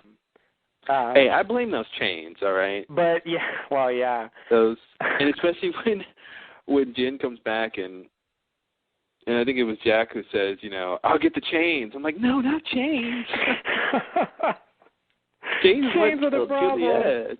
Exactly. Now chains are going to help her. Chains killed her. Jeez. Yeah. The irony of life. Yeah. Yeah, I didn't pick up. Yeah. Damn. Okay. Any other thing in the scene?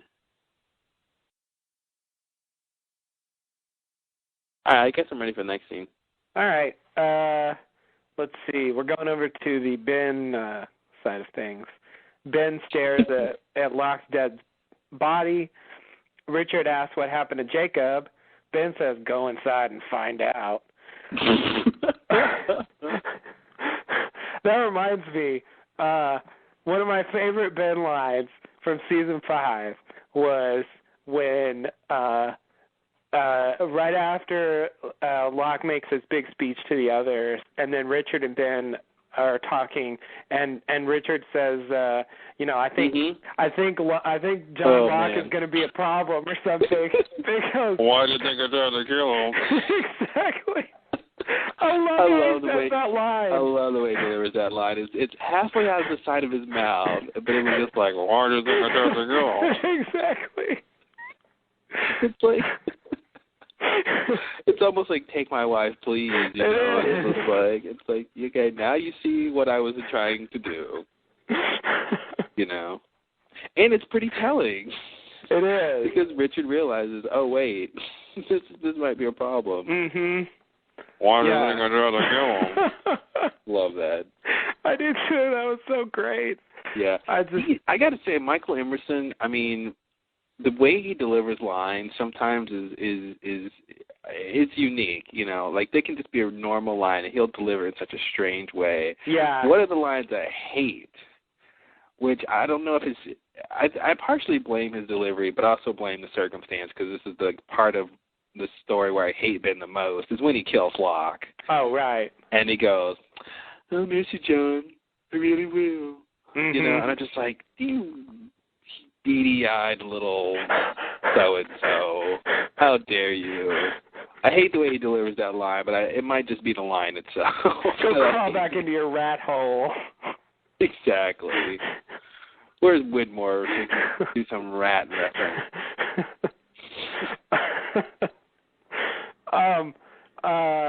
Yeah, I guess I didn't mind that line. I see what you mean. I guess I thought that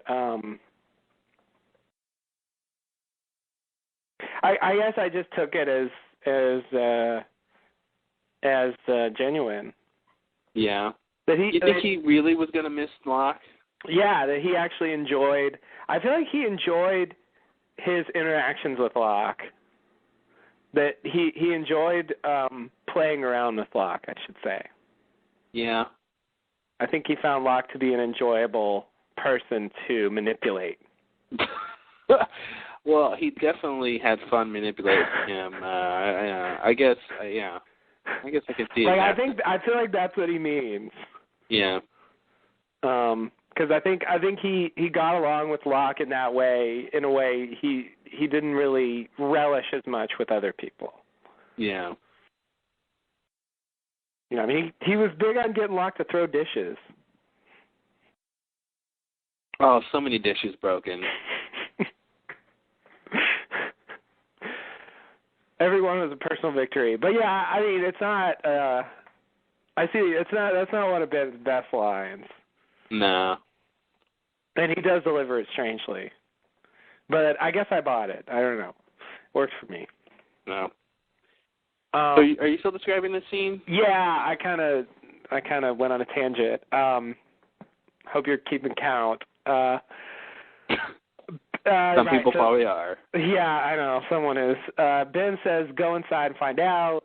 Bram grabs Ben, and him and a couple other of Bram's associates go into the statue. They've all got guns. Inside, Loophole is sitting down. Bram asks where Jacob is, and Loophole says Jacob is dead. Bram asks who Loophole is. Loophole thinks that Bram's team are Jacob's bodyguards, and since Jacob's dead, they can just leave.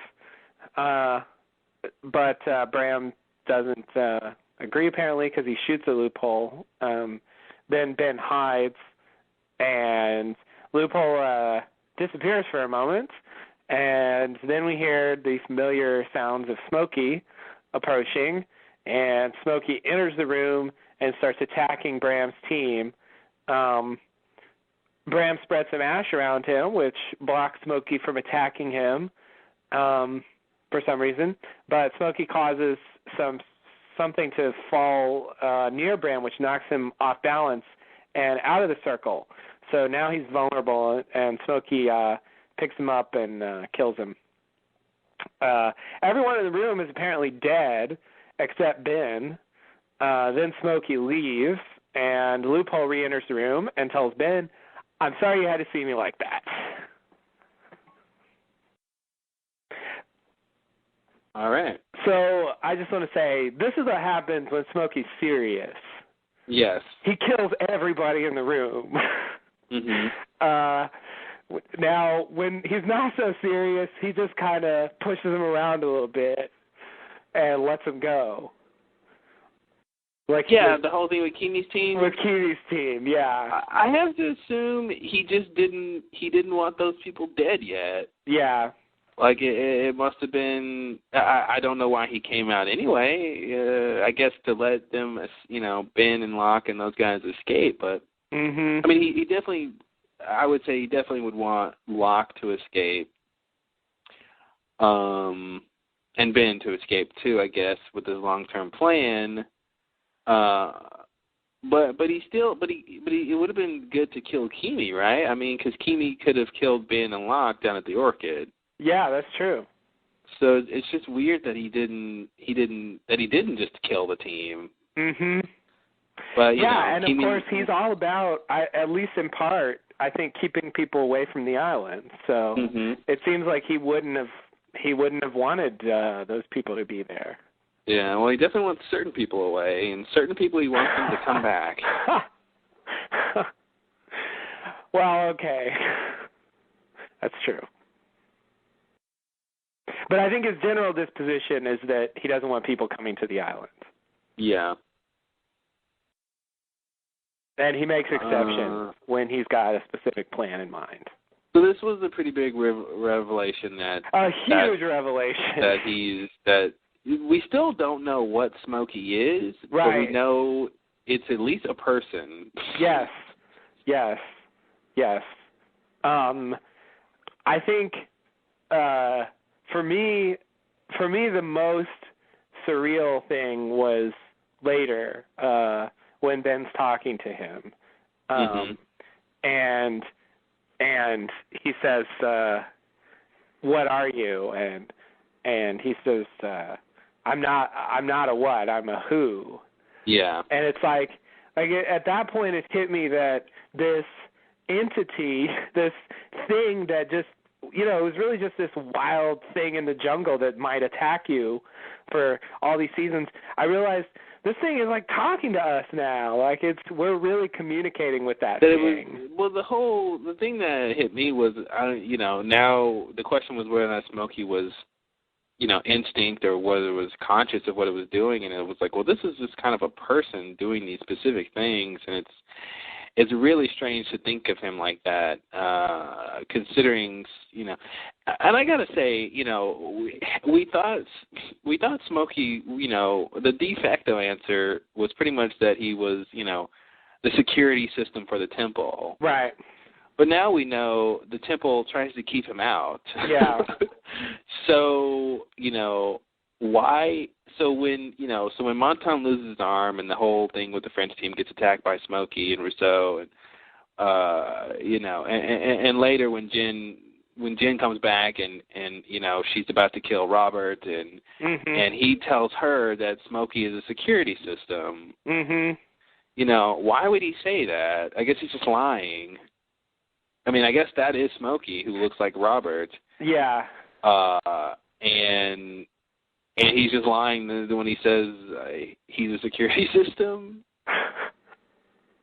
Why would you say that? And because it was plausible, it made sense. Yeah. But now it's like, well, why would he be protecting the temple if the people inside the temple are afraid of him? Right. Yeah.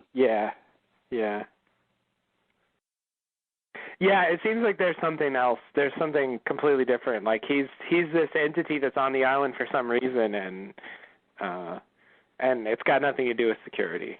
Yeah. It's not just about security anymore. Yeah. Yeah, but to me it's just having Smokey. I mean, we've thought for a long time that Smokey appears as people sometimes. I mean, that goes back, way back. But, now really knowing that this loophole guy, this is Smokey, and he's been talking to us for a while. Like that, it's just weird to have Smokey start openly interacting with everyone. Yeah. It's hard for me to think of him that way. And it makes sense that he was killing people in the early days because he just didn't like them. Yeah. Pretty much. He didn't want people on the island, so he tried to kill them. Yeah. What's so hard about that? Hello. A really simple motivation. Did you do something to your phone? Yes, I'm using my headset. Do I sound different? Okay, yeah, it's just you're just quieter. Quieter or more loud? Quieter. Oh, okay. Although you sound better now for some reason. Yeah, I can hold it closer to my mouth. Oh, okay. That's where my talking comes from. Is it? That's weird. Yeah, it's a little thing I do. Okay. All right, well. But yeah, it definitely is weird to see Smokey talking and having a plan. And yeah, he's a huge part of the plot now as a character. Mm-hmm. Not just like incidentally when you're going through the jungle, you got to watch out for Smokey. Yeah. And then we find out, Smokey was built by Dharma as a security system that went awry, or Mm-hmm. that's not it. No.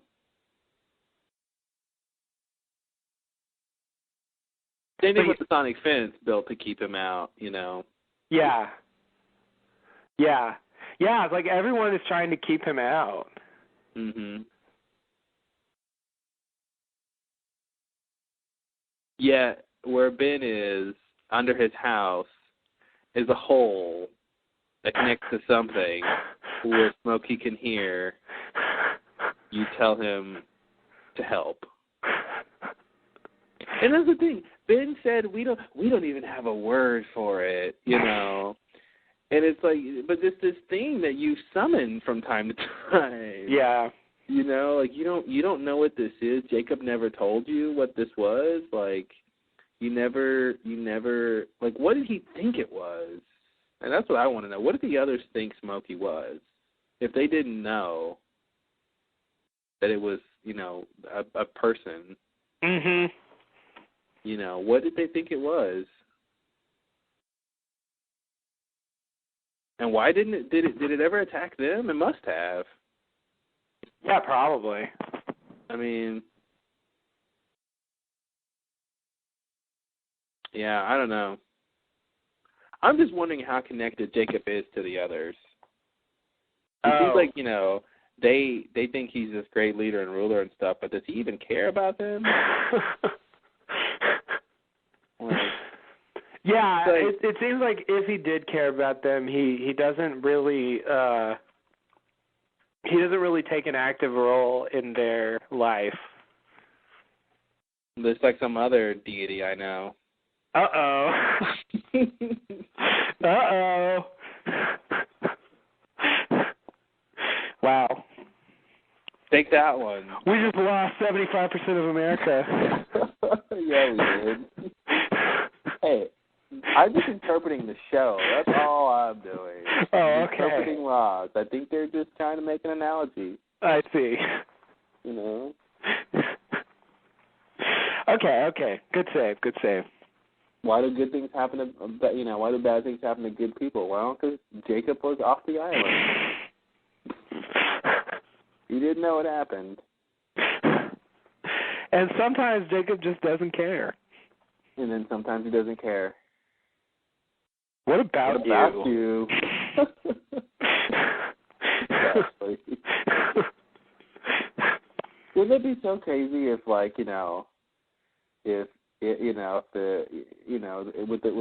the Christian heaven exists and it's you get there and God, I had such a hard time in life and I'm finally glad I'm here in heaven with you, but why did I go through all that hell on earth, and it was, what about you? You go and say, what about you?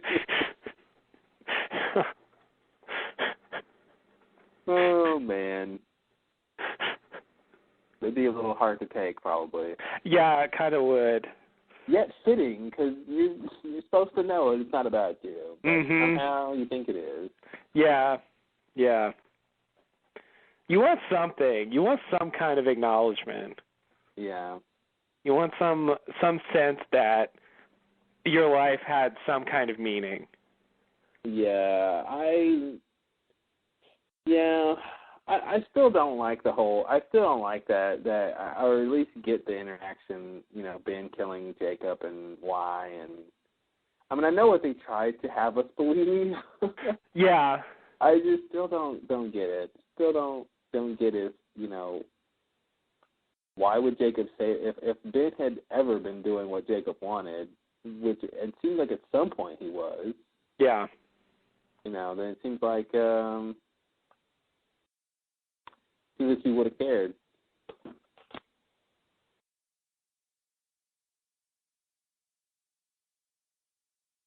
Yeah. Well, and I just think Jacob really. He tells Ben that he has a choice, but I think with Ben's response ending with "What about me?" it's really obvious what Ben wants. Yeah. And Jacob should be able to perceive that. And he says, like, the worst possible thing in response. Mm-hmm. Yeah, exactly. Like, he says the thing that's really going to get him killed fast. Mm-hmm. And so it just doesn't seem like Jacob. Like, I just feel like Jacob should know better. Yeah. Like, Ben does have a choice, but he's being provoked into killing him. Yeah. Exactly. If he knows Ben at all, he would know that's the wrong thing to say. Yeah, I really, even though for the most part he seems helpful, I still find Jacob a bit ambiguous. Yeah. He doesn't seem to me to be it seems to me like he's got his own agenda. And actually, I'm not even discounting the idea that he actually trapped Smokey there somehow. That he trapped Smokey in the cabin? On the island. Oh, on the island. Yeah. Yeah.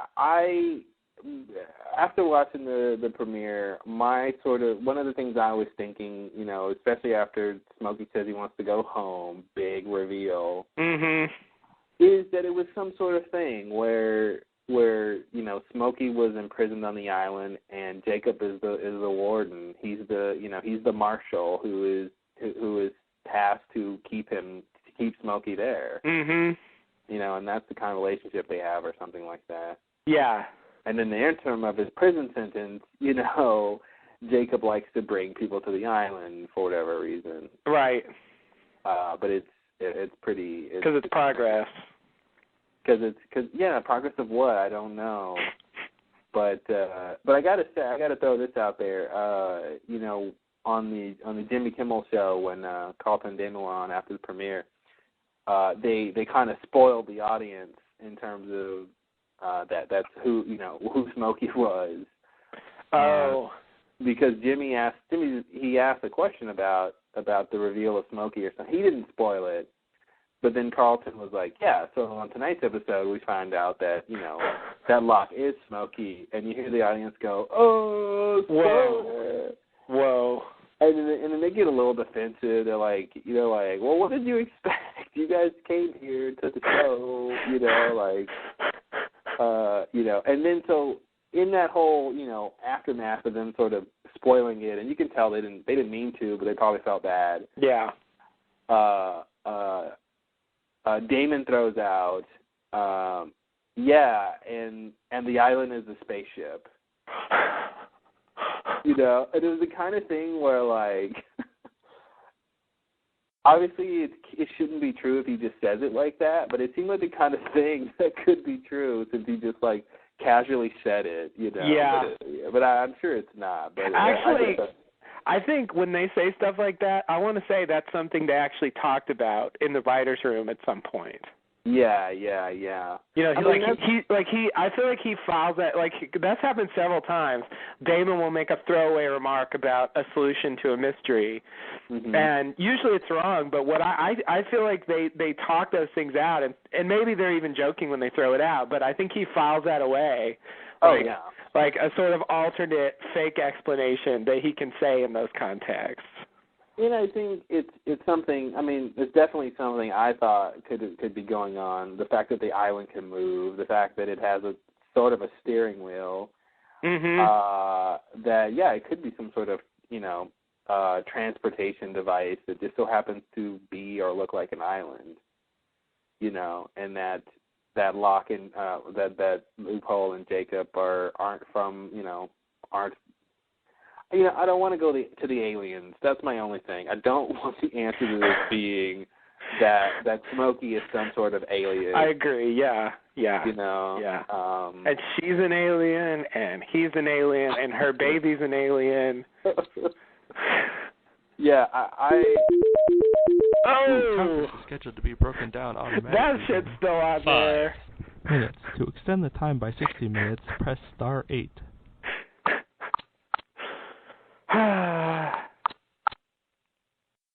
Give us a couple hours. Yeah, it's nice to have him back on the podcast. It really is. I held out a tiny bit of hope that they had fixed that in the interim since we did our last podcast. On the other hand, it's comforting to have it back. Well, I got to say, as the guy said, they're not even sure that happened. That's true. They're not convinced that We've discovered an anomaly that they don't even believe exists. Yeah, they're not quite sure it happened because it's not programmed to happen. Like, well, what do you want us to do about it? Out of all the podcasts that do their stuff on Talk Show, we're the only ones that seem to know about it. Yeah. I guess after you hit 4.5 hours, you're into the Twilight Zone. Apparently. Hopefully we're not, flying through any Aurora Borealis. I don't want to meet the Langoliers. Oh, God. I love bringing that up. It's so ridiculous. It really is. Yeah, that's... Oh, speaking of, one of the things I did in my time off, I don't even think I told you this. I watched The Mist.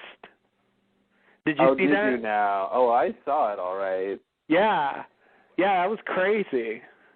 It was pretty good. I would say overall it was pretty good. Yeah, no, the beginning was good, and I think once you start to see more of the monsters and stuff, it gets a little less interesting. Mhm. But there's other stuff going on that's pretty interesting, and then the ending's pretty good. The ending was crazy. I hear the ending of the movie is different than the book. It's true. It's true. Yeah, in the book, okay, I won't just spoil. Yeah, I was going to God, I was about to just say what the book ends on. Yeah, it's darker than the book ending. Yeah, how about that? Although the book ending is still pretty ambiguous. It's just not nearly as, crazy as the ending of the movie. Yeah. No, but I enjoyed it. I mean, it's it has the same kind of appeal as Lost, really. Like the group of strangers trapped together in this grocery store, and they have to work together somehow to survive, and live together, die alone. The inevitable conflicts arise. Yeah. Like what aisle is the macaroni and cheese on? Right. That was one of the big ones. That was Act 2. Yeah. And you know what? It was aisle 6. Yeah, it was. Spoiler alert. Ooh, sorry. Yikes. Damn. Anyway, that's just what that made me think of. What was it that made me think of that? Oh, the Langoliers. Yeah. The connection, for those who don't know, would be 2 Stephen King books turned into movies. Right. And they both involve sort of like monsters in this weird environment. Yeah, totally. That's just something he does. He just likes that. I wonder, I'm assuming Stephen King still watches Lost. Yeah. I wonder what he thinks about the revelation of Smokey. I wonder if he's like, oh, I knew it.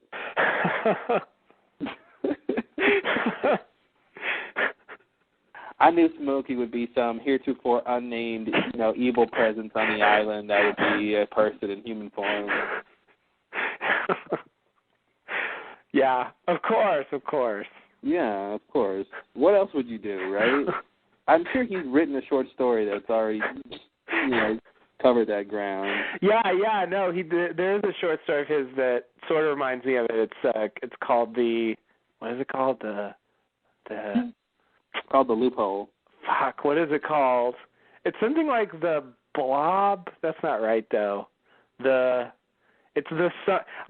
it's this, like, shape under the, like, dark, it's like this dark thing that floats in the water. Mm-hmm. But it's sort of like Smokey. Oh, okay, but it's in the water. Yeah, but it's confined to the water. I can't. It's something like there's a name for it. What would you call something?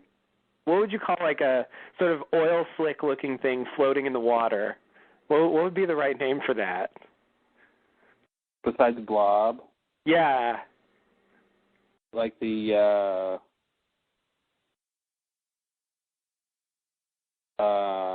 See, my brain is stuck on the mist, which isn't right. Goop? No. Glop? No. I'm going to conjugate maybe that's not even what the title is. I don't know what I'm talking about. There's a short story that's pretty reminiscent of. I mean, it's very short, so it doesn't flesh out what this thing is really. Mm-hmm. But it's it's very similar to the way Smokey was in the early days. Interesting. Yeah. So when Smokey appears to Echo in the form of Yankee, I know. He wanted him to repent, but does that make any sense? Like, it really, I feel like he should have said, "Do you like the island or not? Mm-hmm.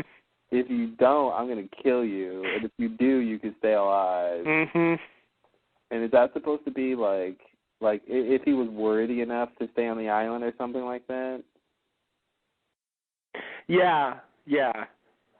I think that's supposed to be the idea. But now I'm getting the sense that Smokey actually wants to leave the island. Yeah, so that's the other question is, when did he decide to want to leave? I mean, of course he could have always wanted to leave, but at what point does he put this plan into motion? Because he wanted to kill Jacob when the Black Rock arrived. Yeah. Which is 1800s. I mean, that's, it's a long time. Yeah.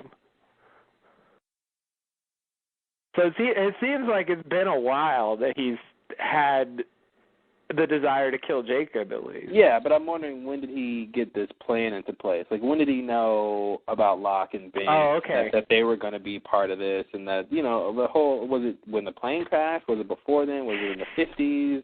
When Locke showed up? Was it, Yeah. That's a good question. And I wonder if the loophole has anything to do with the time traveling. If it was just, I need to know what the loophole is specifically. Like, what are the parameters? Yeah. Yeah, I'd really like to find out something specific about the loophole. Because just saying you found your loophole doesn't really explain it very much. I guess we need to know what the rule is first. Yeah. Yeah. Why couldn't he kill Jacob? What exactly was stopping him? He killed all those Bram people pretty easily. Yeah. R.I.P. Bram, by the way. You what? Hardly knew ye. I know. Bye, Bram. Yeah, I didn't expect him to die so fast. That reminds me, speaking of Walt being connected to all this, and he might be like Jacob and Smokey, obviously there's other people with powers, Miles and Hurley. Mm-hmm. But that reminds me of when Bram told Miles, if you come with us, we'll tell you why you're the way you are, why you have your powers and stuff like that. Mm-hmm. So, again, I have to ask, how would he know that? Unless it's tied to Jacob somehow. Yeah.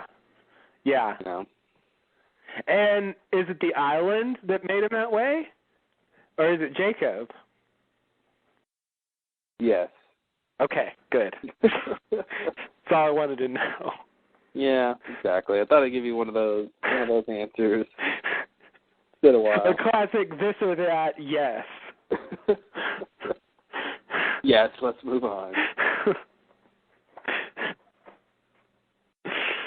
Because I when I was watching seasons 4 and 5, I started getting the impression that for the most part the island was really more Smokey or a loophole.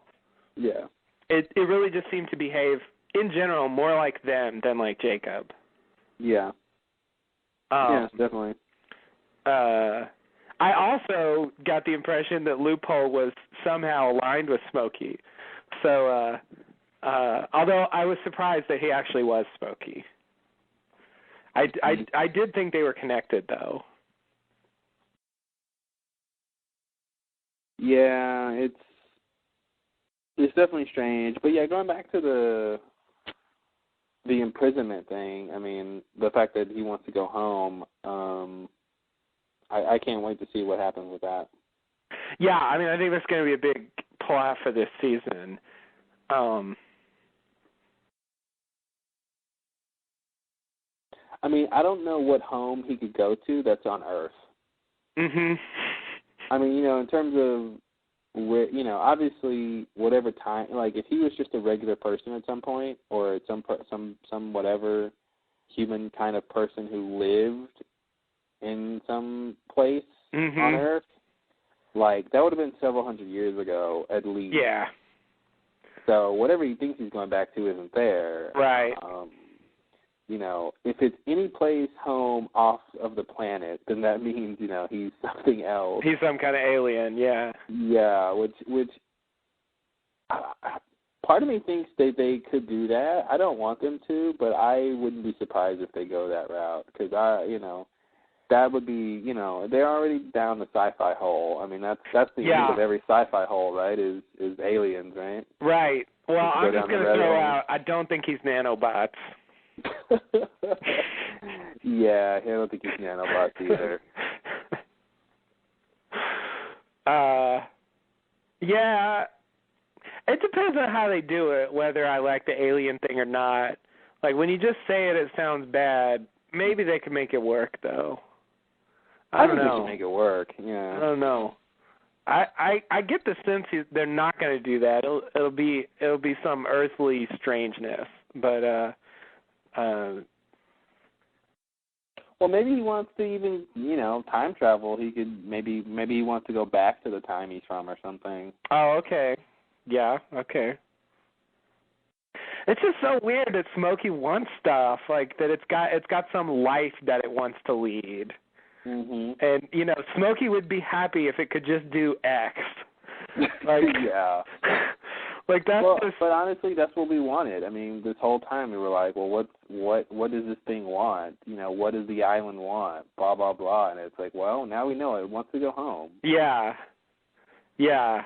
I mean, it's good that it has some sort of motivation. It's hard to write a character without motivation. That's true. That's true. That's true. Yeah, no. If Smokey's going to be a character, then he better have some motivation. It's still. I'm just not used to thinking about him that way. I'm still recovering from this whole thing. All right, you ready for the next scene? Yeah.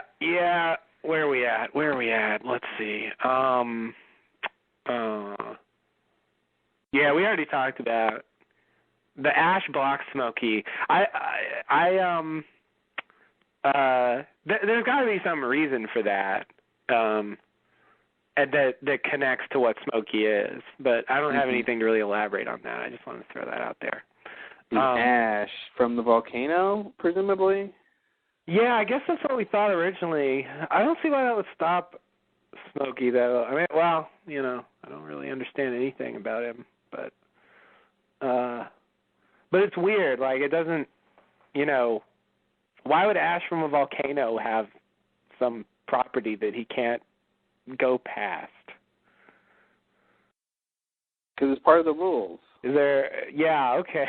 Well, rule the rules. Yeah. We don't make them. Or do we? Did you say you thought that Jacob might have imprisoned Smokey in the cabin? Yeah. Wait. Well, I didn't say that, but I do think that. Well, I was trying to make that work, but we've seen Smokey outside of the cabin. Yeah, it doesn't work. So many times. It doesn't work. That's true. Smokey's been out of the... We've never, as far as we know, seen Smokey in the cabin. It was hazy that one time they went in there, but... That's not Smokey. That's not Smokey, no.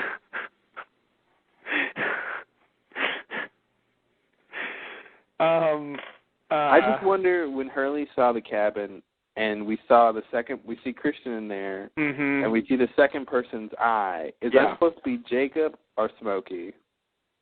Yeah, that's a good question. I thought, and I kind of think that's supposed to be Jacob. So I do think that somehow Jacob did imprison Smokey, but not necessarily in the cabin.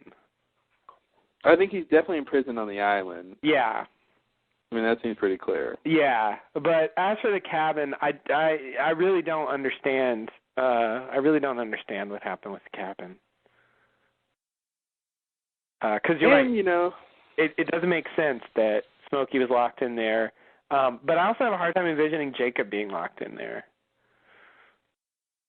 Yeah. And I have a hard time envisioning this Jacob that we now know being the guy who said, "Help me." Mm-hmm. Like that, it just doesn't match to me. It just doesn't seem like that's the right. It just doesn't seem like that's the same character. Yeah.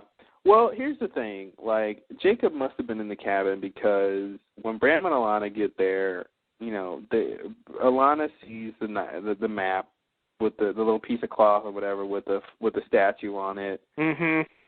Which means that that's where Jacob went. And they went there to look for him, so they expect him to be there. So, I mean, it is his cabin. Yeah, you're right. He used it at some point. But someone else also used it at some point. And so that's the part I don't understand. Who used it when? But you're right. At some point, that really was Jacob's cabin. It's not like that was all a lie. Yeah.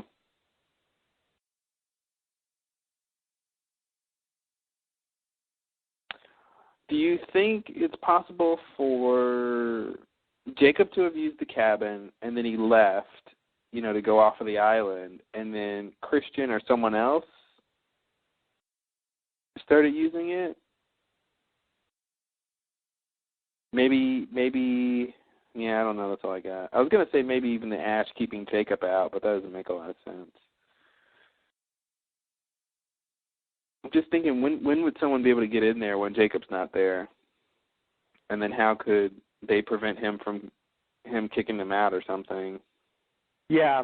Or maybe she just means maybe Jacob decided to go to the statue, and then after that at some point someone just went in there. So maybe like she's just over analyzing it, and people, no one was using it. Maybe someone would just ransacked it. Oh, okay. Because just because it was used doesn't explain why it was torn apart. Right. You know. So I don't know. It's hard to tell what they want us to think. Yeah, and I guess we're supposed to believe that note wasn't there when Locke visited it. Yeah, exactly. Which would suggest that Jacob really was still there.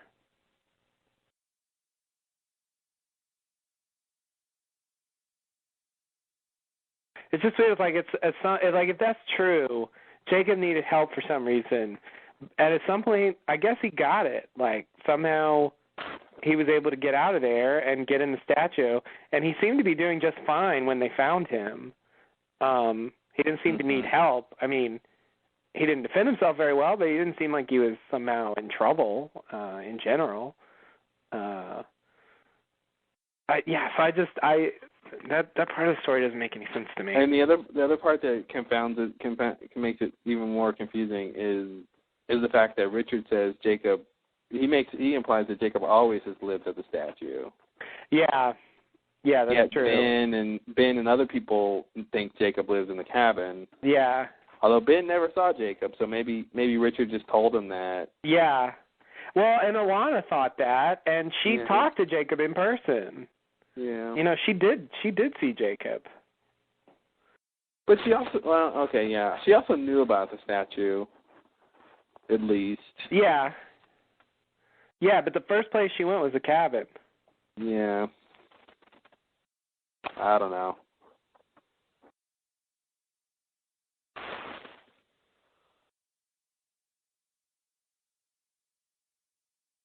Yeah, it's kind of yeah.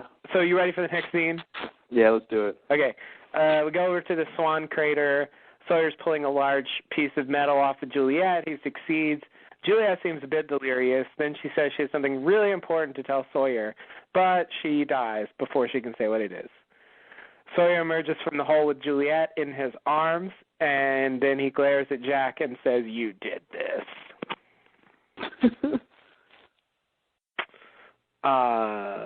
Yeah, so we sort of talked about that scene earlier.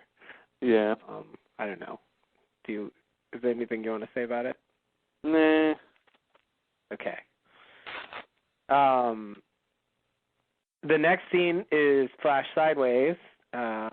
Charlie's being arrested on the plane. Charlie tells Jack that he was supposed to die, as we said earlier. Jack goes back to his seat, and Desmond is gone. He asks Rose about him, but she says they were asleep. The pilot announces that they're about to land. We see that Saeed is still looking for Nadia. Jen has Mr. Pike's watch. Out the window, we see LA. The plane lands. Some police officers come on board and escort Charlie off the plane. He glares at Jack. Everyone gets up to exit the plane, except for Locke. Uh-oh. Jack observes Locke as some crew members put him in a chair to wheel him off the plane. Lost. Yeah, it was a little sad. It was a sad loss at the end there. Yeah. Like, oh. Yeah. Jack took his time getting off the plane. Yeah, he did. He was like, "There's a guy getting into a wheelchair. I gotta keep staring at him. Never seen this before. I'm drawn to him for some reason. Like he's a man of faith, and I'm a man of science." I'm sure that's what he's thinking.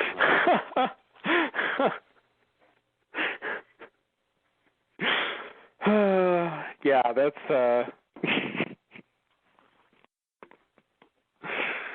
oh man. Yeah, those two. What a pair. So we just finished the first episode, right? Yeah, that's the end of part 1. Okay, so now we're starting part 2. We go back to the island. Sawyer is going to stay behind to bury Juliet. Kay wants to help, but Sawyer wants Miles to help. Kate says she'll leave a trail, but Sawyer ain't following nobody. Jack gives Saeed some water, and then everyone else leaves to take Saeed to the temple. All right, action-packed. Boom, boom, boom. Okay, so the next, is there anything you want to say about that? No. Okay, and the next scene, flash sideways to the airport. Jack is called for over the loudspeaker, and man at the counter tells Jack that Jack's dad's coffin was never put on the plane, so they apparently don't know where it is. Yowza. Ouch. No one knows where Jack's dad went. So I do want to talk about the coffin disappearing. In any timeline. All right. Do you have any theories of what happened? I really don't. Do you? I have one. Let me think if I could actually have a theory. I don't. Okay. Hold on. Okay. I'm gonna say no. Nope. It isn't happening. Okay, here's my theory about what happened. I'll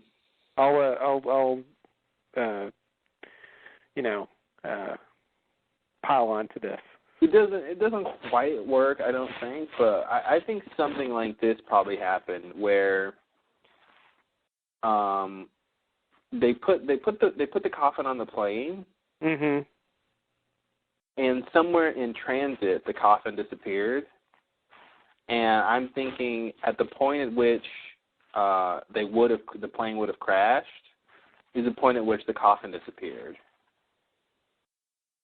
Oh, okay. And the reason they don't know where it is because, like when the plane got to LA, SpaceX, they look for the coffin and they say, hey, it's not on here, therefore it must have never been put on here. But then, of course, it's not back in Sydney either. Right. So they don't know what happened to it. And I feel like the only way that could happen, besides just losing it, really, is if it disappeared while they were flying. So that's my theory. Okay. But where are you thinking it disappeared to? And second question, why did it disappear? Yes.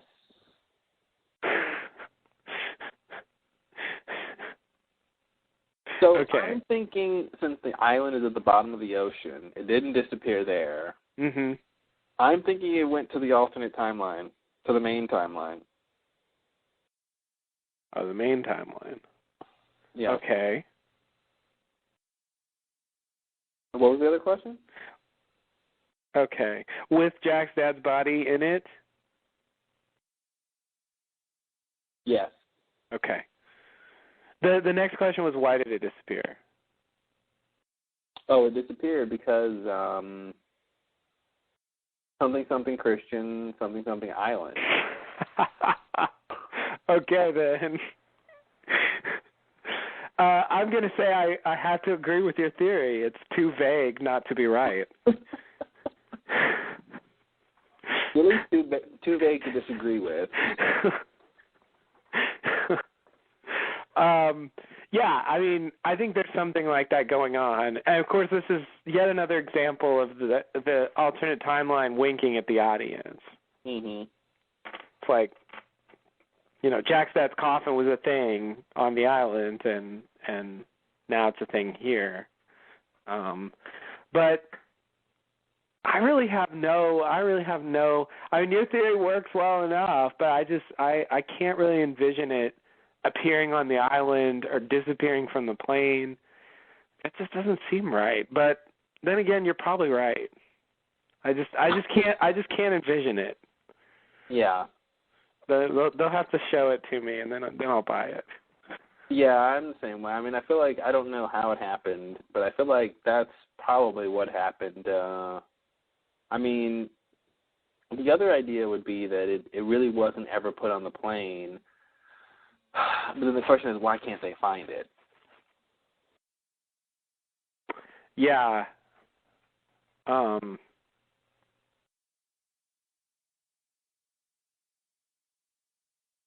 So I don't know the answer to that. Yeah.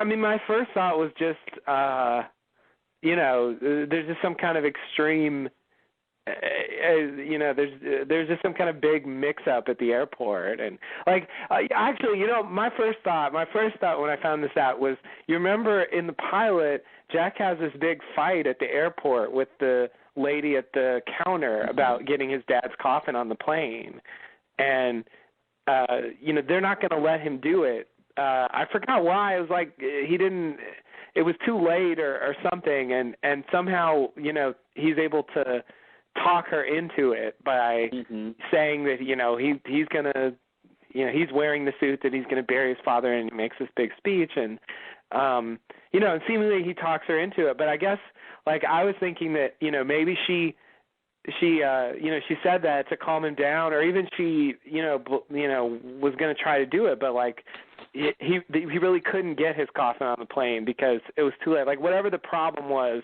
in the pilot is why it didn't end up on the plane. That was the first thing I thought. I'll buy that, but it doesn't explain why they can't find it. Well, that's true. That's true. It doesn't explain that. Besides the fact, it's an airline. Yeah. It seems to be harder to lose a coffin than just a random suitcase, but still, though. Nothing's too big for the airport to lose. That's their motto, at least. Nothing's too big or too small for us to lose it. If you need it, we can guarantee we won't have it.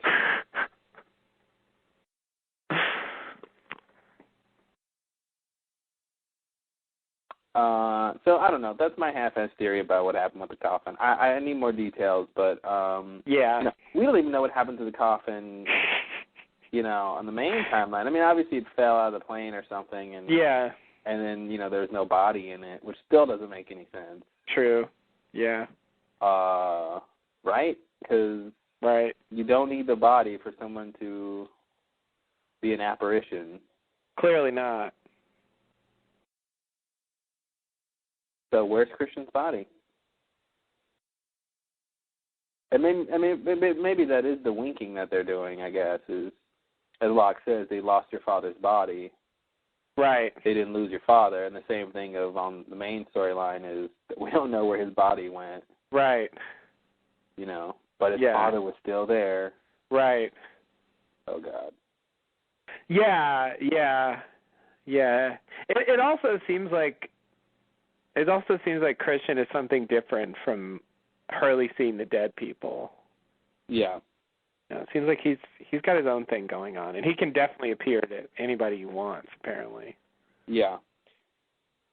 Which you think Jacob could, too. But I guess that's before Jacob was dead. Before he was dead, yeah. Yeah, but Christian's dead. He appeared to Michael. Yeah. It's a good point. That's a good point. Well, yeah, that's what I was saying. I feel like he's something different. Yeah. Like he is dead, and yet, what we're seeing is different from what Hurley's seeing. Son and Frank saw him, and yeah, exactly. Yeah, there's a lot of people who saw him. Yeah, of course Jack saw him. Yeah.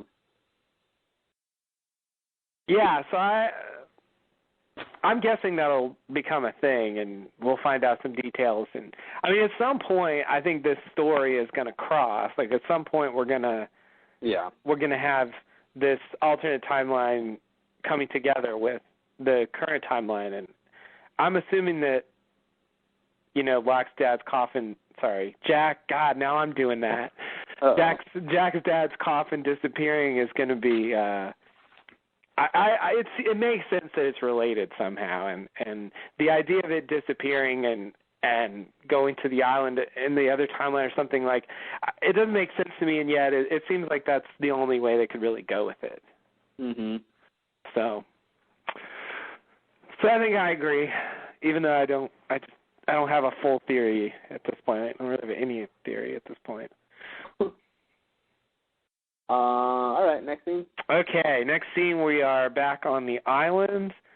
They arrive at the temple wall. Hurley directs everyone towards the hole in the ground. They all climb inside. Hurley notices a dead body on the ground, missing an arm. Kate makes a torch. Jen tells Hurley that the arm was ripped off when he was attacked by Smokey.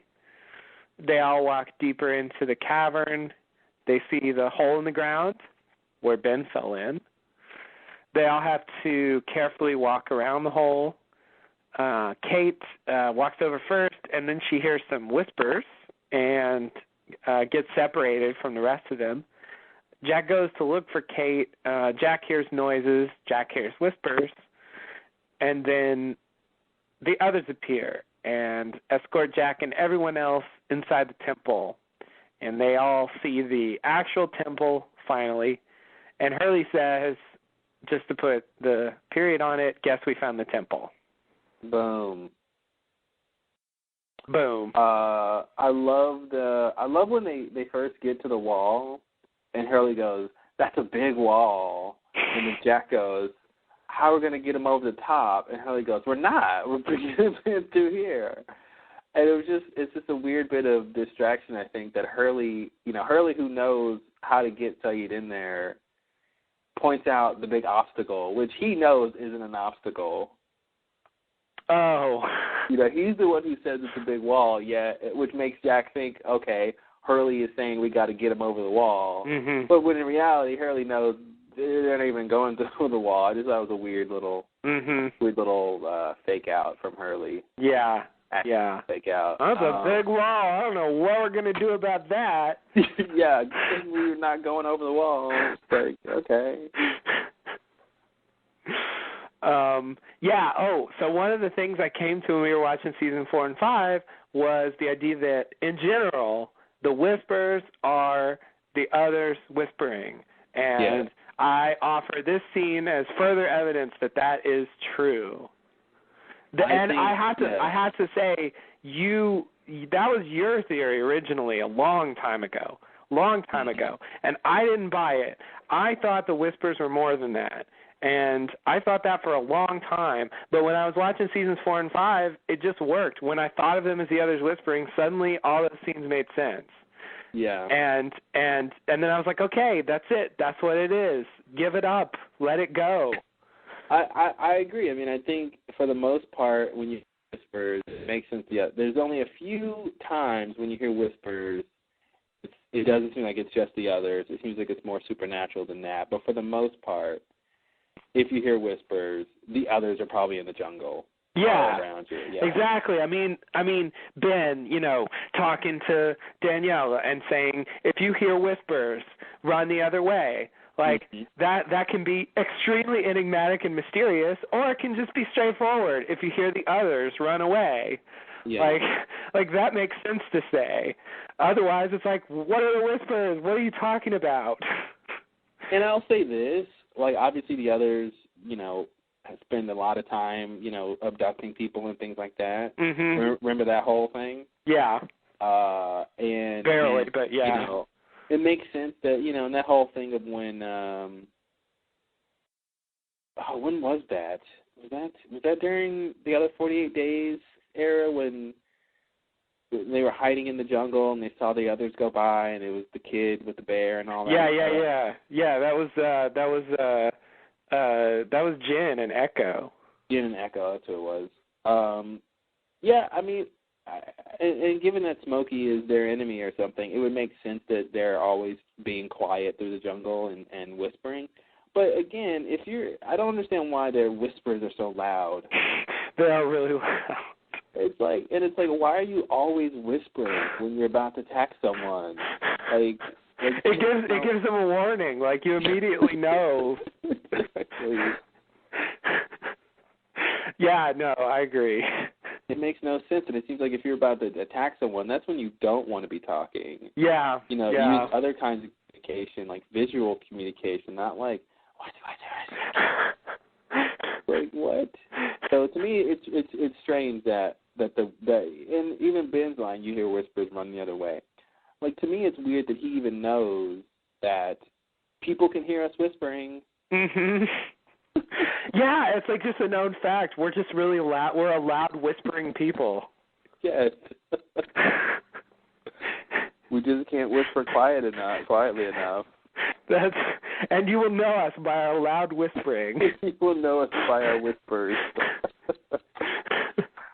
Oh, I hope that's written on a tapestry somewhere in the temple.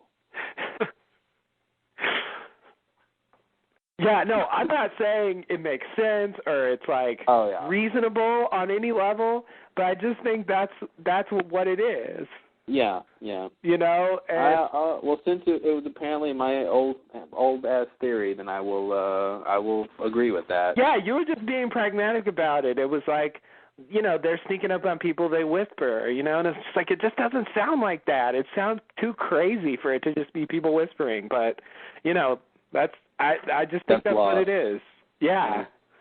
Yeah, like you said, a couple of exceptions to that, and I kind of want to chalk that up to just the show's atmosphere building. I think sometimes they cheat things to create atmosphere, and also sometimes they just kind of mess up. Like they have, there was that whole Looking Glass Hatch thing, and there was also a map that I saw recently. I don't know what episode it was from, but it was actually a map that showed the temple as a Dharma station. I remember that. Yeah. With a Dharma logo on it. I'm like, this is not a Dharma station. No way. I don't buy that. And so, like, sometimes they just get things wrong. And so I kind of think... wasn't that the map where that Ben gave to Alex and Rousseau and when he was going to send them to the temple? That's right. That's what it was. Yeah. Yeah. So it's just, the props department is just messing up. It's a little weirder for the writers to mess up, but still, I think sometimes they just, whispers are, it's creepy, so it's good for some of those scenes. So when Michael hears whispers on the boat, that's not the others, but, it usually is. It usually is, yeah.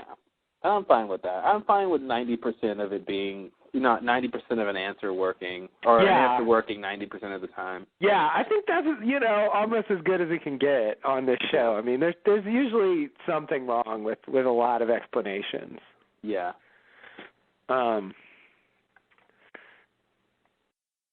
Okay. So, what do I want to say? I guess we knew that, but we find out that Montan died at the bottom of that hole. Yeah. That he really didn't get much further than right there. Yeah. I guess I had the impression that he was out at some point. And, when they referred to him losing his arm, I thought that meant there was a time after he lost his arm that he wasn't dead. Oh, really? No, I assumed after we saw it get pulled off that was the impetus for Rousseau's infamous, line about Montan losing his arm, and he just saw it come off, and I was confused. I mean, what I thought was that it seemed like Smokey just dragged him in there and left him to die. Yeah. Yeah, it does seem that way. Why would you drag him into the temple? This sacred place that you're either protecting or they don't want you in? Yeah, well, he took Ben there, too. Yeah. And there's those hieroglyphics down there, and there was that little, vent thing he went through. Yeah. Like, it seemed like that was his home. Yeah, it seemed like that was his home. Which is weird if the others in general want to keep him out.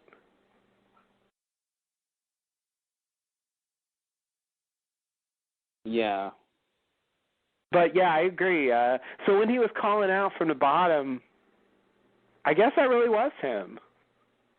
Although I think the rest of them go down there, and then they don't come back as themselves.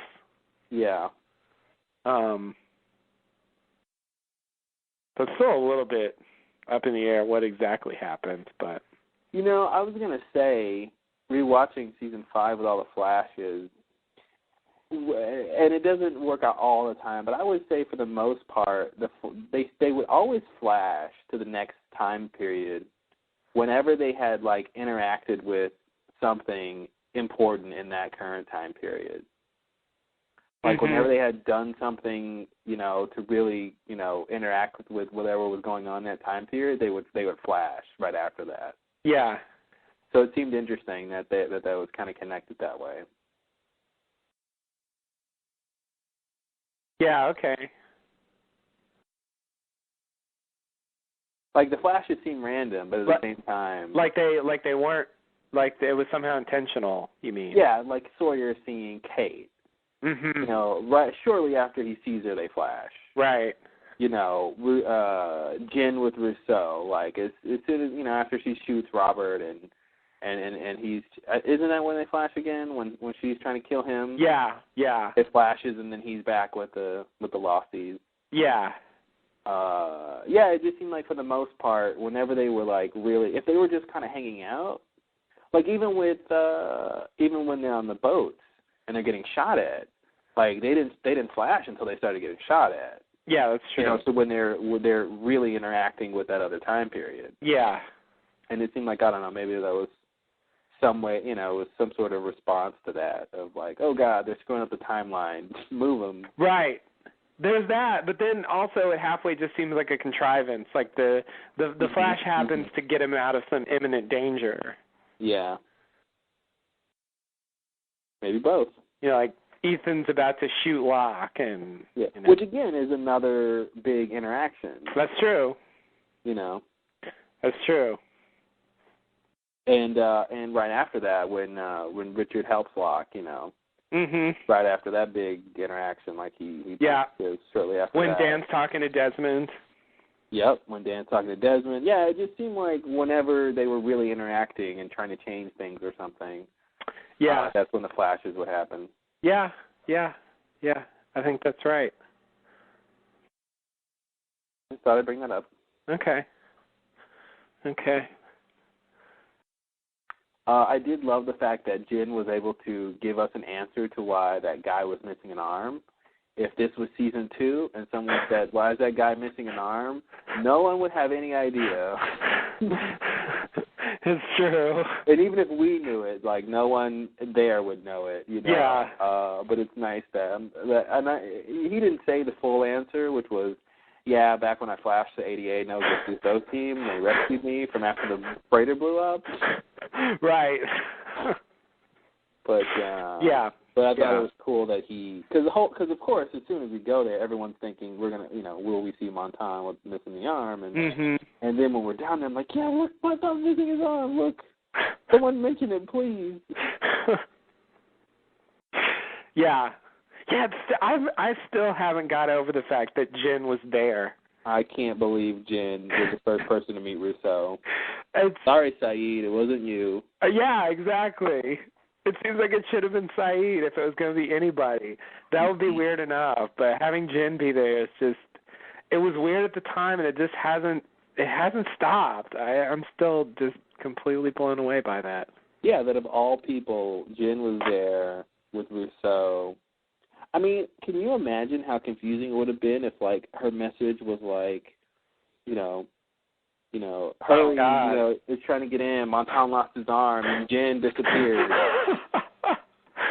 And it'd been like, what? They hear that in season 1 or whatever, like, Jen disappeared? What? Yeah, that would have been, oh man, that would have been crazy. God. And you have to wait 4 seasons to find out what that I wish I could have done that. Oh man. Jen disappeared. God, that would have made no sense. Would have made no sense whatsoever. It's like, it's a different Jen or something. Like, what are they talking about? There's so many Jens. Yeah. Such a common name, right? Yeah. Wow. Yeah. Wow. So then they go down in there, and then I gotta say, you gotta love Kate. Even after a hydrogen bomb goes off, she still is able to get caught somehow. Shifting different realities doesn't affect her ability to get caught. Now, everyone else got caught, but she got caught first. She got caught first, and I feel like it's her fault. Yeah, it does seem like it's her fault. They go after her, and that's what starts everything. Mhm. Something did seem to happen to her, though. She seemed to get, like, supernaturally turned around. Like, yeah. All of a sudden she was walking, and then the second she had no idea where she was. Yeah, like she wasn't anywhere near anybody all of a sudden. Yeah. Like, they were, like, 20 feet behind you. They can't be that far away. Yeah, no, things got weird for a second. Yeah, it did. It was confusing. I thought they were gonna, like, fall in that hole because they made such a business about getting around the hole. I'm surprised that they didn't just claim that they went through a different way and just said forget that hole, but they actually used that whole hole. Yeah. I was surprised to see it. Yeah. I just wonder if the people at the temple know that Smokey can get in through that hole and just follow them into the temple the way, like, they got in. Oh, yeah. They really should tap that hole, yeah. Yeah, Smokey hangs out down there. There's, like, a vent, and it's weird because to get down there, he had to go through a further hole. Yeah. There's the first hole, and then there's the hole inside. So it's like that place was originally covered up. Mhm. Well, there's probably another way to get down there. I would imagine there's probably another way to get down there. Yeah, presumably. But it's weird that Jacob knows about the hole, yet he doesn't seem to tell his people that there might be a breach in the security. Yeah. Jacob's not really all that thorough. He needs to work on that if he's really going to be the leader. Oh, wait, he's dead. Oh, wait. But does it matter if he's dead? I don't know. It might or it might not. We'll see. All right, next scene. Yeah, okay. Next scene, flash sideways. The Marshal and Kate get their customs. Kate wants to go to the bathroom, and the Marshal reluctantly agrees. Kate goes into a stall and tries to use a pin to get out of her handcuffs, but she drops a spring from the pin on the ground that rolls outside the stall. Whoops! The Marshal... Hopefully he won't step on it.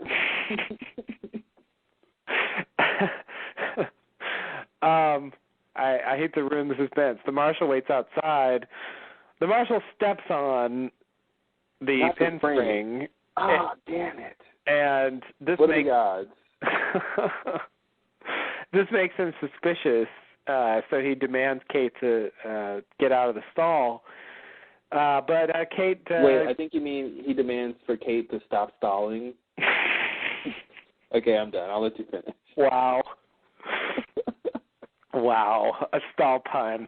I had to get it in there. It doesn't come along very often.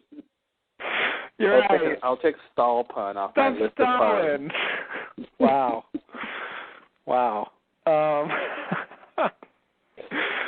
Stop stalling. Yeah, stall, what a word. Okay, anyway, Kate kicks open the stall door and knocks out the fairly pathetic-looking Marshal.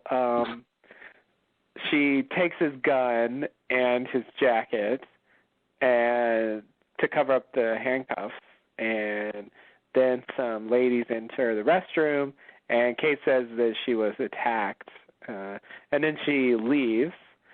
She's now on the run again. What she's born to do. Yeah, indeed. Kay runs into an elevator that Sawyer is already in. Sawyer's in the elevator.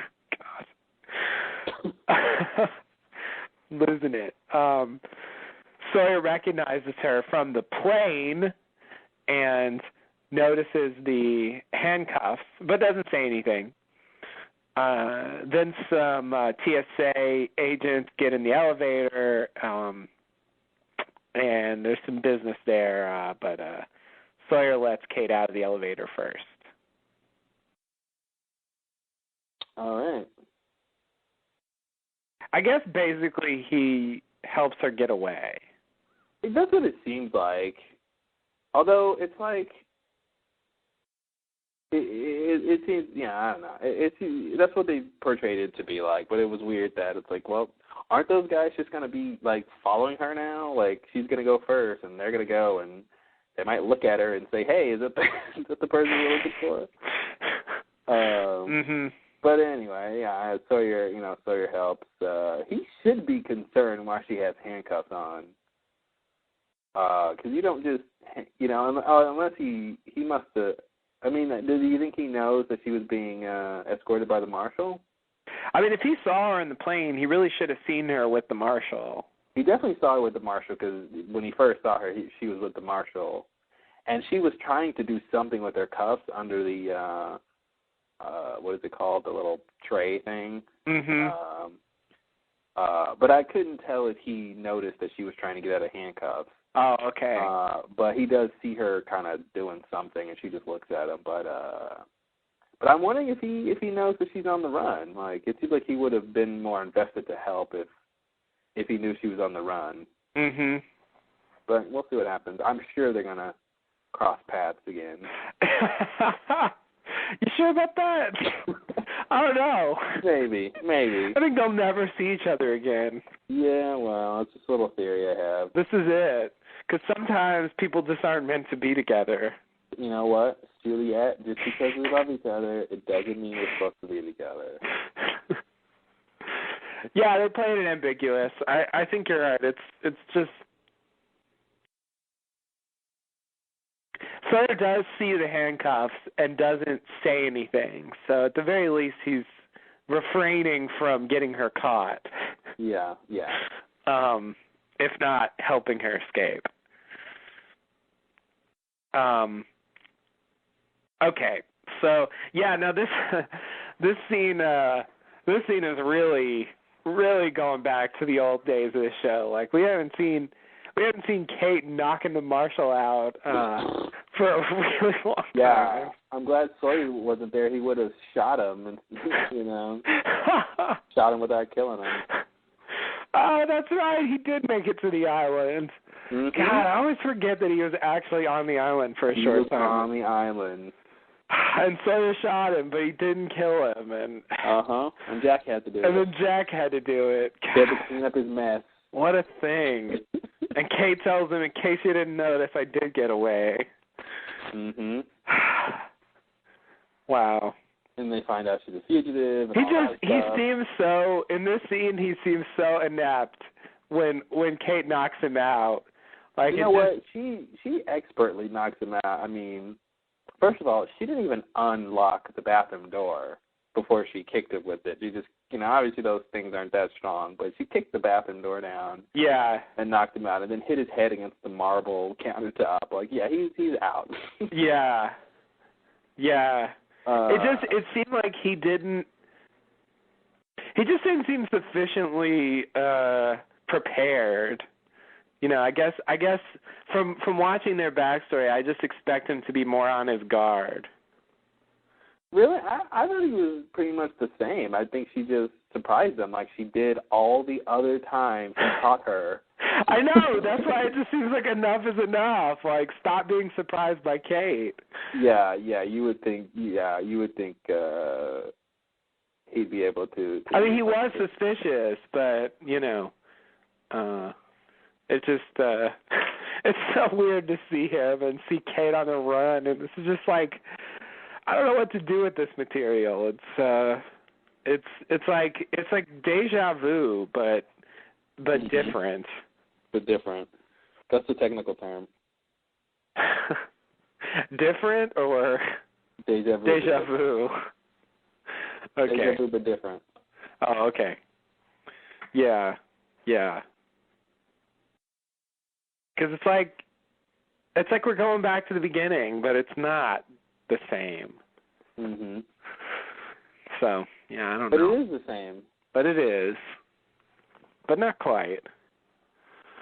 All right, well, anyway, let's see. Did I want to say something else about this?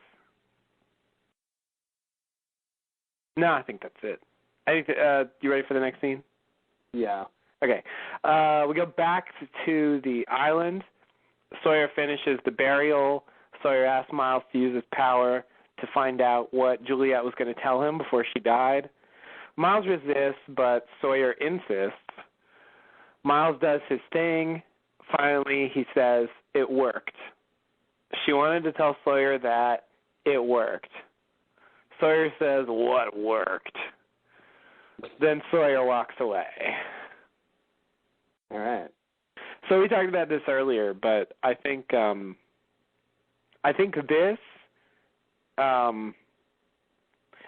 and seeing the island in the bottom of the ocean are the biggest things we get in this episode about the alternate timeline. Yeah. This is the second biggest thing. I think this tells us something. I don't quite know what it tells us, but I think it tells us something. Yeah. I will say this, just to play, loopholes advocate. Okay. I don't know if that means anything. But I'll just bring this up. Miles could be lying. Because he tells Sawyer, Sawyer says, I need you to do this. And Miles is like, okay, that's not how it works, whatever that means. And then he gets, and then Sawyer makes him do it, and he says, okay, I'll do it. And he does his power to do the sound effects and all that stuff. And then he says it works. But I just want to say he could be lying. Okay. I don't think he is, but he could be. He could have just told Sawyer something he wanted to hear. I agree that he could be, but I also don't think he is. Yeah. They played it like he was really doing something. They definitely played it like he was really doing something. And he could have really done something and lied about what he heard. That's true. I do, and quickly I want to say I love when Juliet's like, James, I've got something very, very, very, very important to tell you. If I ever say anything else, in my entire life, nothing will be as important as what I'm about to say right after I finish this sentence. The thing I want to say that's really, really important is, wait for it. James, you still there? Okay, here's what I want to say. Oh, I'm dead.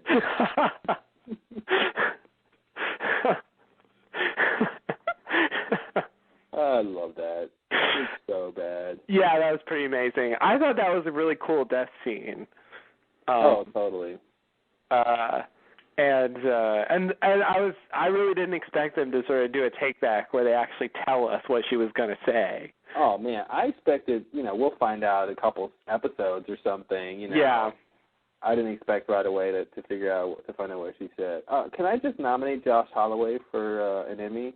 Absolutely. I think all of his angry, sad, emotional stuff he's had to do in this, from all this stuff with Juliet was really good.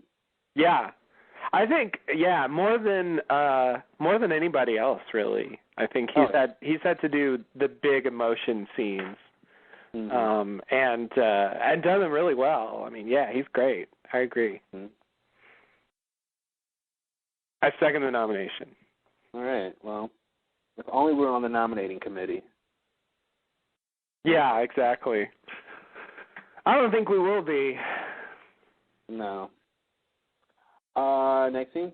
But yeah, it's like, this is the first episode, and he has to turn it all the way up immediately and be on, like, full emotion. Yeah. And, like, a lot of the other people can kind of just, chill out and say their lines normally. So, he's got to react to losing Juliet, Yeah. Twice. Yeah, and he's way more invested in that than they are in what's going on now. Mm-hmm. So it makes sense. Okay, so you ready for the next scene? So ready. Okay. We go over to the temple, and the apparent leader, Dogen, comes out with his translator, Lennon, and asks who they are. Cindy says they were on the first plane, Oceanic 815. Oh, Cindy. And Dogen, after a moment of consideration, decides to shoot them, but Hurley says Jacob sent them, which gets Dogen's attention, and he asks for proof. Hurley directs them to the guitar case, saying Jacob gave it to him. They open the case, and inside is an onk. It's not French, is it? No. I just Those are French pronunciations. What's the non-French pronunciation? I don't know. Onk? Like onk? I don't know. You said it more French than I would have. Oh, okay. But I don't know. Onk? I mean, too many consonants in there to figure out how to pronounce it. Yeah, it's a lot. It's just a hard word for me to say. Maybe that's why I went French on it. What's French on that, bastard? Okay, so Dogen pulls it out, and the onk, I mean. I didn't see that scene. Oh, you didn't see that? It must be the special edition. Yikes. Yeah, it's, Lost After Midnight. So the temples are rocking. Don't come and knock it.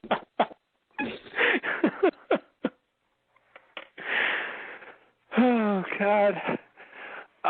Okay. Anyway, let me compose myself. Please. I haven't podcasted in a while, so I'm a little rusty. Dogen pulls out the onk and then breaks it in half, revealing a piece of paper with a message on it. He asks the Losties for their names, and they tell him. Then Dogen says to bring Saeed to the spring, apparently satisfied. Hurley demands to know what the paper says. Lennon tells him that if Saeed dies, they're all in a lot of trouble, I'm not sure he told him what the paper said. I hate that. I hate when they do that. It's like, what is that thing? Oh, that thing means bad news. Well, you didn't tell me what it is. You know? Yeah. I would so wish they would have said that paper had was a list of your names. Yeah, that's what I was expecting. And it said we need to protect you, or it said we need to, if we, I don't mind them saying the whole in trouble thing, but it's a big deal if that is, we know that that's from Jacob, but for them, it's a big deal if they would have called that Jacob's list, and it's got their names on it. Yeah. I wish he would have said that. Yeah, I agree. I think they missed the chance. Yeah. To not only, do the right thing in terms of the current story, but, that would sort of, in a way, address a general, mystery on the show. Mm-hmm. At least, it would tell us something, we really see a Jacob's list, for one. Yeah. But now it's like, we're not quite sure what it even says. Yeah, I mean, why? First of all, who's the we that's in trouble? I'm assuming the note says something like, protect these people, heal Saeed because, whatever ends up happening with Saeed, I think is integral to the protection against, loophole. Mm-hmm. But I feel like that's what it says. But it's and I hated in season 4 when Ben goes to see Hawking for the first time when we see her, and he's like, she's like, you've got 72 hours to do them, and he's like, well, what if I can't bring them all back? Well, then God help us. And then, didn't Widmore say that too? Somebody else says that about people coming to the island, mm-hmm. God help us all. And it's like, really? What do you guys think is going to happen? Yeah. They kind of overdo it sometimes. Because then when they show up and it's not all of them, she's like, well, I suppose this will do. And really, she doesn't even know. I mean, I don't know why she even believes or thinks that they have to recreate the conditions of the crash. Because all that, from our point of view, all that she knows is that they eventually get back. Yeah. I don't know why she thinks the details matter. Right. And does she even understand how they got there in the first place? Yeah, I don't even think, and see, here's the thing. That flight was apparently, the only flight that was going to be over the island or something. Yeah. But to me, it just makes it seem random that, that I guess she just found the coordinates and she just knew that flight was gonna do it, but I don't think she knew how they were gonna get back. Because I don't think anyone ever told her, once they got back, that they got back on the flight, did they? Because she was the younger. Oh yeah, right, yeah. Not that we saw. Yeah, so I don't know. One of those things. I mean, she knows they came from the future, but yeah, it's if they wanted to make that clear, they didn't. Yeah. Yeah, I agree. That it just doesn't seem like the island gave a shit whether they recreated things or not. I don't think it did. It took all of them, I mean, it took the people that had nothing to do with the original crash. Yep. And so it seems like. Go ahead. It just seems like whoever was, that plane was just at risk in general. Well, here's the thing, Bram and Alana got back too, and it's like Jacob is the one who told them to be there, so obviously he had something to do with it. Yeah. Something to do with the plane. He told Hurley to be there. He told Alana and those guys, but it's just weird that the sequence of events like that, Yeah. Yeah. Yeah, it's hard for me to believe that was really such a big deal. Yeah. I mean, they didn't do that good of a job anyway. I mean, it was really nothing like the original flight. It was nothing like the original flight, and they just took everybody. Ben was there. And I guess we have to assume that Jacob told, in Season 3, Jacob told the others to build the runway on the mini island only because he knew the plane was going to be the place to land. Yeah, I guess so. Yeah. But, how did he know, if the plane didn't already land, on the runway, how did he know it needed a runway to land? You know what I mean? Yeah. Another time paradox. Yeah, and if he knew in advance that was going to happen, it seems like he doesn't, that doesn't make sense. It doesn't seem like he really does know in advance everything that's going to happen. Yeah. And he shouldn't necessarily know what's going to happen in the future. Right. Just intrinsically, have that power. That's a pretty powerful ability to have. Yeah.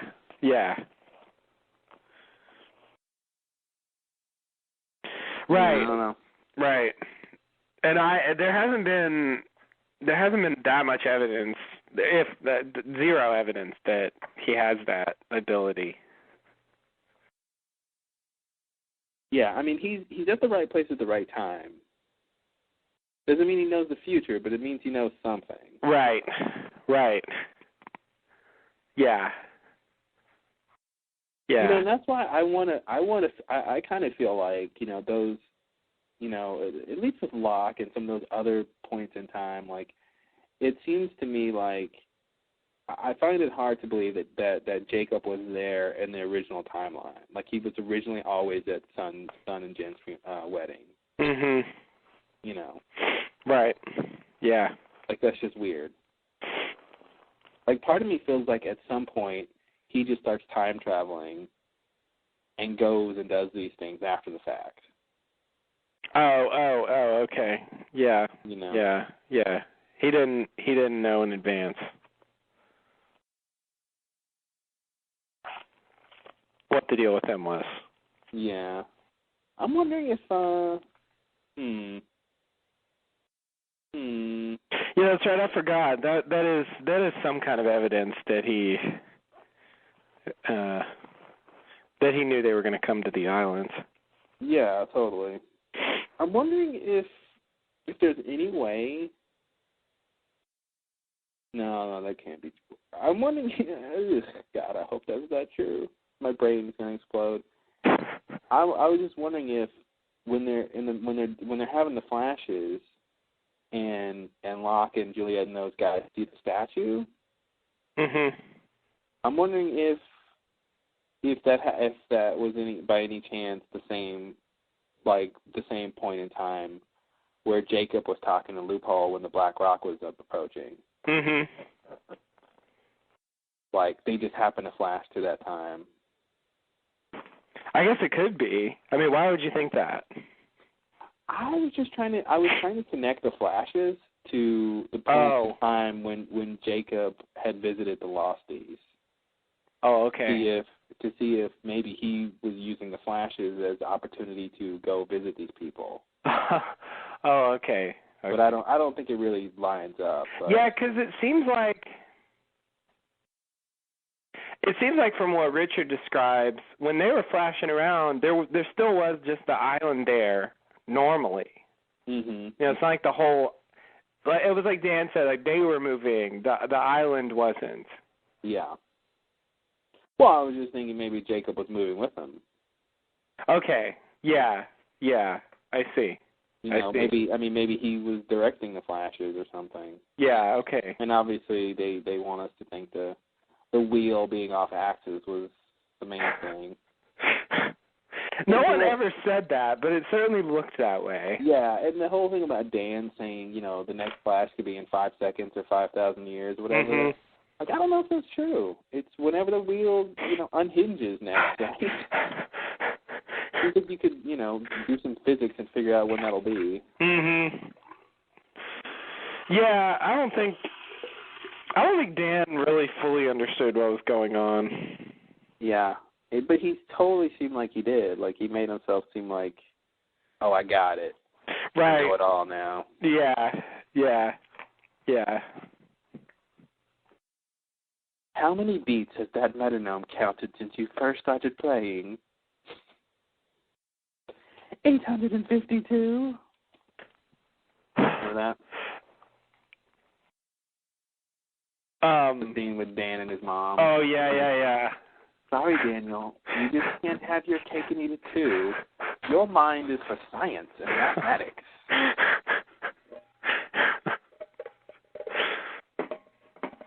That story is really strange. But, Mommy, I can make time. Oh, son, if only you could. If only you could. I hate that. Oh, man. Yeah, that's one of the worst lines of season 5. That's classic bad Lost. Yeah, because it's like, what do you mean? Do you mean he can't change his destiny? Do you mean he can't invent time? You know, like, what are you saying here? I hate you. What are you saying? Yeah.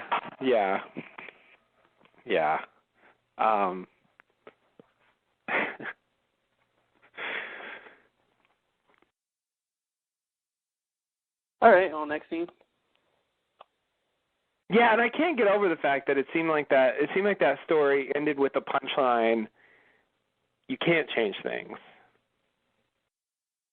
You mean the end of Dan's story being his mom killing him? Yeah. Yeah. Yeah, since it sort of ends where we find out that he's kind of stuck in this cycle where his mom raises him to go to the island so she can kill him. They both choose to perpetuate that cycle. It's true. Because he comes back saying, you know, trying to make things happen the way he thinks they're supposed to happen. Yeah. You know, he tells Chang to evacuate the island, you know, because he thinks, like, you know, certain people need to be off of it, you know, especially Charlotte.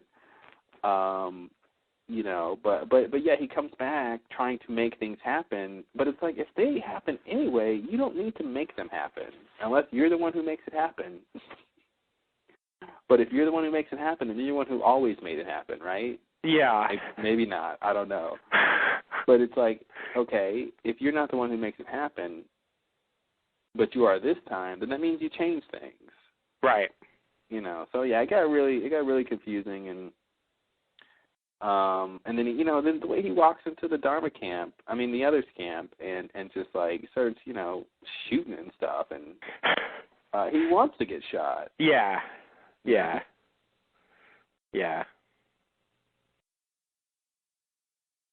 But yeah, it's definitely strange how he has that whole loop. And they need to tell us that he was the clever fellow who found the island. I don't know how it works. He needs to be the clever fellow. I don't know if we're ever going to find out who the clever fellow was. I forgot about the clever fellow. He's like a fox. He really can't be the clever fellow. Really? I don't think it's possible. All the stuff that's happened on Lost, and you want to tell me what's not possible? Well, really? Apparently really? So. I don't know. That's far no further, apparently. Don't tell me what Lost can't do. All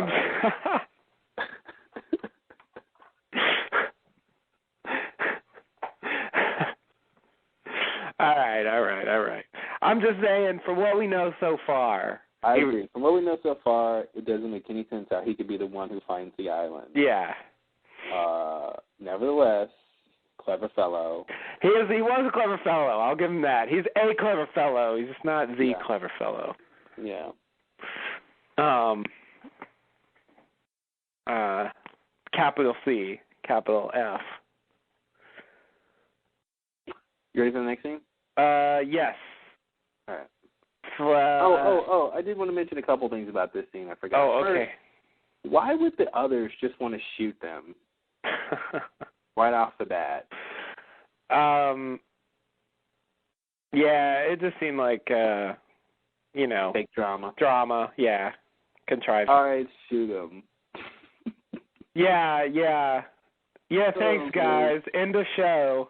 The others shoot everybody. The others just shoot everyone. And then they never find out about Loophole, and he just storms the place with Smokey and kills everyone. The end of the show. Well done, everyone. Well done. Give yourself a round of applause, and let's all go home. Exactly. Thanks for ruining the show. Yeah, that was a bit much. Yeah, it was a bit much. Yeah, especially because it's like as soon as they find out a little bit of information, it's like, oh, you guys are really important. I guess they shouldn't have just offhand decided to shoot you all. Yeah, it's a little bad. If we were this close to us all being in a lot of trouble. Yeah, Jacob sent them. Ugh, God, they're so out of touch. So out of touch. No idea what's going on. Yeah, I like the leader, Dogan, whatever. He's okay, but as a whole, these others are not that interesting. Yeah, although I will say these others are much more like what I thought the others were way back. You know, I gotta say, I think seeing the temple showed us the evolution of the others. Because when the whole fake camp thing, the fans, we understand why they did that now. We've seen them be in the jungle and not wear shoes and be really sort of tribal and stuff. But we see that's kind of how they live at the temple. Yeah. And Ben basically, sort of corporatized that. Yeah. He didn't really like living out in the jungle, and he wanted a kind of normal place to live, and, well, really the place he grew up, which was the barracks. Yeah. So it makes sense seeing the sort of origin of the others, or sort of them more in their natural habitat, I should say. Right. Being the kind of people that they sort of portrayed themselves to be, but, and that's why they were dressing up. Not because they didn't used to look like that, but just because they don't look like that anymore. Right. Because Ben wanted them sort of modern or something. Yeah. So it's weird. It's definitely weird to have to go through several seasons to figure that out. Yeah, so is the Famp not really a Famp? I mean, I don't think it was a Famp. I mean, I think now it seems like it was actually real. I mean, it was a Famp in the sense that it was a diversion, I think, and that obviously, that fake door, didn't go anywhere. And I think it was a Famp in the sense that it was a diversion. I wonder if I'll ever find out how they got that door. From the box, of course, right? When is the box going to come back into play? Oh, I forgot it's a magic box. God. Yeah, that's right. That is the answer. Mhm. But yeah, now I'm just totally. It's like the others. I think you're right. I mean, I think the story is supposed to be the others were like this, and then Ben took over, and they kind of changed under Ben. But when Ben stopped leading them, they kind of went back to the way they used to be. Yeah. Well, and he sent most of them to the temple a while ago. Yeah. And so they've just been hanging out there. And I feel like Dogan and those people probably have always been there. I feel like there was probably always a group of others at the temple. Yeah. But it's interesting to see the whole evolution of it. Yeah. I guess I feel like they finally delivered on making the others seem like something. Mhm. Like they've always been this like entity that they seem like different things at different times. And I guess there were two groups of others. It was like they had no identity. Yeah, I know. It's like it's sort of true. It's sort of true that there were two groups of others. I mean, not quite. Not in the sense that they're like opposed to each other, but yeah. But there is this more primitive kind of group of them that hangs out at the temple. So, at last, a mystery that that we discussed at the beginning of the podcast comes full circle. Yep, it's pretty crazy. Yeah, I couldn't believe. I feel like they've been teasing the temple for a long time. Yeah. And it was nice to finally get in there and get a sense of what goes on in there. All right. Okay, so in the next scene, we flash sideways again. Jin and Sun are going through customs. The agent asks about the watch and what business Jin is in, but Jin's lack of English skills prevent communication. Then the agent finds a large amount of cash. Sun asks Jin why he has all that money. The agent escorts Jin away, and another agent asks Sun to speak up if she understands English, but she says no English. No English. No English. Like I said, I think she's lying. I think the point of this scene for me is that she's not confident enough to speak up and say that she does speak English, because then she'd have to, then Jin would find out, and she'd probably, if that same timeline with her cheating on him with Jay and all that is true, then is still valid, then I think that's what's going on here. Yeah. But I think it's interesting if they go the other way with it and she really doesn't know English. Yeah. But I gotta say this. Oh, go ahead. If she doesn't know English, and Jin and Sun get involved with the rest of the Losties in this timeline, they're going to have a hard problem communicating. Oh, you're right. Yeah. So keep that in mind. It's a good point.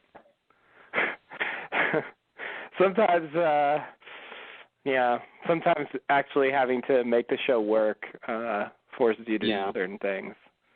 Yeah. Yeah, that's a good point. The thing that originally made her speak up was specifically the fact that Jin was in trouble and they didn't really understand, they couldn't communicate with him, and so she speaks up. Like, this seems like the kind of circumstance that would make her speak up because Jin's in trouble, even though it may, be a problem when he finds out. It's the same circumstance, but the motivation for her to speak up is different because, now, that was after what, someone was trying to kill him, right? Yeah. Or somebody? Or? Yeah, it was, who was it? Let me think. I forgot. Jin started something with somebody. Yeah, Jin attacked, Michael? Jin attacked Michael because he had the watch. Yeah.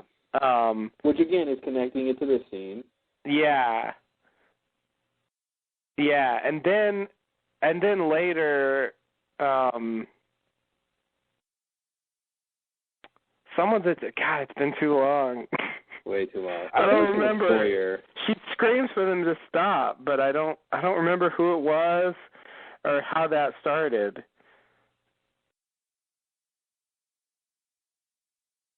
Yeah. Well, I feel like the situation's totally different, where she, she can just play ignorant, and it'd be less of a deal than when he was, getting attacked or whatever on the island. Mm-hmm. That was when he was in handcuffs, right, or around that time. Yeah. Those are the handcuffs that he has on for a long time after that. Yeah. He's wearing those into season 2. Pretty deep into season 2. I remember it was a deal when he finally got those things off. Mhm.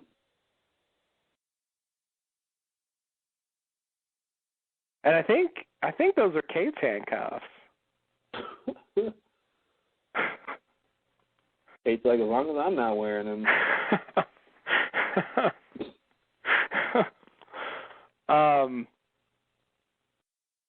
Yeah, so I'm gonna go on the record and say, see, what you said is very compelling, but I'm just gonna throw out there and say the Sun doesn't speak English. Oh, she doesn't speak English? Okay. I'm gonna go in that camp. For now, we'll see.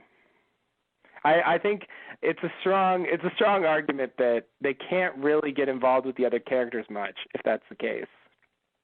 Here it is. Yeah, exactly. I think it was when the raft burned. Yeah, and then Jen. That's right. And then Jen's hands were burned or something. That's right. They thought Jen did it. Okay. Yeah. Okay, that's right. That's right. So that was later. That was a good deal later. Yeah. Because he didn't. The raft thing didn't happen until later. Yeah. Okay. Good. Thank you. God, it's been a long time since I've seen season 1. Ooh. Season 1. So, are you ready for the next scene? Oh, yeah. Okay, we go back to the island. The others, not the others, sorry. Yes, the others, sorry. The Losties and the others enter the temple grounds and make their way to the spring. Lennon observes that the water isn't clear. Dogen cuts his hand and dips it into the spring. Dogen asks who shot Saeed, and Jack takes responsibility, although he acknowledges that he didn't shoot him. Dogen says that there are risks. Jack says, do what you have to do. The others remove Saeed's coveralls, pick him up, and carry him into the spring.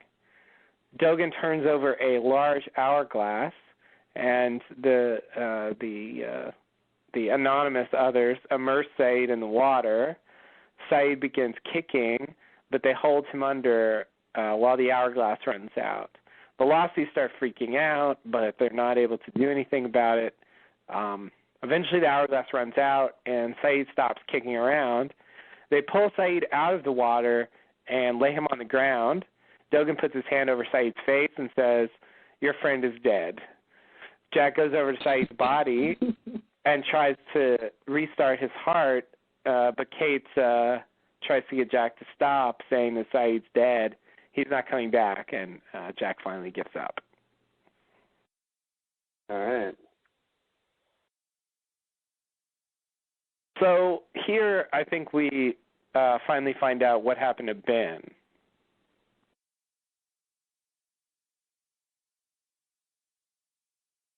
When he was a kid. When he was a kid, yeah. Okay, yes. I was like, what?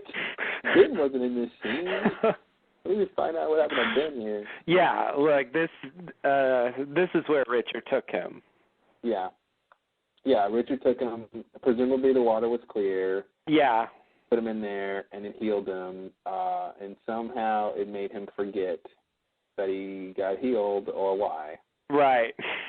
And I'll say the irony of having Ben and Saeed go to the same place for getting injured. Oh, yeah. You know, since Saeed's the one who shot him. That's true. Spoiler. And Saeed himself was shot because of that. Yeah. One good shot deserves another. Yeah. Yeah.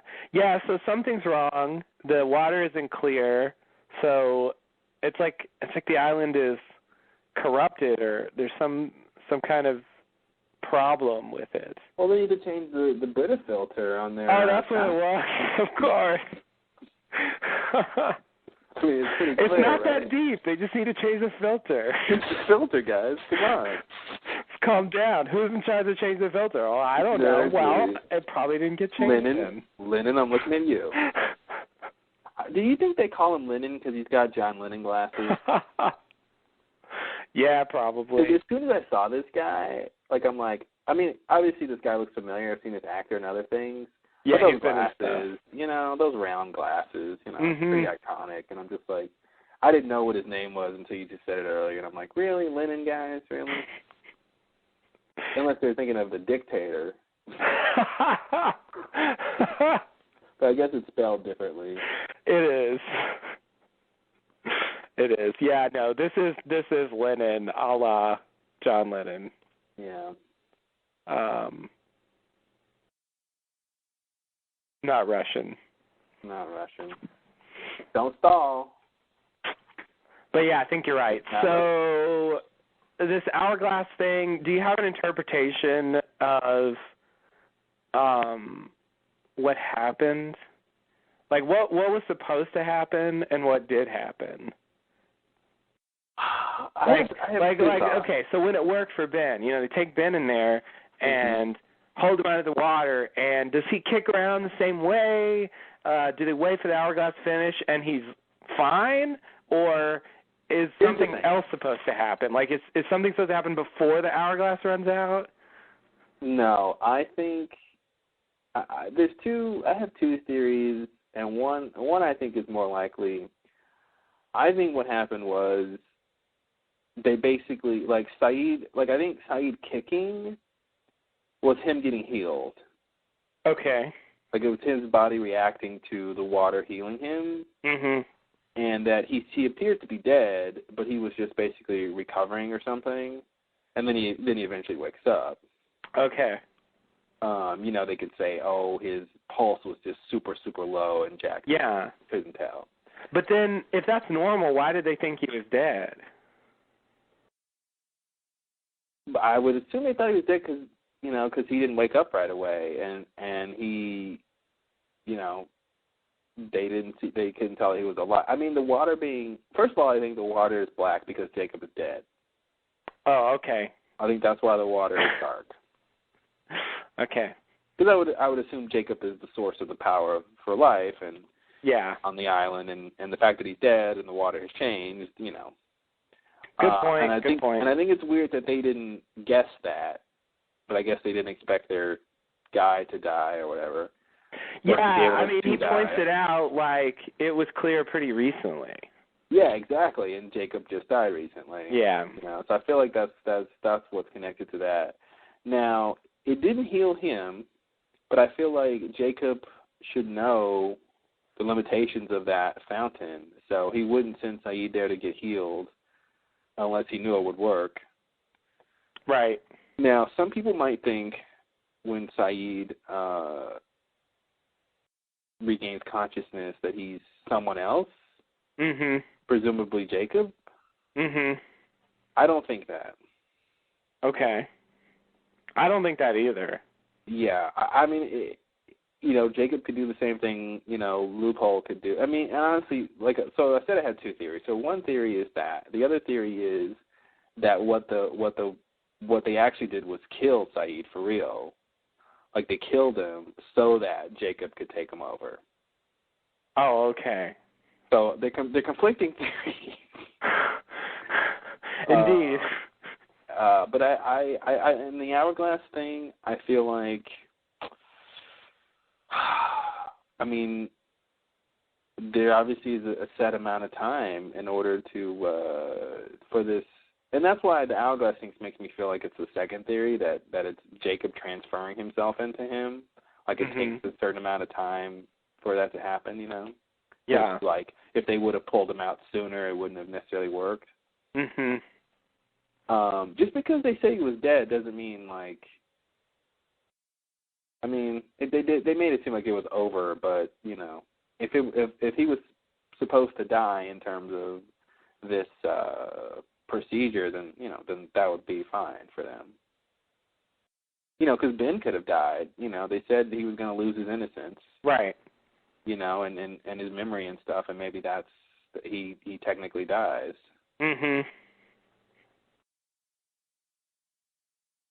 So that's all I got. Okay.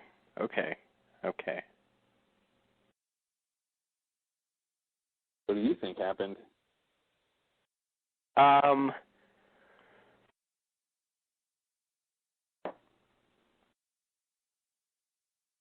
don't know. I think that so I think your theory about the water being murky is right. And so I want to say that the water didn't work right, and that under ordinary circumstances, Saeed would have been healed more or less right away, and that whatever actually happens to him is I feel like it's kind of miraculous. Like, it really wouldn't happen with most people. So do you think the procedure didn't work and Saeed is revived some other way? Not quite. I think that it mattered that he was in the water, but that his revival isn't the way it normally works. Yeah. Okay. Because it seems to me like they had this routine and they treated it like, it just failed. Well, but here's the thing: they didn't I would say, while they were putting him underwater during the hourglass counting down, his thrashing seemed to be part of it. They didn't say, okay, this seems weird. He's thrashing around.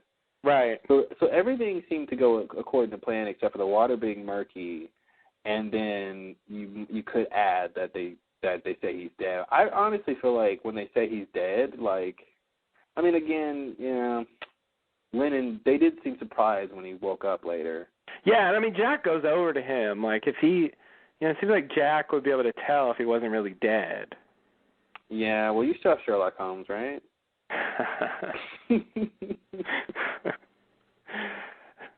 Yes, I did. All right, so that's thought I'd throw that in there. Moriarty, right? Bring the chances back up. But I agree. I think Jack should be able to tell, but he didn't check that long, and I think if you have a really, really, really low pulse, then that could explain why he didn't really tell. Mhm. Okay. Yeah. But we'll see next episode, I think. Yeah. But you think Saeed? I don't think he's Jacob resurrected. I think he's Saeed. You think Jacob is Saeed? No. The opposite. No, I don't think he's Jacob resurrected. Oh, that's what you said. Yeah, I don't either. Because you know why? I feel like just for practical reasons of the actors. Because if Saeed is supposed to be Jacob now, then they don't need the Jacob actor. That's true. Yeah. I feel like they wouldn't necessarily do that. Yeah. No, I don't either. Neither. Incidentally, I wonder if we're gonna see the guy who played Loophole in that one. I know, because I just thought about that. I'm thinking he just disproves my point. Yeah. But kind of a similar situation. Yeah, I'm interested to see if we see that guy again. I guess I kind of thought once the deception was over, he would appear as himself. Mm-hmm. And stop being. But on the other hand, they're kind of giving, they're giving the guy that plays Locke, more stuff to do. It's he's one of the main actors on the show, and if they took that part away from him, he wouldn't have nearly as much to do. Yeah, exactly. Well, he's just dead. Yeah, exactly. He can play a dead body. Now, Terry, you play dead. You got all these scenes where you're dead, man. It's great. All you have to do is lie there. You're dead on the beach. You're dead in the jungle. Yeah, we might go back to the caves and have you dead there. Where do you want to be dead? You want to be dead? You're dead near the statue. We can bring you to the mini island.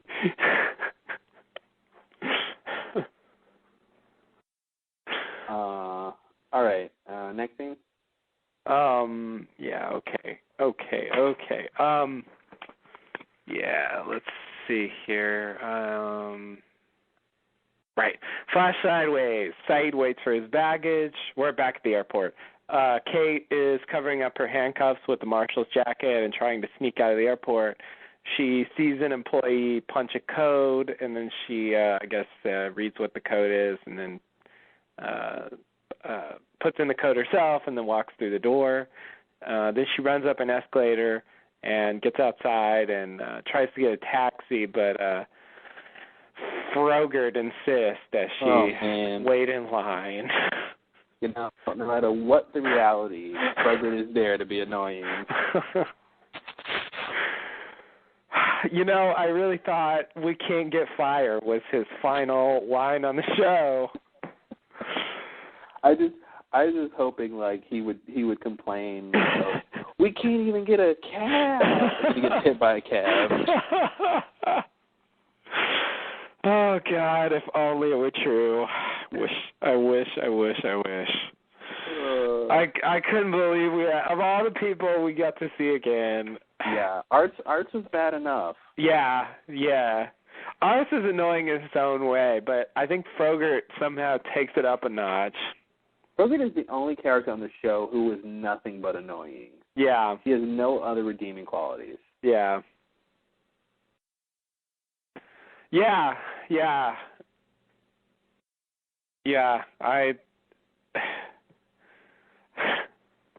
It's weird when he's on the show. It almost seems like he comes from some other world. Yeah. Like he just seems like a cartoon character. Yeah, like he just doesn't come across like he lives in the same plane that everybody else does. Yeah, the cool plane. Like Arst actually seems to me to be more convincingly annoying. He's like annoying for a reason. Yeah. And that's fine if you have a reason to be annoying. Right. Frogurt just had no reason other than he was just annoying. Yeah, it's like he's just this super embodiment of annoyingness. Mhm. And it's just that's not a character. He's some kind of abstract concept. He's the personification of of annoyance. Yeah, exactly. Yeah, I really thought we were done with him. I thought that was the point. That's another thing. I in watching the couple of seasons, it did really shock me that everybody from the plane basically died at the beginning of season 5. Oh man, they're done. And they really like whittled down how many people were left. Yeah, but and it's like they got that far, They even jumped through time a little bit. Mhm. It's like they went through a lot. Those people, even though we didn't know or care about them in particular. Yeah. Still, it was weird to have them all die so quickly, and it was like that's the end for them. Like only our characters really get anywhere. It's the same for the others in the end of season 3? When is that period when like a whole bunch of the others get killed? Oh yeah, you're right. That was the end of season 3. Yeah. Yeah, it's just like all of a sudden here's a good chunk of the others that are dead. That's right. Yeah. Yeah, the others are getting killed a lot back then. Yeah. Yeah, that was ridiculous. But it just struck me as like surprisingly tragic. Like I couldn't believe the show about this plane crash, and there's quite a few survivors. I mean, 40-something. Well, yeah, 40-something people. Like 10 of them make it. And really most of them make it most of the way, and then they just all die basically in this one incident. Yeah. Anyway, the thing it just occurs to me now that they kind of brought them all back using this alternate timeline thing. To get a second chance. Yeah, it's like it sort of revives those people. I mean, it also revives the characters we knew, but yeah, it didn't. Now it seems a little bit less bad that they killed them all. Mhm.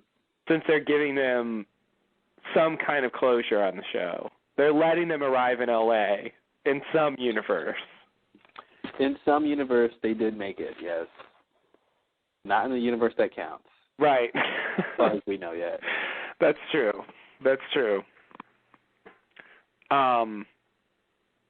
Okay, I didn't quite get to the end of this scene, did I? No. It's because of Frogurt. Frogurt jumped in, and we couldn't ignore him. But now we will. He insists upon himself. He really does. To coin a phrase. Okay, we'll leave Frogurt behind. Hurley, so we're out at the taxi area outside the airport. Hurley's on the phone talking business. Kate sees the marshal and doesn't really do a good job of hiding herself. So the marshal sees Kate, and this prompts Kate to jump into a cab and pull a gun on the driver and tell him to drive away. The driver does drive away, and we see that this was actually Claire's taxi. Mm-hmm. She's in the back seat. I'm sure we won't hear any more about that. No. This is not interesting at all that Claire's in there. No, the whole point is just that Kate got away from the marshal. Yeah, I love the shot that they have for that scene when she jumps in the cab and pulls the gun and drives. He's like, I got a customer, and then the camera pans over and you see Claire behind him, and he's like, oh, that's so awesome. I thought it was going to be like Sawyer or somebody in there, you know, but the fact that it's Claire is cool considering why, folks. Can anyone tell me? Son, maybe you? Because Kate went back to the island to find Claire. Oh, right, okay. Does Son know that? No, I'm just riffing on the okay. Just talking classroom thing. Oh, I see. Yes, you're right. That's exactly why that's interesting. I was going to point that out like that wasn't obvious. Yeah, well, it gets to point out the obvious. But yeah, I think Claire is, I believe, in the Last Supper picture. She is. She definitely is in the season 5 promo. Along with season 6 promo picture. Yeah, it's on the page right now. Ooh, shit, sorry. Along with yeah, I dropped something. It's a mystery what I dropped. Why did you show us what you dropped first, and you will then later tell us what it was? Exactly. Yes. You see the outcome of what I dropped, and then then you find out that I dropped something, but you don't find out what. Anyway, what was the point? I lost it. You said Claire is in the picture, and who else? Oh, that's Alana? right. Alana's in the picture, and Richard's in the picture. Yeah. Those are the people who seem, who I was surprised to see. Mm-hmm. In like, you know, the main cast photo. Yeah, Frank's there too, which means he's still got some kicking around to do. Oh yeah. I was slightly less surprised to see Frank. Yeah. Somehow I consider him a character now. Yeah. He's just one of the Losties who joined later. Yeah, exactly. I mean, you know, I really appreciate that. You know, he sees him on the plane, and he's just like, "We're not going to Guam, are we?" I love that. And he just goes along with it. Like he he doesn't like turn the plane around. Yeah. He doesn't like try to stop anything. He's worried about it until it happens. But I love that look on his face. And he's like, "Hey, Doc, what are you doing there?" And then, "Is that Son?" And then once he sees Ben, it's over with. It's like, this is not good. Yeah. Yeah, that was a great scene. That was one of the biggest surprises in season 5 to me. Yeah. That was not how I expected him to show up. Yeah. Oh man, having Frank come back. Yeah. Well, now that Bram is dead and Alana's still alive, and Alana is in the picture and Bram isn't, I'm gonna assume she's the main. You know, whatever part she plays, she's gonna be the focus of that. Yeah. Yeah, I think you're right. Bram is not going to be a big deal, apparently. No. So Kate hops in the cab with Claire, and which I'm assuming Claire is on her way to give the baby up for adoption. Yeah, I guess. The way they shot it, you couldn't really tell if she was pregnant or not. She better be pregnant. Yeah, I think she probably will be. But still, when I watch it again, I notice that they really just show her head. Yeah.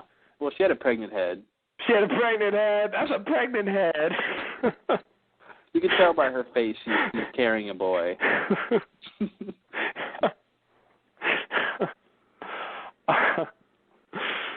Oh man. Yeah, I have to say, as hopeless as Kate is a lot of the time, she did a pretty good job in this alternate universe, at least, of dealing with the situation and managing to actually get away. Yeah, totally. Yeah. I'll give her credit for that. Although she didn't get away scot-free, but that's true. He sees. I mean, I don't know why she was going to wait in line for the cab. It's like all she has to do is just go to like the end of the cab line, end of the rows of cabs that lined up, and then just like pretty much what she did, except Claire was in it for some reason. Yeah. But like and just hop in and then say drive, like. Yeah. But of course they wrote it the way they wanted it to happen. So. Yeah, I just the bit where she sees the marshal and then she kind of tries to turn her back, but she still wants to look to see if he's seeing her, and it just guarantees that he's going to see her. Yeah, totally. She should have been standing on like the other side of Hurley. No offense. Yeah. Been using him, or even like chat him up. Dude. Yeah. Even chat him up and pretend like whatever. But yeah. But she likes to be on the run. She doesn't. She likes to get caught. Right. Yeah. Yeah, it wouldn't be the same if she just did everything perfectly all the time. Yeah, I mean, in this universe, she's born to not run? She's born to go free? I don't know. Yeah, no. Don't buy it. They wouldn't do that. All right, next scene. Okay, next scene, back to the island. Cindy and the kids, who are old now, bring the Losties some food, and we find out that Sawyer and Miles were captured by the others. They bring them in. Lennon asks Hurley to come with him, takes him to talk to Dogan, who asks Hurley what Jacob told him. Hurley says to save Saeed. Dogan says he was beyond saving. Hurley realizes that Dogan speaks English, but chooses not to because he doesn't like the taste of it on his tongue. Lennon asks if Jacob is coming to the temple. Hurley tells him that Jacob is dead, and they're both surprised. And at this point, Dogan orders everyone to their posts, and there's a flurry of activity. Ashes spread along the walls, and they shoot a flare into the air. They reinforce the walls, and Lennon tells Hurley that this is to keep him out. Hurley says, "Who?" And we may or may not cut over to who they're referring to. Yeah, probably so. So again, this reemphasizes that Dogan and Lennon and those guys think the ritual didn't work to heal Saeed. Yeah. But again, I think they're wrong, so. Okay. We'll see what happens. Yeah, I think they're wrong too. But I think they're wrong because the circumstances were different. Like, yeah. The water wasn't the same. I'm curious to see how they explain what happened and what the differences were. Yeah. Yeah. Yeah, I'm sure we'll find out more later. But this is also further proof that they're just way out of touch with Jacob. Yeah. Like Hurley's telling us stuff. Like Hurley knows more about Jacob than Jacob's people do. Yeah, it was pretty bad. It's really bad. I guess this flare is like some kind of prearranged thing that they, if there's an emergency situation or something, they fire this, and the others on the other part of the island know what that means. Yeah, totally. They have that, like when Ben, when they were trying to get to the Orchid, when Kimi's team was approaching, and he finds a little box that's hidden or buried, and he grabs the mirror and does a little mirror reflections to the others on the top of the mountain, and they end up showing up. So, yeah, they have their little ways of communicating and their little things.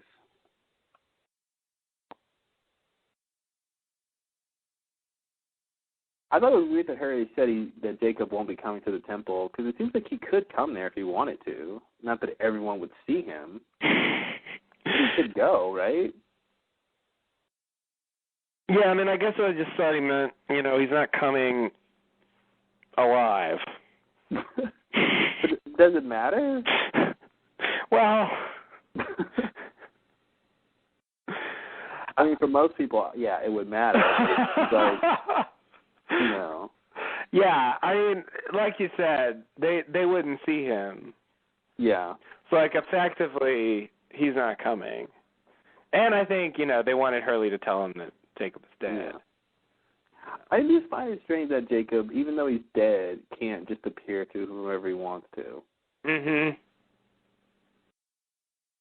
Because it's like, does he not have any power anymore? I mean, maybe he doesn't.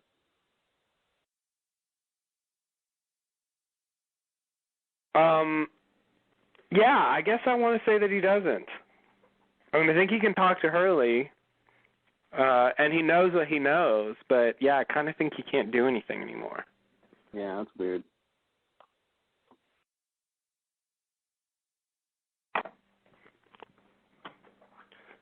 All right, next scene. Okay, next scene we go, let's see, where are we?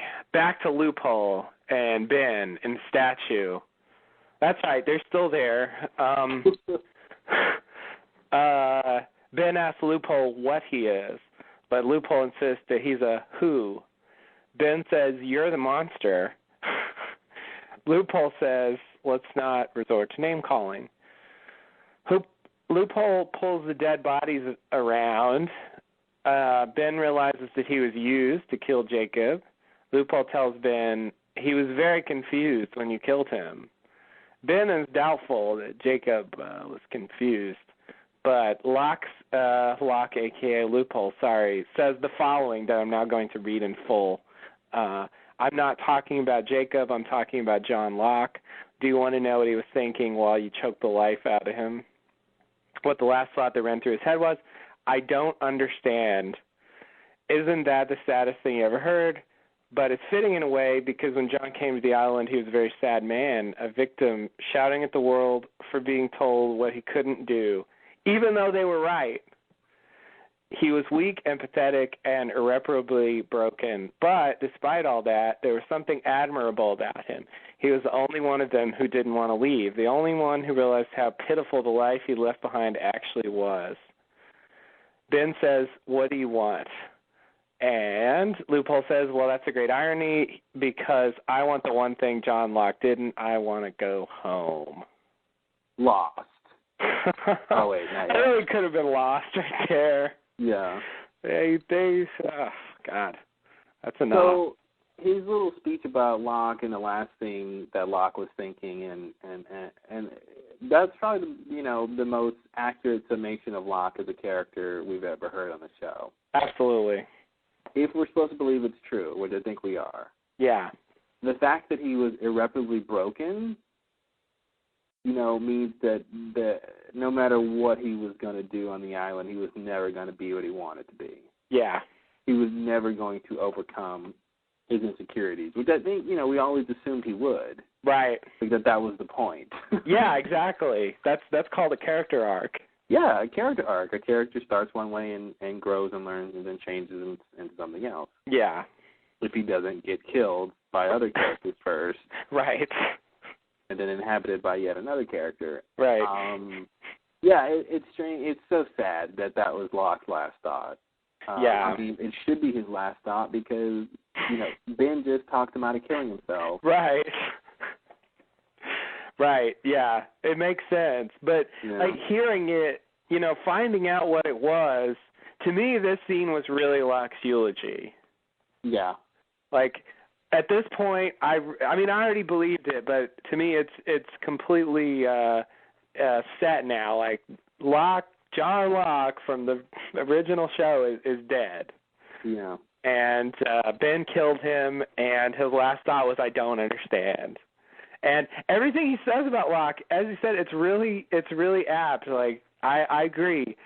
He really had serious problems that prevented him from doing a lot of things. But somehow you did admire him in a way. He was always a character that I wanted to do better. Mm-hmm. I always wanted him to succeed, even though he kept failing over and over and over again. Yeah. I always had some kind of hope that Locke would emerge victorious, and it's weird that Loophole sort of appreciates that.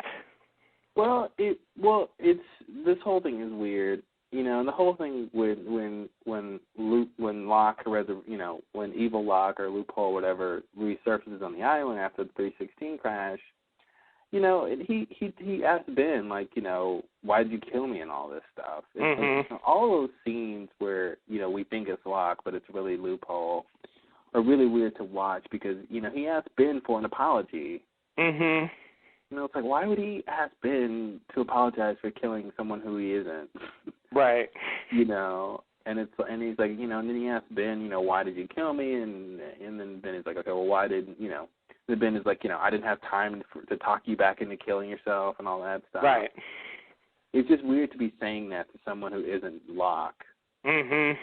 Even though he has all of Locke's memories, I remember dying. Right. It's just strange.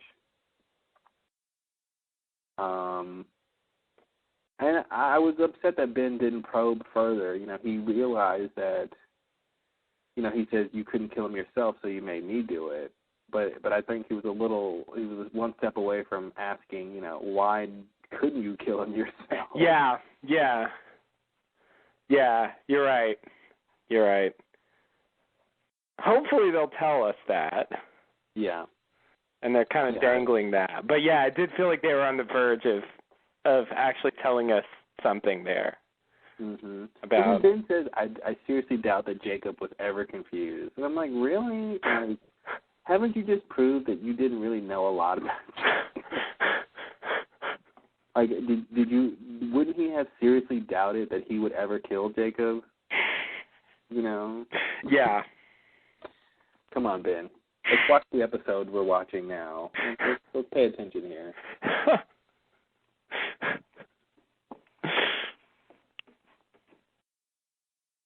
I love in the transcript at the end of this scene when Locke says, I want to go home. The transcript says, Locke shows his mean face. Is that what he did? This is my mean face. This is my mean face. Hurry up. Are you rolling? This is my mean face. I can't hold this forever. Exactly. Someone give me an orange. Oh, no. Mm-hmm. God. Locke's story is just so pitiful. I can't. Honestly, I think Locke is dead, but I am not discounting that he could come back. I feel like the John Locke will be back at some point this season. Okay. I don't know how, but I think he's going to be back. I kind of feel like the closest we're going to get is the alternate universe Locke. Yeah. That is at least sort of a version of the real Locke. Yeah, it is. It's closer than Loophole is. Yeah, I don't know. I just feel like we'll see. We'll see what happens in the next couple episodes. But I maybe it's just wishful thinking. But I think we'll see Locke again. Okay. All right. I mean, hey, maybe all they have to do is take his body to the temple. How long do you have to be dead before this doesn't work? Mhm. It's been a while, but yeah, okay. Sure. They could do that. See, and I was making my I was coming to terms with the fact that Saeed was dead as well. At this point in the episode, I'm like, man, Juliet's dead, Saeed's dead, Locke's dead. Like it was intense. Yeah. I couldn't believe how many characters are apparently just gone forever. You know what? I don't know. I guess I didn't process Saeed being dead. I didn't necessarily think he was gonna wake up like he does at the end, but I didn't really think I didn't discount that he wasn't still alive somehow. Yeah, I mean, I should have, because when Jacob showed up, I immediately was 100% confident that he was going to live. Yeah, exactly. That's why I figured, like, Jacob wouldn't have done this for it not to work. Yeah. I guess I thought there was something wrong, like whatever Jacob thought would happen didn't work out because of other circumstances. Mhm. But yeah, I should have I should have been a little less quick to assume he was dead. Maybe have more faith in Jacob, the one Maybe so. All right. Yeah, the one who will save us all. Yes. But if Locke really is dead, I think this is a pretty good tribute. By saying how sad and pathetic he was, yes, great tribute. Well, there's the other part too. Yeah, I think it's accurate. It's honest about him. It doesn't lie about who he was, but no. I think it also it captures the good side as well pretty well. It's weird that he says he was the only one of them that didn't want to leave, the only one who realized how pitiful the life he left behind actually was, which makes it seem like he wanted everyone else to realize that their lives on the island was better than the life that they left behind. Mm-hmm. Yet, I don't think it was for most of them. I mean, most of the people's lives on the island was fraught with violence and running away from Smokey or the others or Keamy's team or someone trying to kill them every turn. I don't understand what he expected them to like about the island. Mm-hmm. John had a particularly pitiful life they left behind. Capped off by his paraplegia, but that definitely, when it changed, it definitely changed his opinion of wanting to be on the island. And I would say, look at Rose and Bernard. I mean, they eventually, got acclimated to the island and liked it there and stopped trying to leave. Mm-hmm. So I don't know. I thought it was weird that he was sort of insinuating that everyone should have been like Locke and realized that they were better off on the island. Yeah. It's like, how are they supposed to? Right. When everything's hard. Mm-hmm. Yeah, and you're not helping matters, Smokey. Yeah, definitely not helping matters. You were like the biggest problem in the early days. Yep. You should know better. Next scene? Okay, next scene, we go back to the temple. Hurley tells Saeed goodbye, and he's around as Saeed wants to talk. Kate cleans Sawyer's face. Sawyer wakes up. Kate tells Sawyer they're at the temple, but this time the others are trying to protect them. Kate apologizes to Sawyer for what happened. Jack enters. Sawyer glares at Jack, but he tells Kate he won't kill Jack because he deserves to suffer just like the rest of them. Mm-hmm. In purgatory. In purgatory. Oh, God. I hope it's not purgatory. It's definitely not purgatory. All right. I'm going to tell myself that at least. Yeah.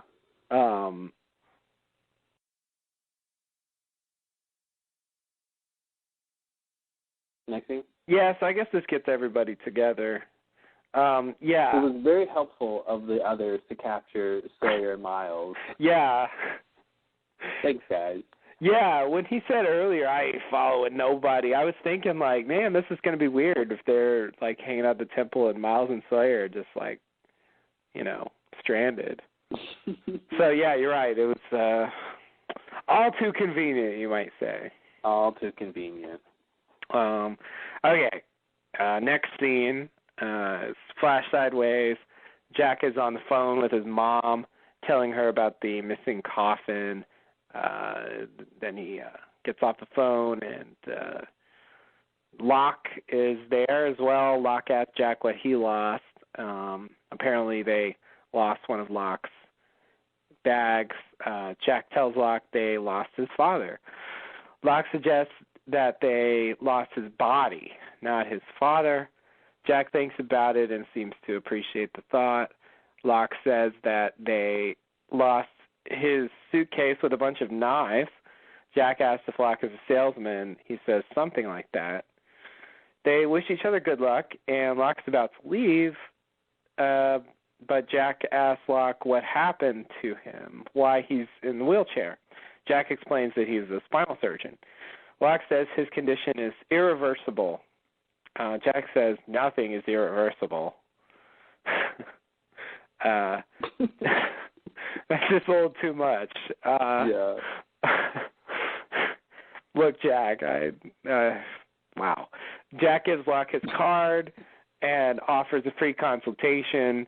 Then they formally introduce themselves, and Jack opens the door for Locke, and he leaves. All right. Nothing's irreversible. That just seems like, I don't know, it seems like a slogan for this season. Yeah, exactly. Yeah, I think it means more than just those words. Like we can like so many things have been reversed that were seemingly irreversible. Yeah.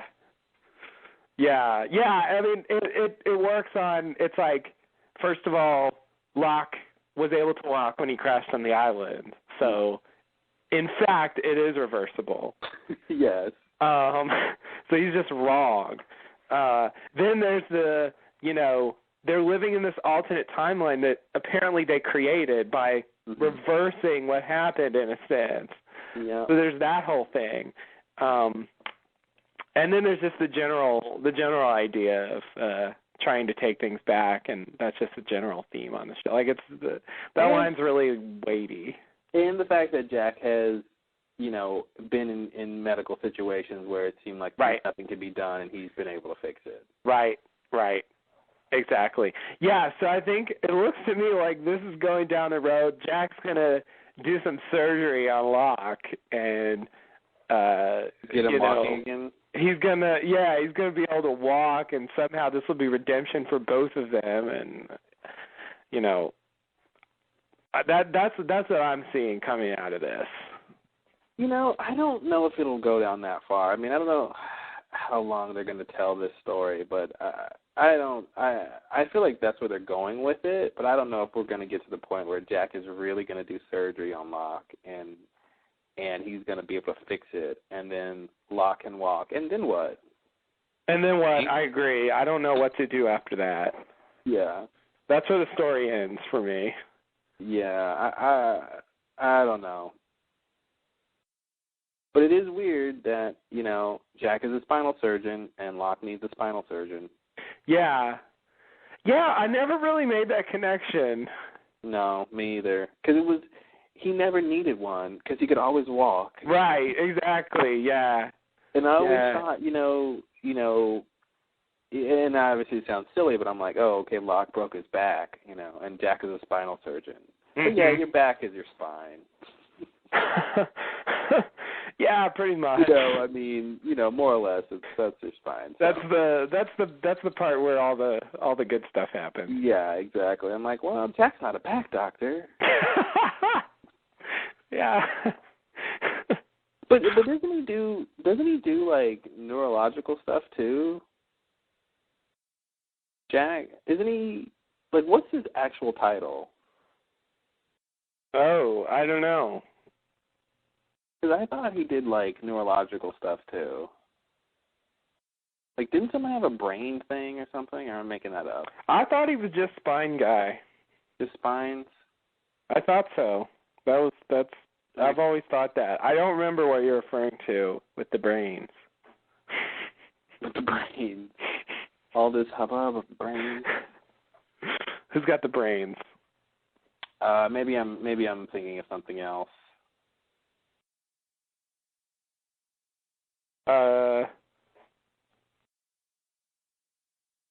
Yeah, I mean there was his wife, but that was a spinal thing. Yeah, he's spinal surgeon. And Ben's thing was a spinal thing.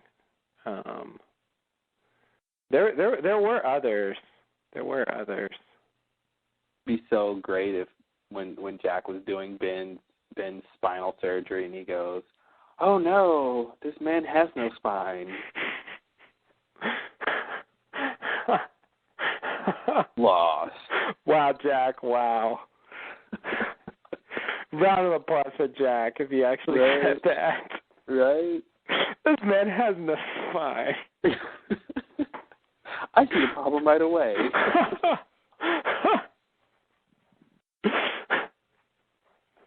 He should just be flopping around. That's what made me think of neurology. His card that he gives to Locke says neurological spine surgeon. Oh, okay. I see. Which I guess makes sense. Yeah. I mean, I'm not a neurological spine surgeon, but it says that on Jack's business card. Okay. I didn't notice. I didn't really read it except for the name.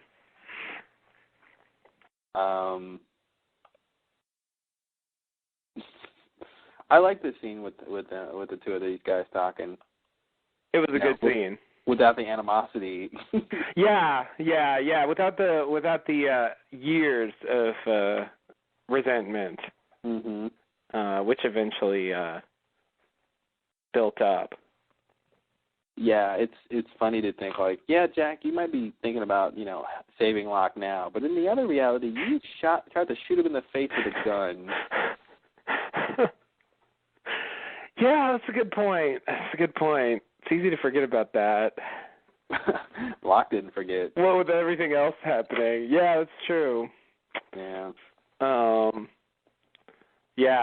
Yeah, and like Locke, like you said, Locke seems a little different. He seems a little bit less sad than he did before, and a little bit like himself, as I said earlier in season 1.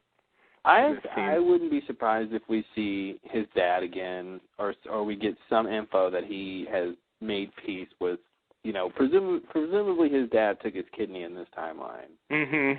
And if that happened, if everything is pretty much the same, then I feel like the difference would be he somehow got over that. We might find out that he's engaged to Helen or something. Or was. Oh, okay. Could be married, something with Helen working out. Right. Even though she ends up dying. Yeah. But not at that point. That was a lot later, though. That was like 3 years later. Yeah. But yeah, I think you're right. That sounds like what they do with this. But it was a good scene, and I think Jack and Locke in general are really. It's weird because they had a lot to say to each other in the early part of the show, particularly in season 2. That was sort of the Jack and Locke bicker season. Yeah, the button bickering. Yeah, like that was a big thing. But ever since then, they've hardly said anything to each other. They'll like talk once a season. Yeah. And it's like momentous when they do. So yeah, it's nice to see them actually get to have a scene together where it's not about it's not about how wrong Jack is or how or how much faith he needs to have. Yeah. Exactly. Or, how delusional John is. Yeah. Because I'm special. Yeah. Like I tell you, if you want someone to do something crazy, Don't tell them it's because you think you're special or you were chosen. It's going to make them think you're crazy.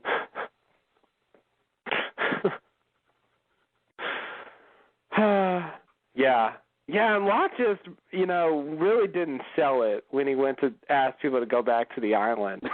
Especially with Jack. Like, when he wakes up in the bed and he's still, just barely become conscious. And he's like, oh, we have to go back to the island. Yeah. Yeah, no, sit back, have some Jell-O first, Yeah. Rehydrate yourself. Jeez. Exactly. Settle down. Like, you're coming off like an insane person. Here's a question. Okay. Did Christian tell John to tell Jack, your father says hello, which I've always loved that Locke figured out who to tell that to. Yeah.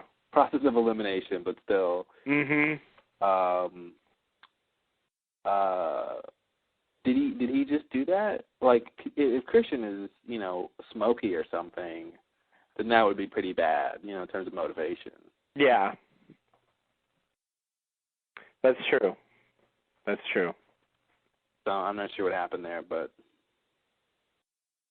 Yeah, it really seems like Christian a lot of times really is Christian himself.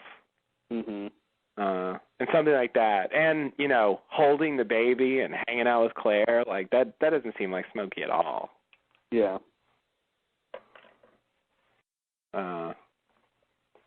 So, yeah, I feel like he actually is tied into this. And the coffin disappearing seems to fit into that in some level. Yeah.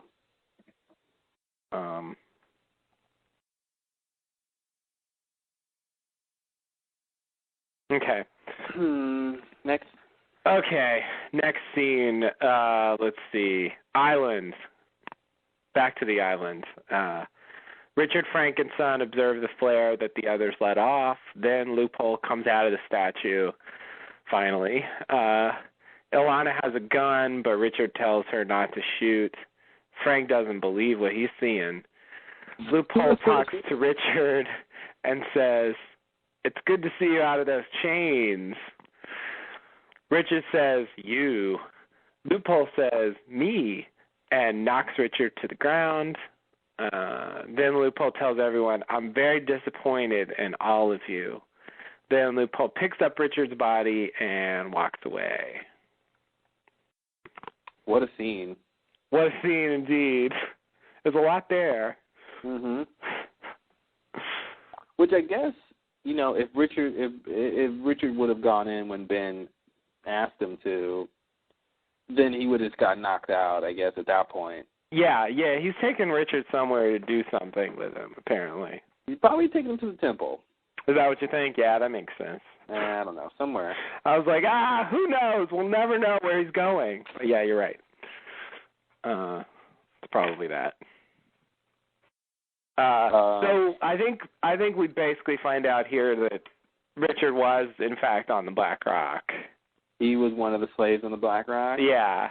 I guess so. That's very strange. I think that's what they're telling us. Does that mean it was a slave ship full of, Egyptians? Or, what are we supposed to think about who was on the ship? I don't know. I mean, obviously Richard isn't African. Well, we're all African. Well, if you go back African. far enough. Yeah, that's true. But, not recently. Right, yeah. I agree. Yeah. So I'm just curious if it wasn't, there have been slaves in other parts of the world. True. But name 20. Oh no! I just want you to agree. Don't well, put here's me the on thing. spot. In I don't know. I mean, in the 1800s, what was the big slave trade? Mhm. And honestly, it doesn't have to be part of a slave trade. It could just be people who captured some other people. Right. And had them in chains or something. Yeah. Yeah, so it's a bit weird. I'm assuming they'll explain it in more detail later. Yeah. But I that's what I take this to mean for the moment. I guess it was in the Pacific, which I think is not the main place where slave ships would be at that time. Mm-hmm. That's kind of weird as well. But the Black Rock had some other weird shit going on, like the fact that, its captain was Magnus Hanzo. Mm-hmm. And they seem to know something about the island already. And I guess he was responsible for, to a certain extent, spreading the word about it. Or at least creating some kind of myth about it. Yeah. I always figured that was after he found the island. But you see that scene when Desmond goes to talk to Widmore, where Widmore's at the auction. Mm-hmm. And buys the journal of the. Is it the captain's journal? It's actually the first officer's journal. First officer's journal. Yeah, so he finds that, which you have to wonder, how did it get off of the island? Right. Yeah. Since, as far as we know, the boat's in the middle of the island. Yeah. Well, that's another question, I guess. And I'm assuming we're actually going to get an answer to that. Oh, I think we will. This season. They'll tell us where Richard came from, how the Black Rock ended up where it is. It's kind of crazy to actually think we're going to find that out. Mm-hmm. I'm so used to putting that off to next season. Yeah, next season is this season. Yeah, it's weird to be at that point. So let's see. What's Loophole? Is Loophole disappointed in? Why is he so disappointed? I don't know. And he said all of them. Yeah, like what would he like them to do? They followed him all the way over there. Well, yeah, but they were following for the wrong reason, I think. Yeah, okay. And I think maybe he's saying he's disappointed that they had been maybe led by Jacob or fooled by Jacob this whole time or something. Oh, okay. He's referring to them being under Jacob. I don't know. Okay. I'm just guessing here. Yeah. I wasn't sure what he was so disappointed about. I mean, it's hard to be disappointed. I mean, it's hard to validate someone's disappointment when you didn't know they had expectations. Yeah, exactly. Exactly. Like, okay, Smokey, what did you want from us? Yeah. What were we supposed to be doing this whole time? Yeah. How were you telling us how to not disappoint you? We didn't know that you were out there, waiting, trying not to be disappointed. Exactly. Yeah. Exactly. It's just, I really don't know what he means. I think we'll find out. I think that's probably one of those lines that we just couldn't guess what he means. I don't know. Okay. It could be a lot of things. It's pretty vague. Yeah, it is. It's true. Yeah, you're probably right. Any idea what he's going to do with Richard? You said go to the temple, right? It's weird when he says it's good to see you out of those chains, because it makes it seem like the last time he saw him, he was in chains. Yeah, that's true. But I don't necessarily think that that's true. Yeah, it'd be kind of crazy. It's been a long time, probably. Well, just did he see him on the Black Rock or someplace near, chained up, and it's like the two things is how long have they not seen each other, which I think a very long time, and how long was Richard on the island but in chains? Yeah. Did he see him in chains like for the longest time, and then he just Right.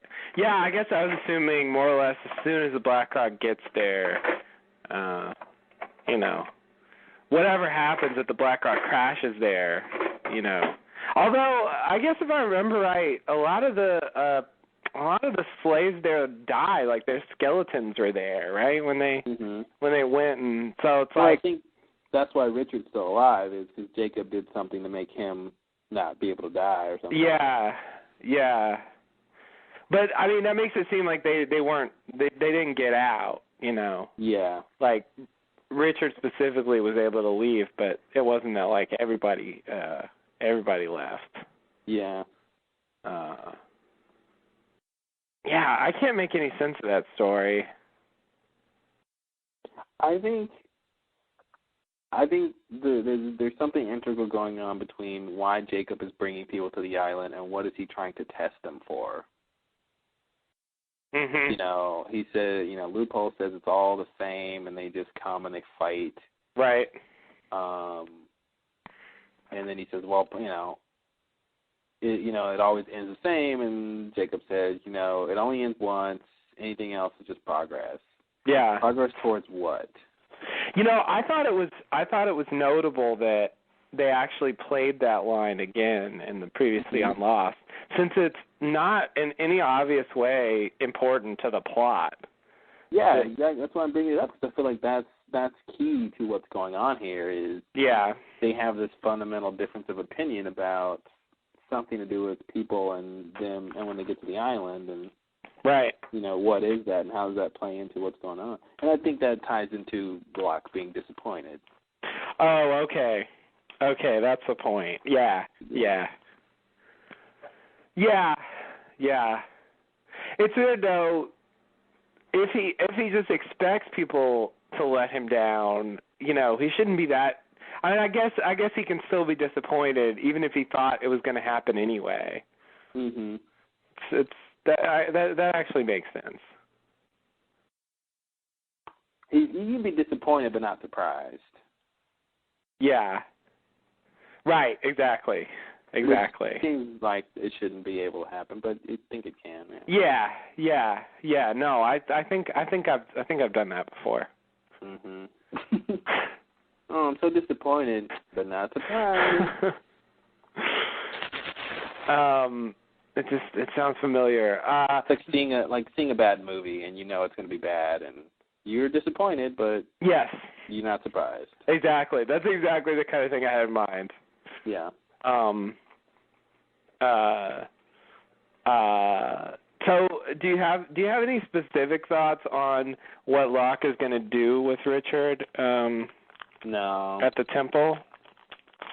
I would think something like barter, like somehow like use him to get in or something. Oh, okay. Something like that. Like that's the only thing I could think is he needs a hostage.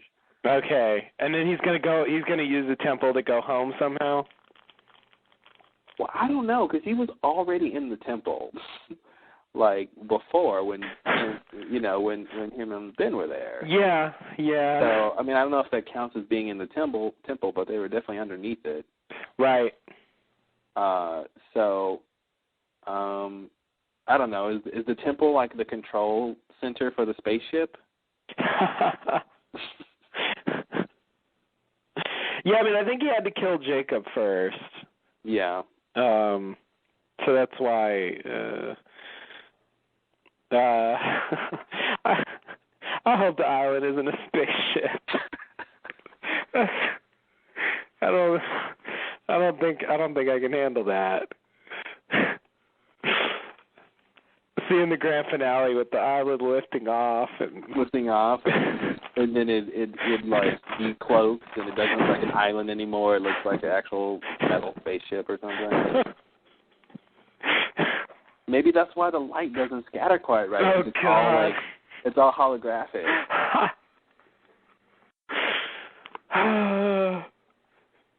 Is that really what it's going to be? Is that why? Is that what this show's about? That would be so crazy. It's just an alien imprisoned on Earth, and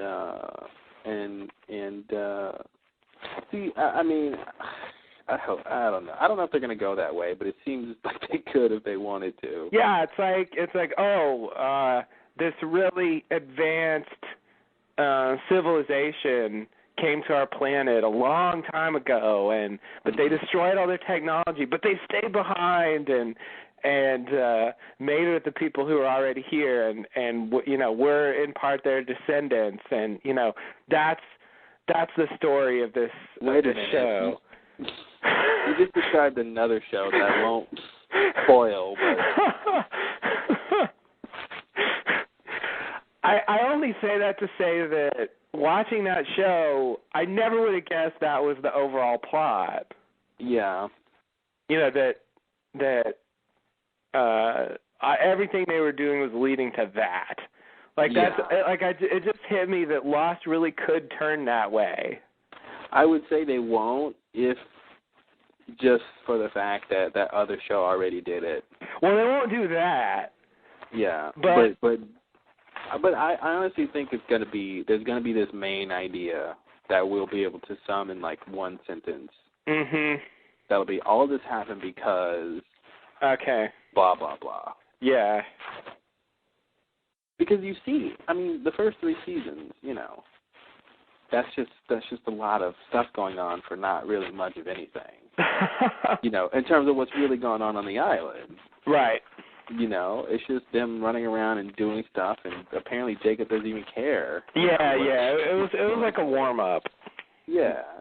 So I could see a lot of what the Losties were doing, just having, being related to the main idea of the show, but it not being the focus of what's really going on.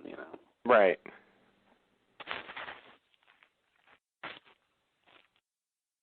Yeah, I see what you mean.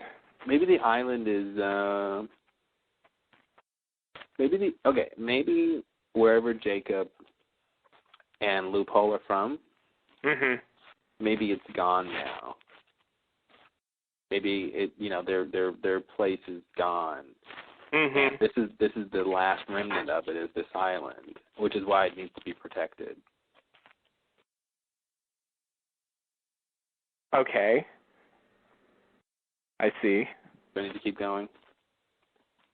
But then why does Loophole need to go home? Well, he wants to go back to wherever they came from. Is he not aware that it's not there anymore? Maybe he just wants to try. Okay. Maybe he doesn't believe. I don't know. Okay.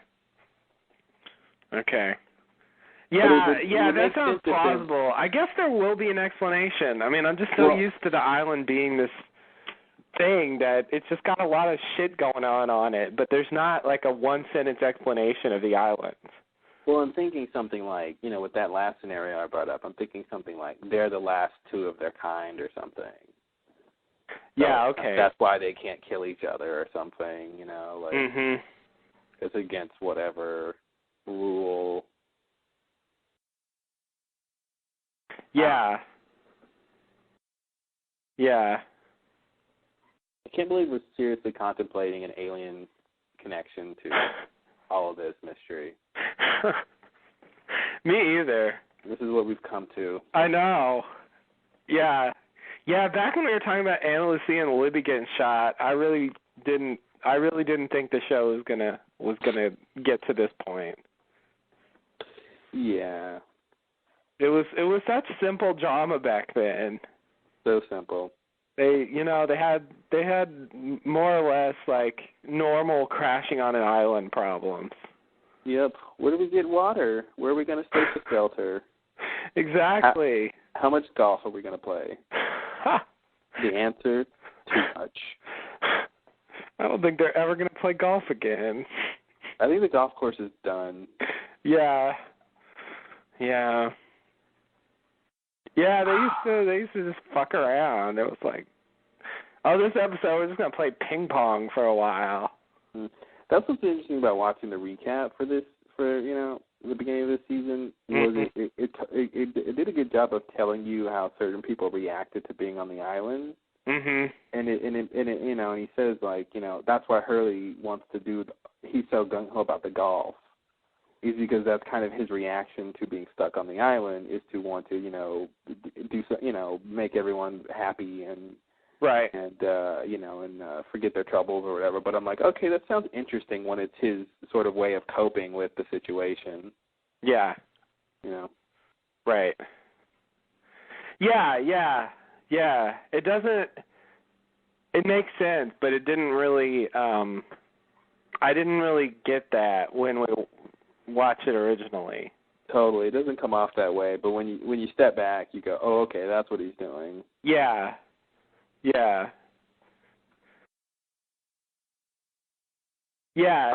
It makes sense. I could imagine something like that being in the script. Yeah, totally. And just not quite making it to a visible level. They do that a lot. The scripts are crazy. If you ever read a script, it's like there's a lot of detailed description in the action lines that really just doesn't make it to the screen. And it's really informative. And a lot of times they do stuff like they say, like I was reading this one script and it said, "That's right. This is Danielle Russo's team arriving to the island." Like it's like talking to you, like you're a fan of the show, and they're giving you something that you've wanted for a long time.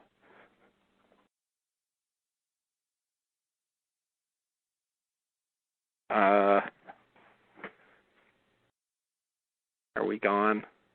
Oh no, we're not. Hello? Oh, I can't hear him. Is it me? I can't really tell. Let's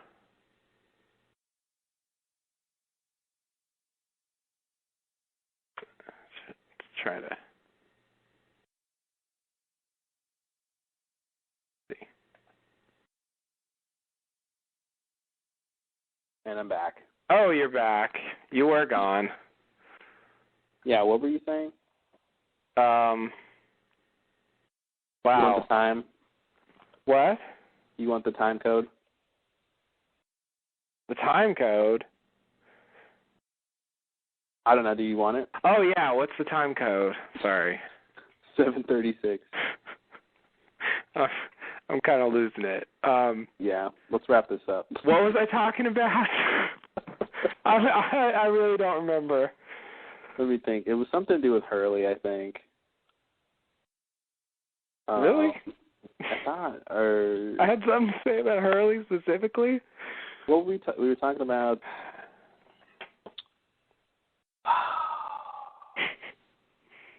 Oh, I was talking about the scripts. Yeah, I was saying that you were talking about the script. I was saying that I was looking at this one where it said, God damn it! Scheduled to be broken down. Wow, I did 3. 5 minutes. To extend the time by 60 minutes, press star 8. What timing? So I was just going to say, I'll just finish my thought here. I was just going to say, there was this part where they say in the action lines, "That's right. This is Danielle Russo's team arriving to the island. This is it, folks." Like it was written like the person reading it was a fan, and they were showing them something they were waiting to happen. But it's like no one's ever going to see this except the people working on the show. Yeah, totally. Like it was weird to read, but it's like they write the scripts for fans.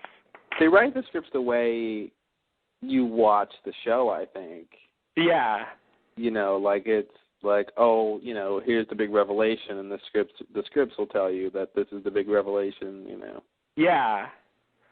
Yeah, and it sort of talks to you, and there's also a lot of detail about characters' motivations that the actors don't really communicate a lot of times. Yeah. Anyway, speaking of scripts, oh yeah, as our listeners might remember, I was going to do a season 6 premiere episode script previously on the Lost Lowdown. Yeah, which I did not get a chance to even try to start over the long hiatus. But I will say what they did do for the premiere, what they actually showed was exactly what I was going to do. Oh, really? Scene by scene. They just did it. They nailed it. So good thing I didn't write it, or else it would have been redundant. Okay, well, good. So now we know what you would have written. You can just watch the episode and say, good job, Claude. Good job. Thank you. I tried very hard in that I didn't do anything.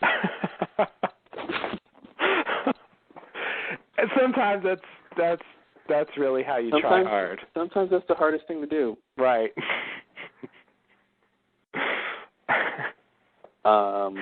All right. Yeah, no, I wouldn't have done any of this stuff that they were doing. I don't think, obviously I didn't know. Wait, do you okay, yeah, Locke isn't Locke at the end of season 5, right? Yeah. Okay, yeah. I don't think I would have had him be Smokey. That's not something I would have necessarily jumped to. All the temple stuff would have been different. Oh yeah. The 2 timelines, I wouldn't have thought of that. Especially, of course, the differences and the alternate timeline. Right. Yeah, it would have been totally different.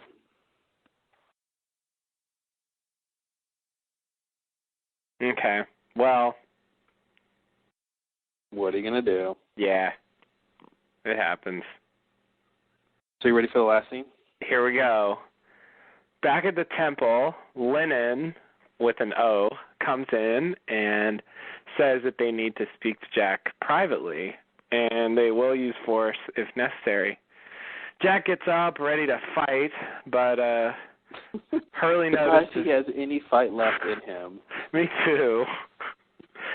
But Hurley notices that Saeed's moving and calls out to Jack. We see that Saeed's awake and apparently alive, and he asks, "What happened?" Where is my dear Elsa? I gotta say, it's a pretty weak line to go off on, but Saeed resurrecting is a pretty nice way to go out. Yeah. Yeah. Yeah. No, the ending was not finale ending. No. It was more like a regular episode ending. Yeah. I mean, the season 4 first episode ends with, "Are you Jack?" Thanks, Dan. Thanks. Yeah. Yeah, so it's I mean, I think it's on par with that. Yeah. And yeah, what's happening is pretty good. I also feel like it seems like a tradition. I don't want to make too much of this because I can only think of one other time where this happened, but I'm going to call it a tradition that Saeed is injured at the beginning of the season and they have to, like, he's sort of out of commission for the first part of the season. Mhm. And he has to be rescued somehow. They've done that at the end of the season as well, a couple times. Yeah, including but last he's a good person. Yeah, if you have him go down, and it's harder to get the job done. Yeah, I guess that's the point. He'd be too helpful in certain situations. I love how in the alternate timeline when he comes in and Jack is trying to open the door and he goes, "Can I be of assistance?" And he just kicks the door. Yeah. Like I feel like that's the Saeed that we know, not necessarily the off-island Saeed. Mhm. I don't see Saeed doing that normally. I mean, from being on the island, yeah.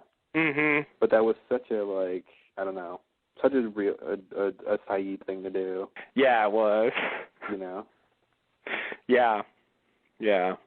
Yeah, I really wonder what they're going to do with Saeed. When Jacob cared about him, I thought, okay, that's good news. We're going to see more Saeed if he's that big of a deal. But I really don't know. I mean, unless your thing about him actually resurrecting as Jacob, which would be crazy, is right. I really don't know exactly what they're going to do with Saeed here. And they've gone through all this stuff. It seems like there's some kind of specific plan they have in mind. Yeah, there's something they need Saeed for that's pretty specific. I'm not sure. It'll be interesting to see. Yeah. But I'm glad he didn't die. Yes, glad he didn't die. You can't lose Juliet and Saeed in the same episode. Yeah, that would have been a bit much. Yeah. Did we do an R.I.P. Juliet? I think we did last year, but we can R.I.P. her again because now she's really, really dead. I just rewatching the seasons. She's just always great. I have no complaints about Juliet as a character. Yeah, she was good. I think she just. I don't think she ever got. What do I want to say? I think it was interesting in the recap how they told her story as the story of someone who wanted to get off the island and then left the others to go with the Lofties because she thought they could get her off the island. That was so weird because that's not what it seemed like had happened. Not at all. Yeah. Not at all. She was left behind to spy on them. Exactly. And Claire got sick, and then she did this thing, and it's like, no, you're missing details. But I think in broad outline, we're supposed to believe that in general she stayed with them and sort of switched over to their side because she thought they could help her get off the island. But see, I don't buy that. I don't buy that she thought the Losties could get her off before Ben could get her off. I mean... You don't buy that? No. Well, I mean, Ben could get her off, but Ben wouldn't get her off. Yeah, but I mean, what prospects of getting off the island does she think the Losties had? Well, I mean, at the time that she switched. Well, she switched... she switched basically when she switched basically around the time Naomi showed up, and there was a real prospect of getting off the island. Oh, I thought she switched way before that. No. Because the Claire thing was right before Naomi showed up. Okay. All right, I'll buy it then. Yeah, I feel like we're supposed to buy that. Whether it's believable or not. Why am I hearing noise? Oh, sorry. I'm just cleaning a couple dishes. The podcast's almost over. I know it's been a while. Sorry about this. I felt the need to do this all of a sudden. Don't mind me. It'll be done so very soon. Here we go. See, I just got this knife right here. I'm just going to clean this.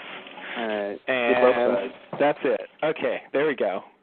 All right. That's the dishwashing segment. I'm done. I didn't have that many dishes to do, and okay, anyway, sorry. How many did you have? I had 3. All right, 3 dishes. Try to guess what they were based on the sound. Well, we know one was a knife. Oh, shit. Yeah. So spoiler alert. All right, good enough. Yeah. Anyway, sorry about that.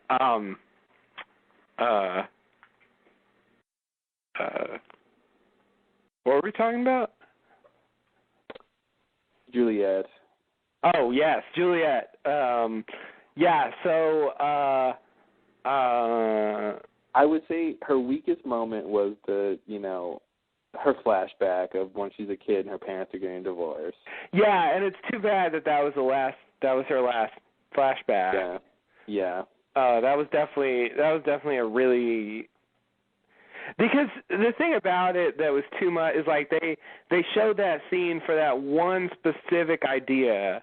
Yeah. That she could reiterate later, and it was like what they used to do with the flashbacks, but it was like too much. Like they turned it up. Like it was really just this one thing she heard her parents say. Yeah, and that scene was so encapsulated for that one idea. Yeah. It starts with, we love each other, but we're not going to stay together.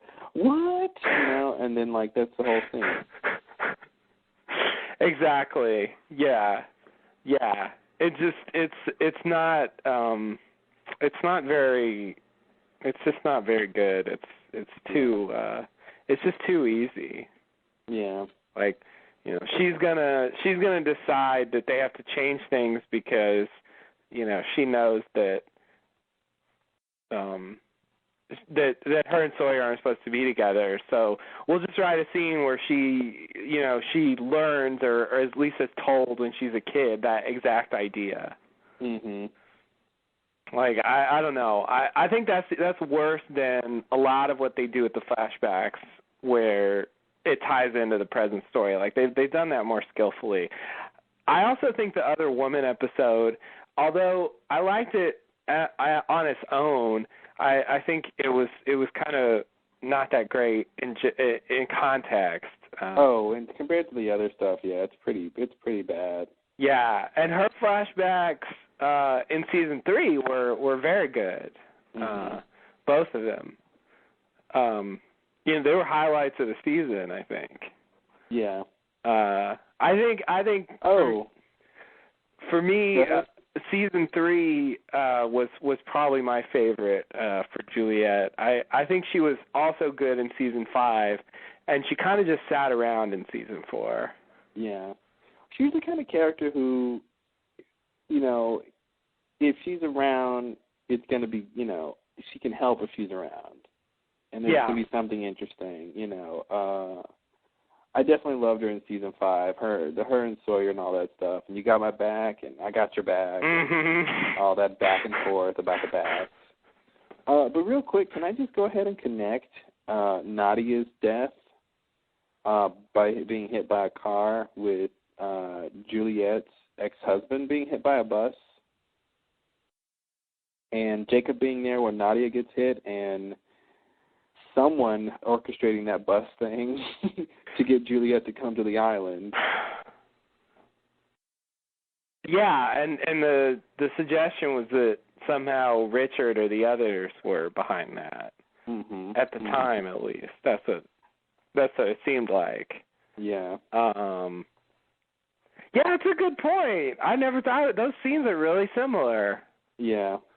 Really similar. That's weird. All that was missing was Jacob asking directions. Yeah. Yeah. Wow. I wonder if that really is a connection. I wouldn't be surprised. Yeah, that's weird because Jacob. That makes Jacob seem hardcore. Like, I'll just hit people with a bus. Fuck it. You're supposed to be on the island. And so then that ties back to the whole infertility thing, and that's why Juliet came to the island. And, I mean, did Jacob know about the infertility? Did he have no power over it? Mm-hmm. Not infertility, but, you know, the problems with having a baby on the island. Right. And I guess we have to ask now, was that caused by Smokey? Somehow. Oh. You think he could do that? I don't know what he can do. Yeah, I don't either.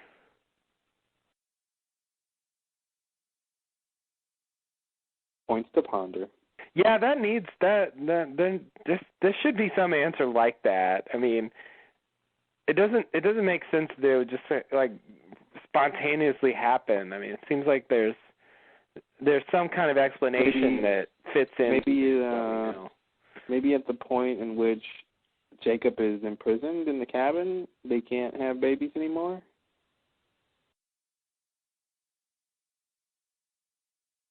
If he was ever imprisoned in the cabin? Oh, okay. Okay. Like somehow his protective force was not able to something. Yeah, I mean, that's not. That sounds like. I think something like that is right. Yeah, I think it's hard to get the details right because we don't really have a clue what Jacob or Smokey can do in full, and also we don't really know what the island, how they relate to the island. So it's hard to guess exactly how that would work, but I think you're on the right track. I think that's probably something like that is probably the explanation. Yeah. And I think Jacob being behind that bus thing, I forgot that even happened. That seems so remote to me. I wouldn't have even tried to fit that into a theory. Yeah, it's really weird. It's like if they had Saeed say, Nadia'd have to get hit by a bus before I go back to the island. Yeah, she had to get hit by a car crossing the street before I went back to the island. Yeah. Yeah, that's. Of course, it didn't directly cause him to go back to the island. In fact, he didn't go back willingly. He was caught. Did not. Yeah, he got caught by Alana. That's going to be weird when him and Alana meet up again. Oh, I think Saeed will let bygones be bygones after he was risen from the dead. Yeah, but I wonder what she's going to have to say about that because I still don't quite understand because I don't think she was telling the truth. But it's weird that she knew Avelino's name. Oh, yeah. Well, I think, I think obviously she was there doing Jacob's work, and Jacob said, hey, Captain Yeah, I Saeed, guess you're probably right. Now that Saeed's a thing. Yeah. That seems more plausible. At the time, I almost thought, she was on the plane because of Jacob, but she was also doing this work on the side, and she just happened to get Saeed. Yeah, no. Occam's razor. Like she thought, oh well, we'll go to the island, and then I'll take Saeed to Guam. Did a little detour on the island. Yeah. No, you're right. Yeah, that's what that is. One of these days I'll learn. Well, you got one last season to practice your learning. I guess so. I better start learning. That's what you should do. Like, everything you learned in 5 seasons, you need to apply to this season. You're right. I'm trying to do that. And I feel like when I watch the seasons 4 and 5, I was able to kind of do it. Like, there were a lot of inferences I made that, and I could follow the show in a way that I didn't used to be able to. I think I'm kind of learning, but I still spin off sometimes where I think, like, that's just completely, you'll never explain that. And it's like, oh, it's just this. Like, oh, yeah, okay. Well, that was easy. I should have thought of that. Yeah. Anything else for this podcast, buddy? Oh, man. Well, so yeah, season 6, we're back. We're back, and we didn't get to do all those cool podcasts we were going to do over the break. Surprise, surprise. Yeah, well, we did some stuff. We did something, right? Maybe. Yeah. I don't remember. We talked about some other shows and. Yeah. Well, we're back and we're gonna get through this last season. Yeah, it's good to be back podcasting. It's good to have the listeners back. I think everyone is excited for season 6, and it'll be fun to enjoy this last season together, our little lost community. Yeah, I'm excited to see what happens next. It's going to be crazy, I'm sure. Yeah, I think the show is the show's been really good, and I really don't expect it to let me down. Yeah, at this point it'd be a surprise if it's a letdown. Because, I was thinking about it, in the finale episodes, I always have really high expectations for them. And year after year, I mean, they kind of go up in a way, and they really consistently blow me away. Mm-hmm. I think that's, I think that says something. I'm surprised that they're able to do that. Yeah. So I have to give them credit. I mean, not everything about the show is perfect. It's definitely got problems, but overall, I don't know, 80% of the time, it's really, really good. Oh, totally. So, yeah, this season's really exciting to do. I'm surprised. I'm surprised we podcasted for this long. Yeah. I remember after the first season or whatever, thinking, "Are we done now? We're not gonna keep podcasting until the end of the show, are we? Why would we do that?" Yeah. Then you do one season, and then you do another season, and it's just like, well, you got to keep going. Yeah, you can't really stop now.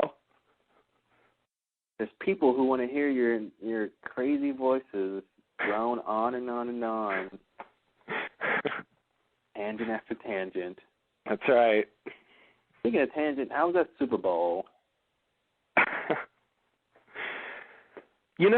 I noticed I went to the store on Thursday, and for whatever reason, there were, maybe did something happen on Thursday? Yes. When I went to the store, there were a lot of people in the store. I mean, more people than I've ever seen in the store. First of all, what store were you at? And they were buying so much stuff.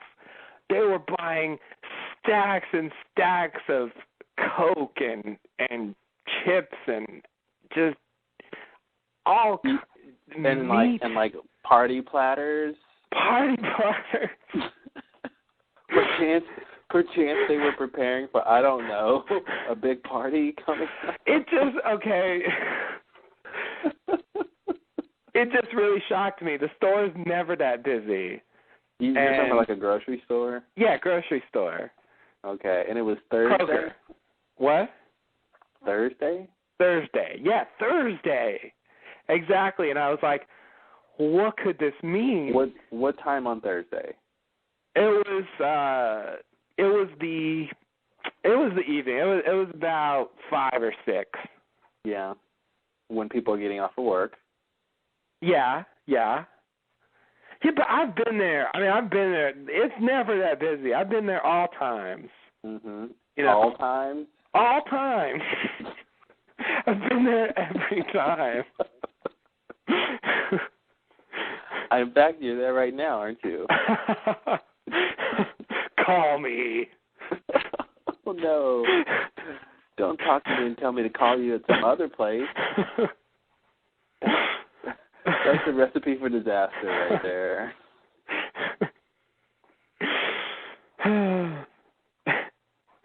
That'd be awesome if Jacob did that. Yeah. If you tell someone to call him somewhere. Wow. Anyway, the conclusion I drew was that they were preparing for the Super Bowl, right? Mm-hmm. But it's like, it's Thursday. The Super Bowl is today. Like, why didn't they shop yesterday? Well, I bet people did, but they probably, I would say, people probably shopped several days in advance. But why Thursday? I think if you go Saturday, there won't be anything left. Okay. Because everyone went Thursday. It just seemed like there was a notice, like there was some kind of thing that I didn't know about, that it was like, you should go shopping on Thursday. Maybe that store was having a special deal on stuff on Thursday for the Super Bowl. Yeah, maybe so. Probably not, though. Probably not. I'm out of the loop. It could be. I could have just asked somebody, but I was just too blown away. I had to get out of there. There's too many people here. I gotta leave. Exactly. They're planning some sort of party. Nothing good can come from You guys are sellouts.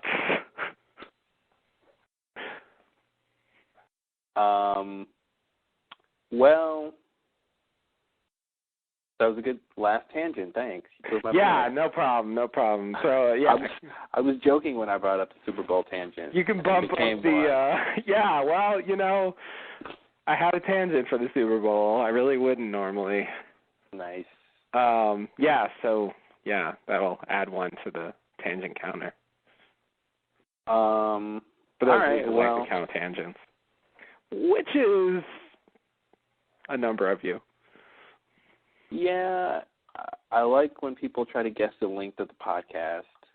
Yeah. Someone tried to use the Fibonacci sequence, which I thought was very... Oh, really? I didn't see that. I think it was Perry, yeah. Wow. Let's see, his post was 11 hours, 23 minutes, 58 seconds. Oh, okay. Wow. Yeah, I like it. I didn't notice. I'm gonna say no one had it right. What are we at right now? Oh, actually, David 3 said 8 hours. I think he said he meant to say 8. Yeah, he says 8:13, which we're at about 8:05 before a little late editing. Right. Okay. So he probably will be the winner. Okay. Closest. Although, is it closest to, without going over? Is it Price is Right rules? No. Closest. Oh, okay. I think that's more fair. But I've got $100 in my pocket. I need to give you someone. I remember that was the coolest thing on The Price is Right. If you got it right, he'd just pull out $100 and give it to you. Yeah, I love that. Yeah, I'm like, I can go home now. Just get $100. Exactly. Yeah. Bye. All right, guys. Well, that's the end of the podcast. A longie but goodie, hopefully. Hopefully you can listen to this before the next episode on Tuesday. Yeah. And we will be back. You guys know the sites, tllld.net for the forum, lostlowdown.com for the blog. Our email, of course, is lostlowdown@gmail. And maybe this season we should be better about responding. Wow, I was like, man, you're really giving it out. Well, I mean, that's perfectly reasonable to do. It's just we've usually been so bad about that. Respond to the emails? I definitely look at them. We definitely do see them. And then it's like, we should respond to that. Yeah. And that's pretty much how it goes. But I would say this, if someone really wants us to know something or to respond to them, just keep emailing us and we will feel guilty. It's true. It works. If you email us 30 times, we will have a hard time ignoring you. That's true. But don't do that. I mean, yeah, don't. I'm sure 5 will be enough. Yeah. Post on the forum, post on, you can send us private messages, too, on the forum.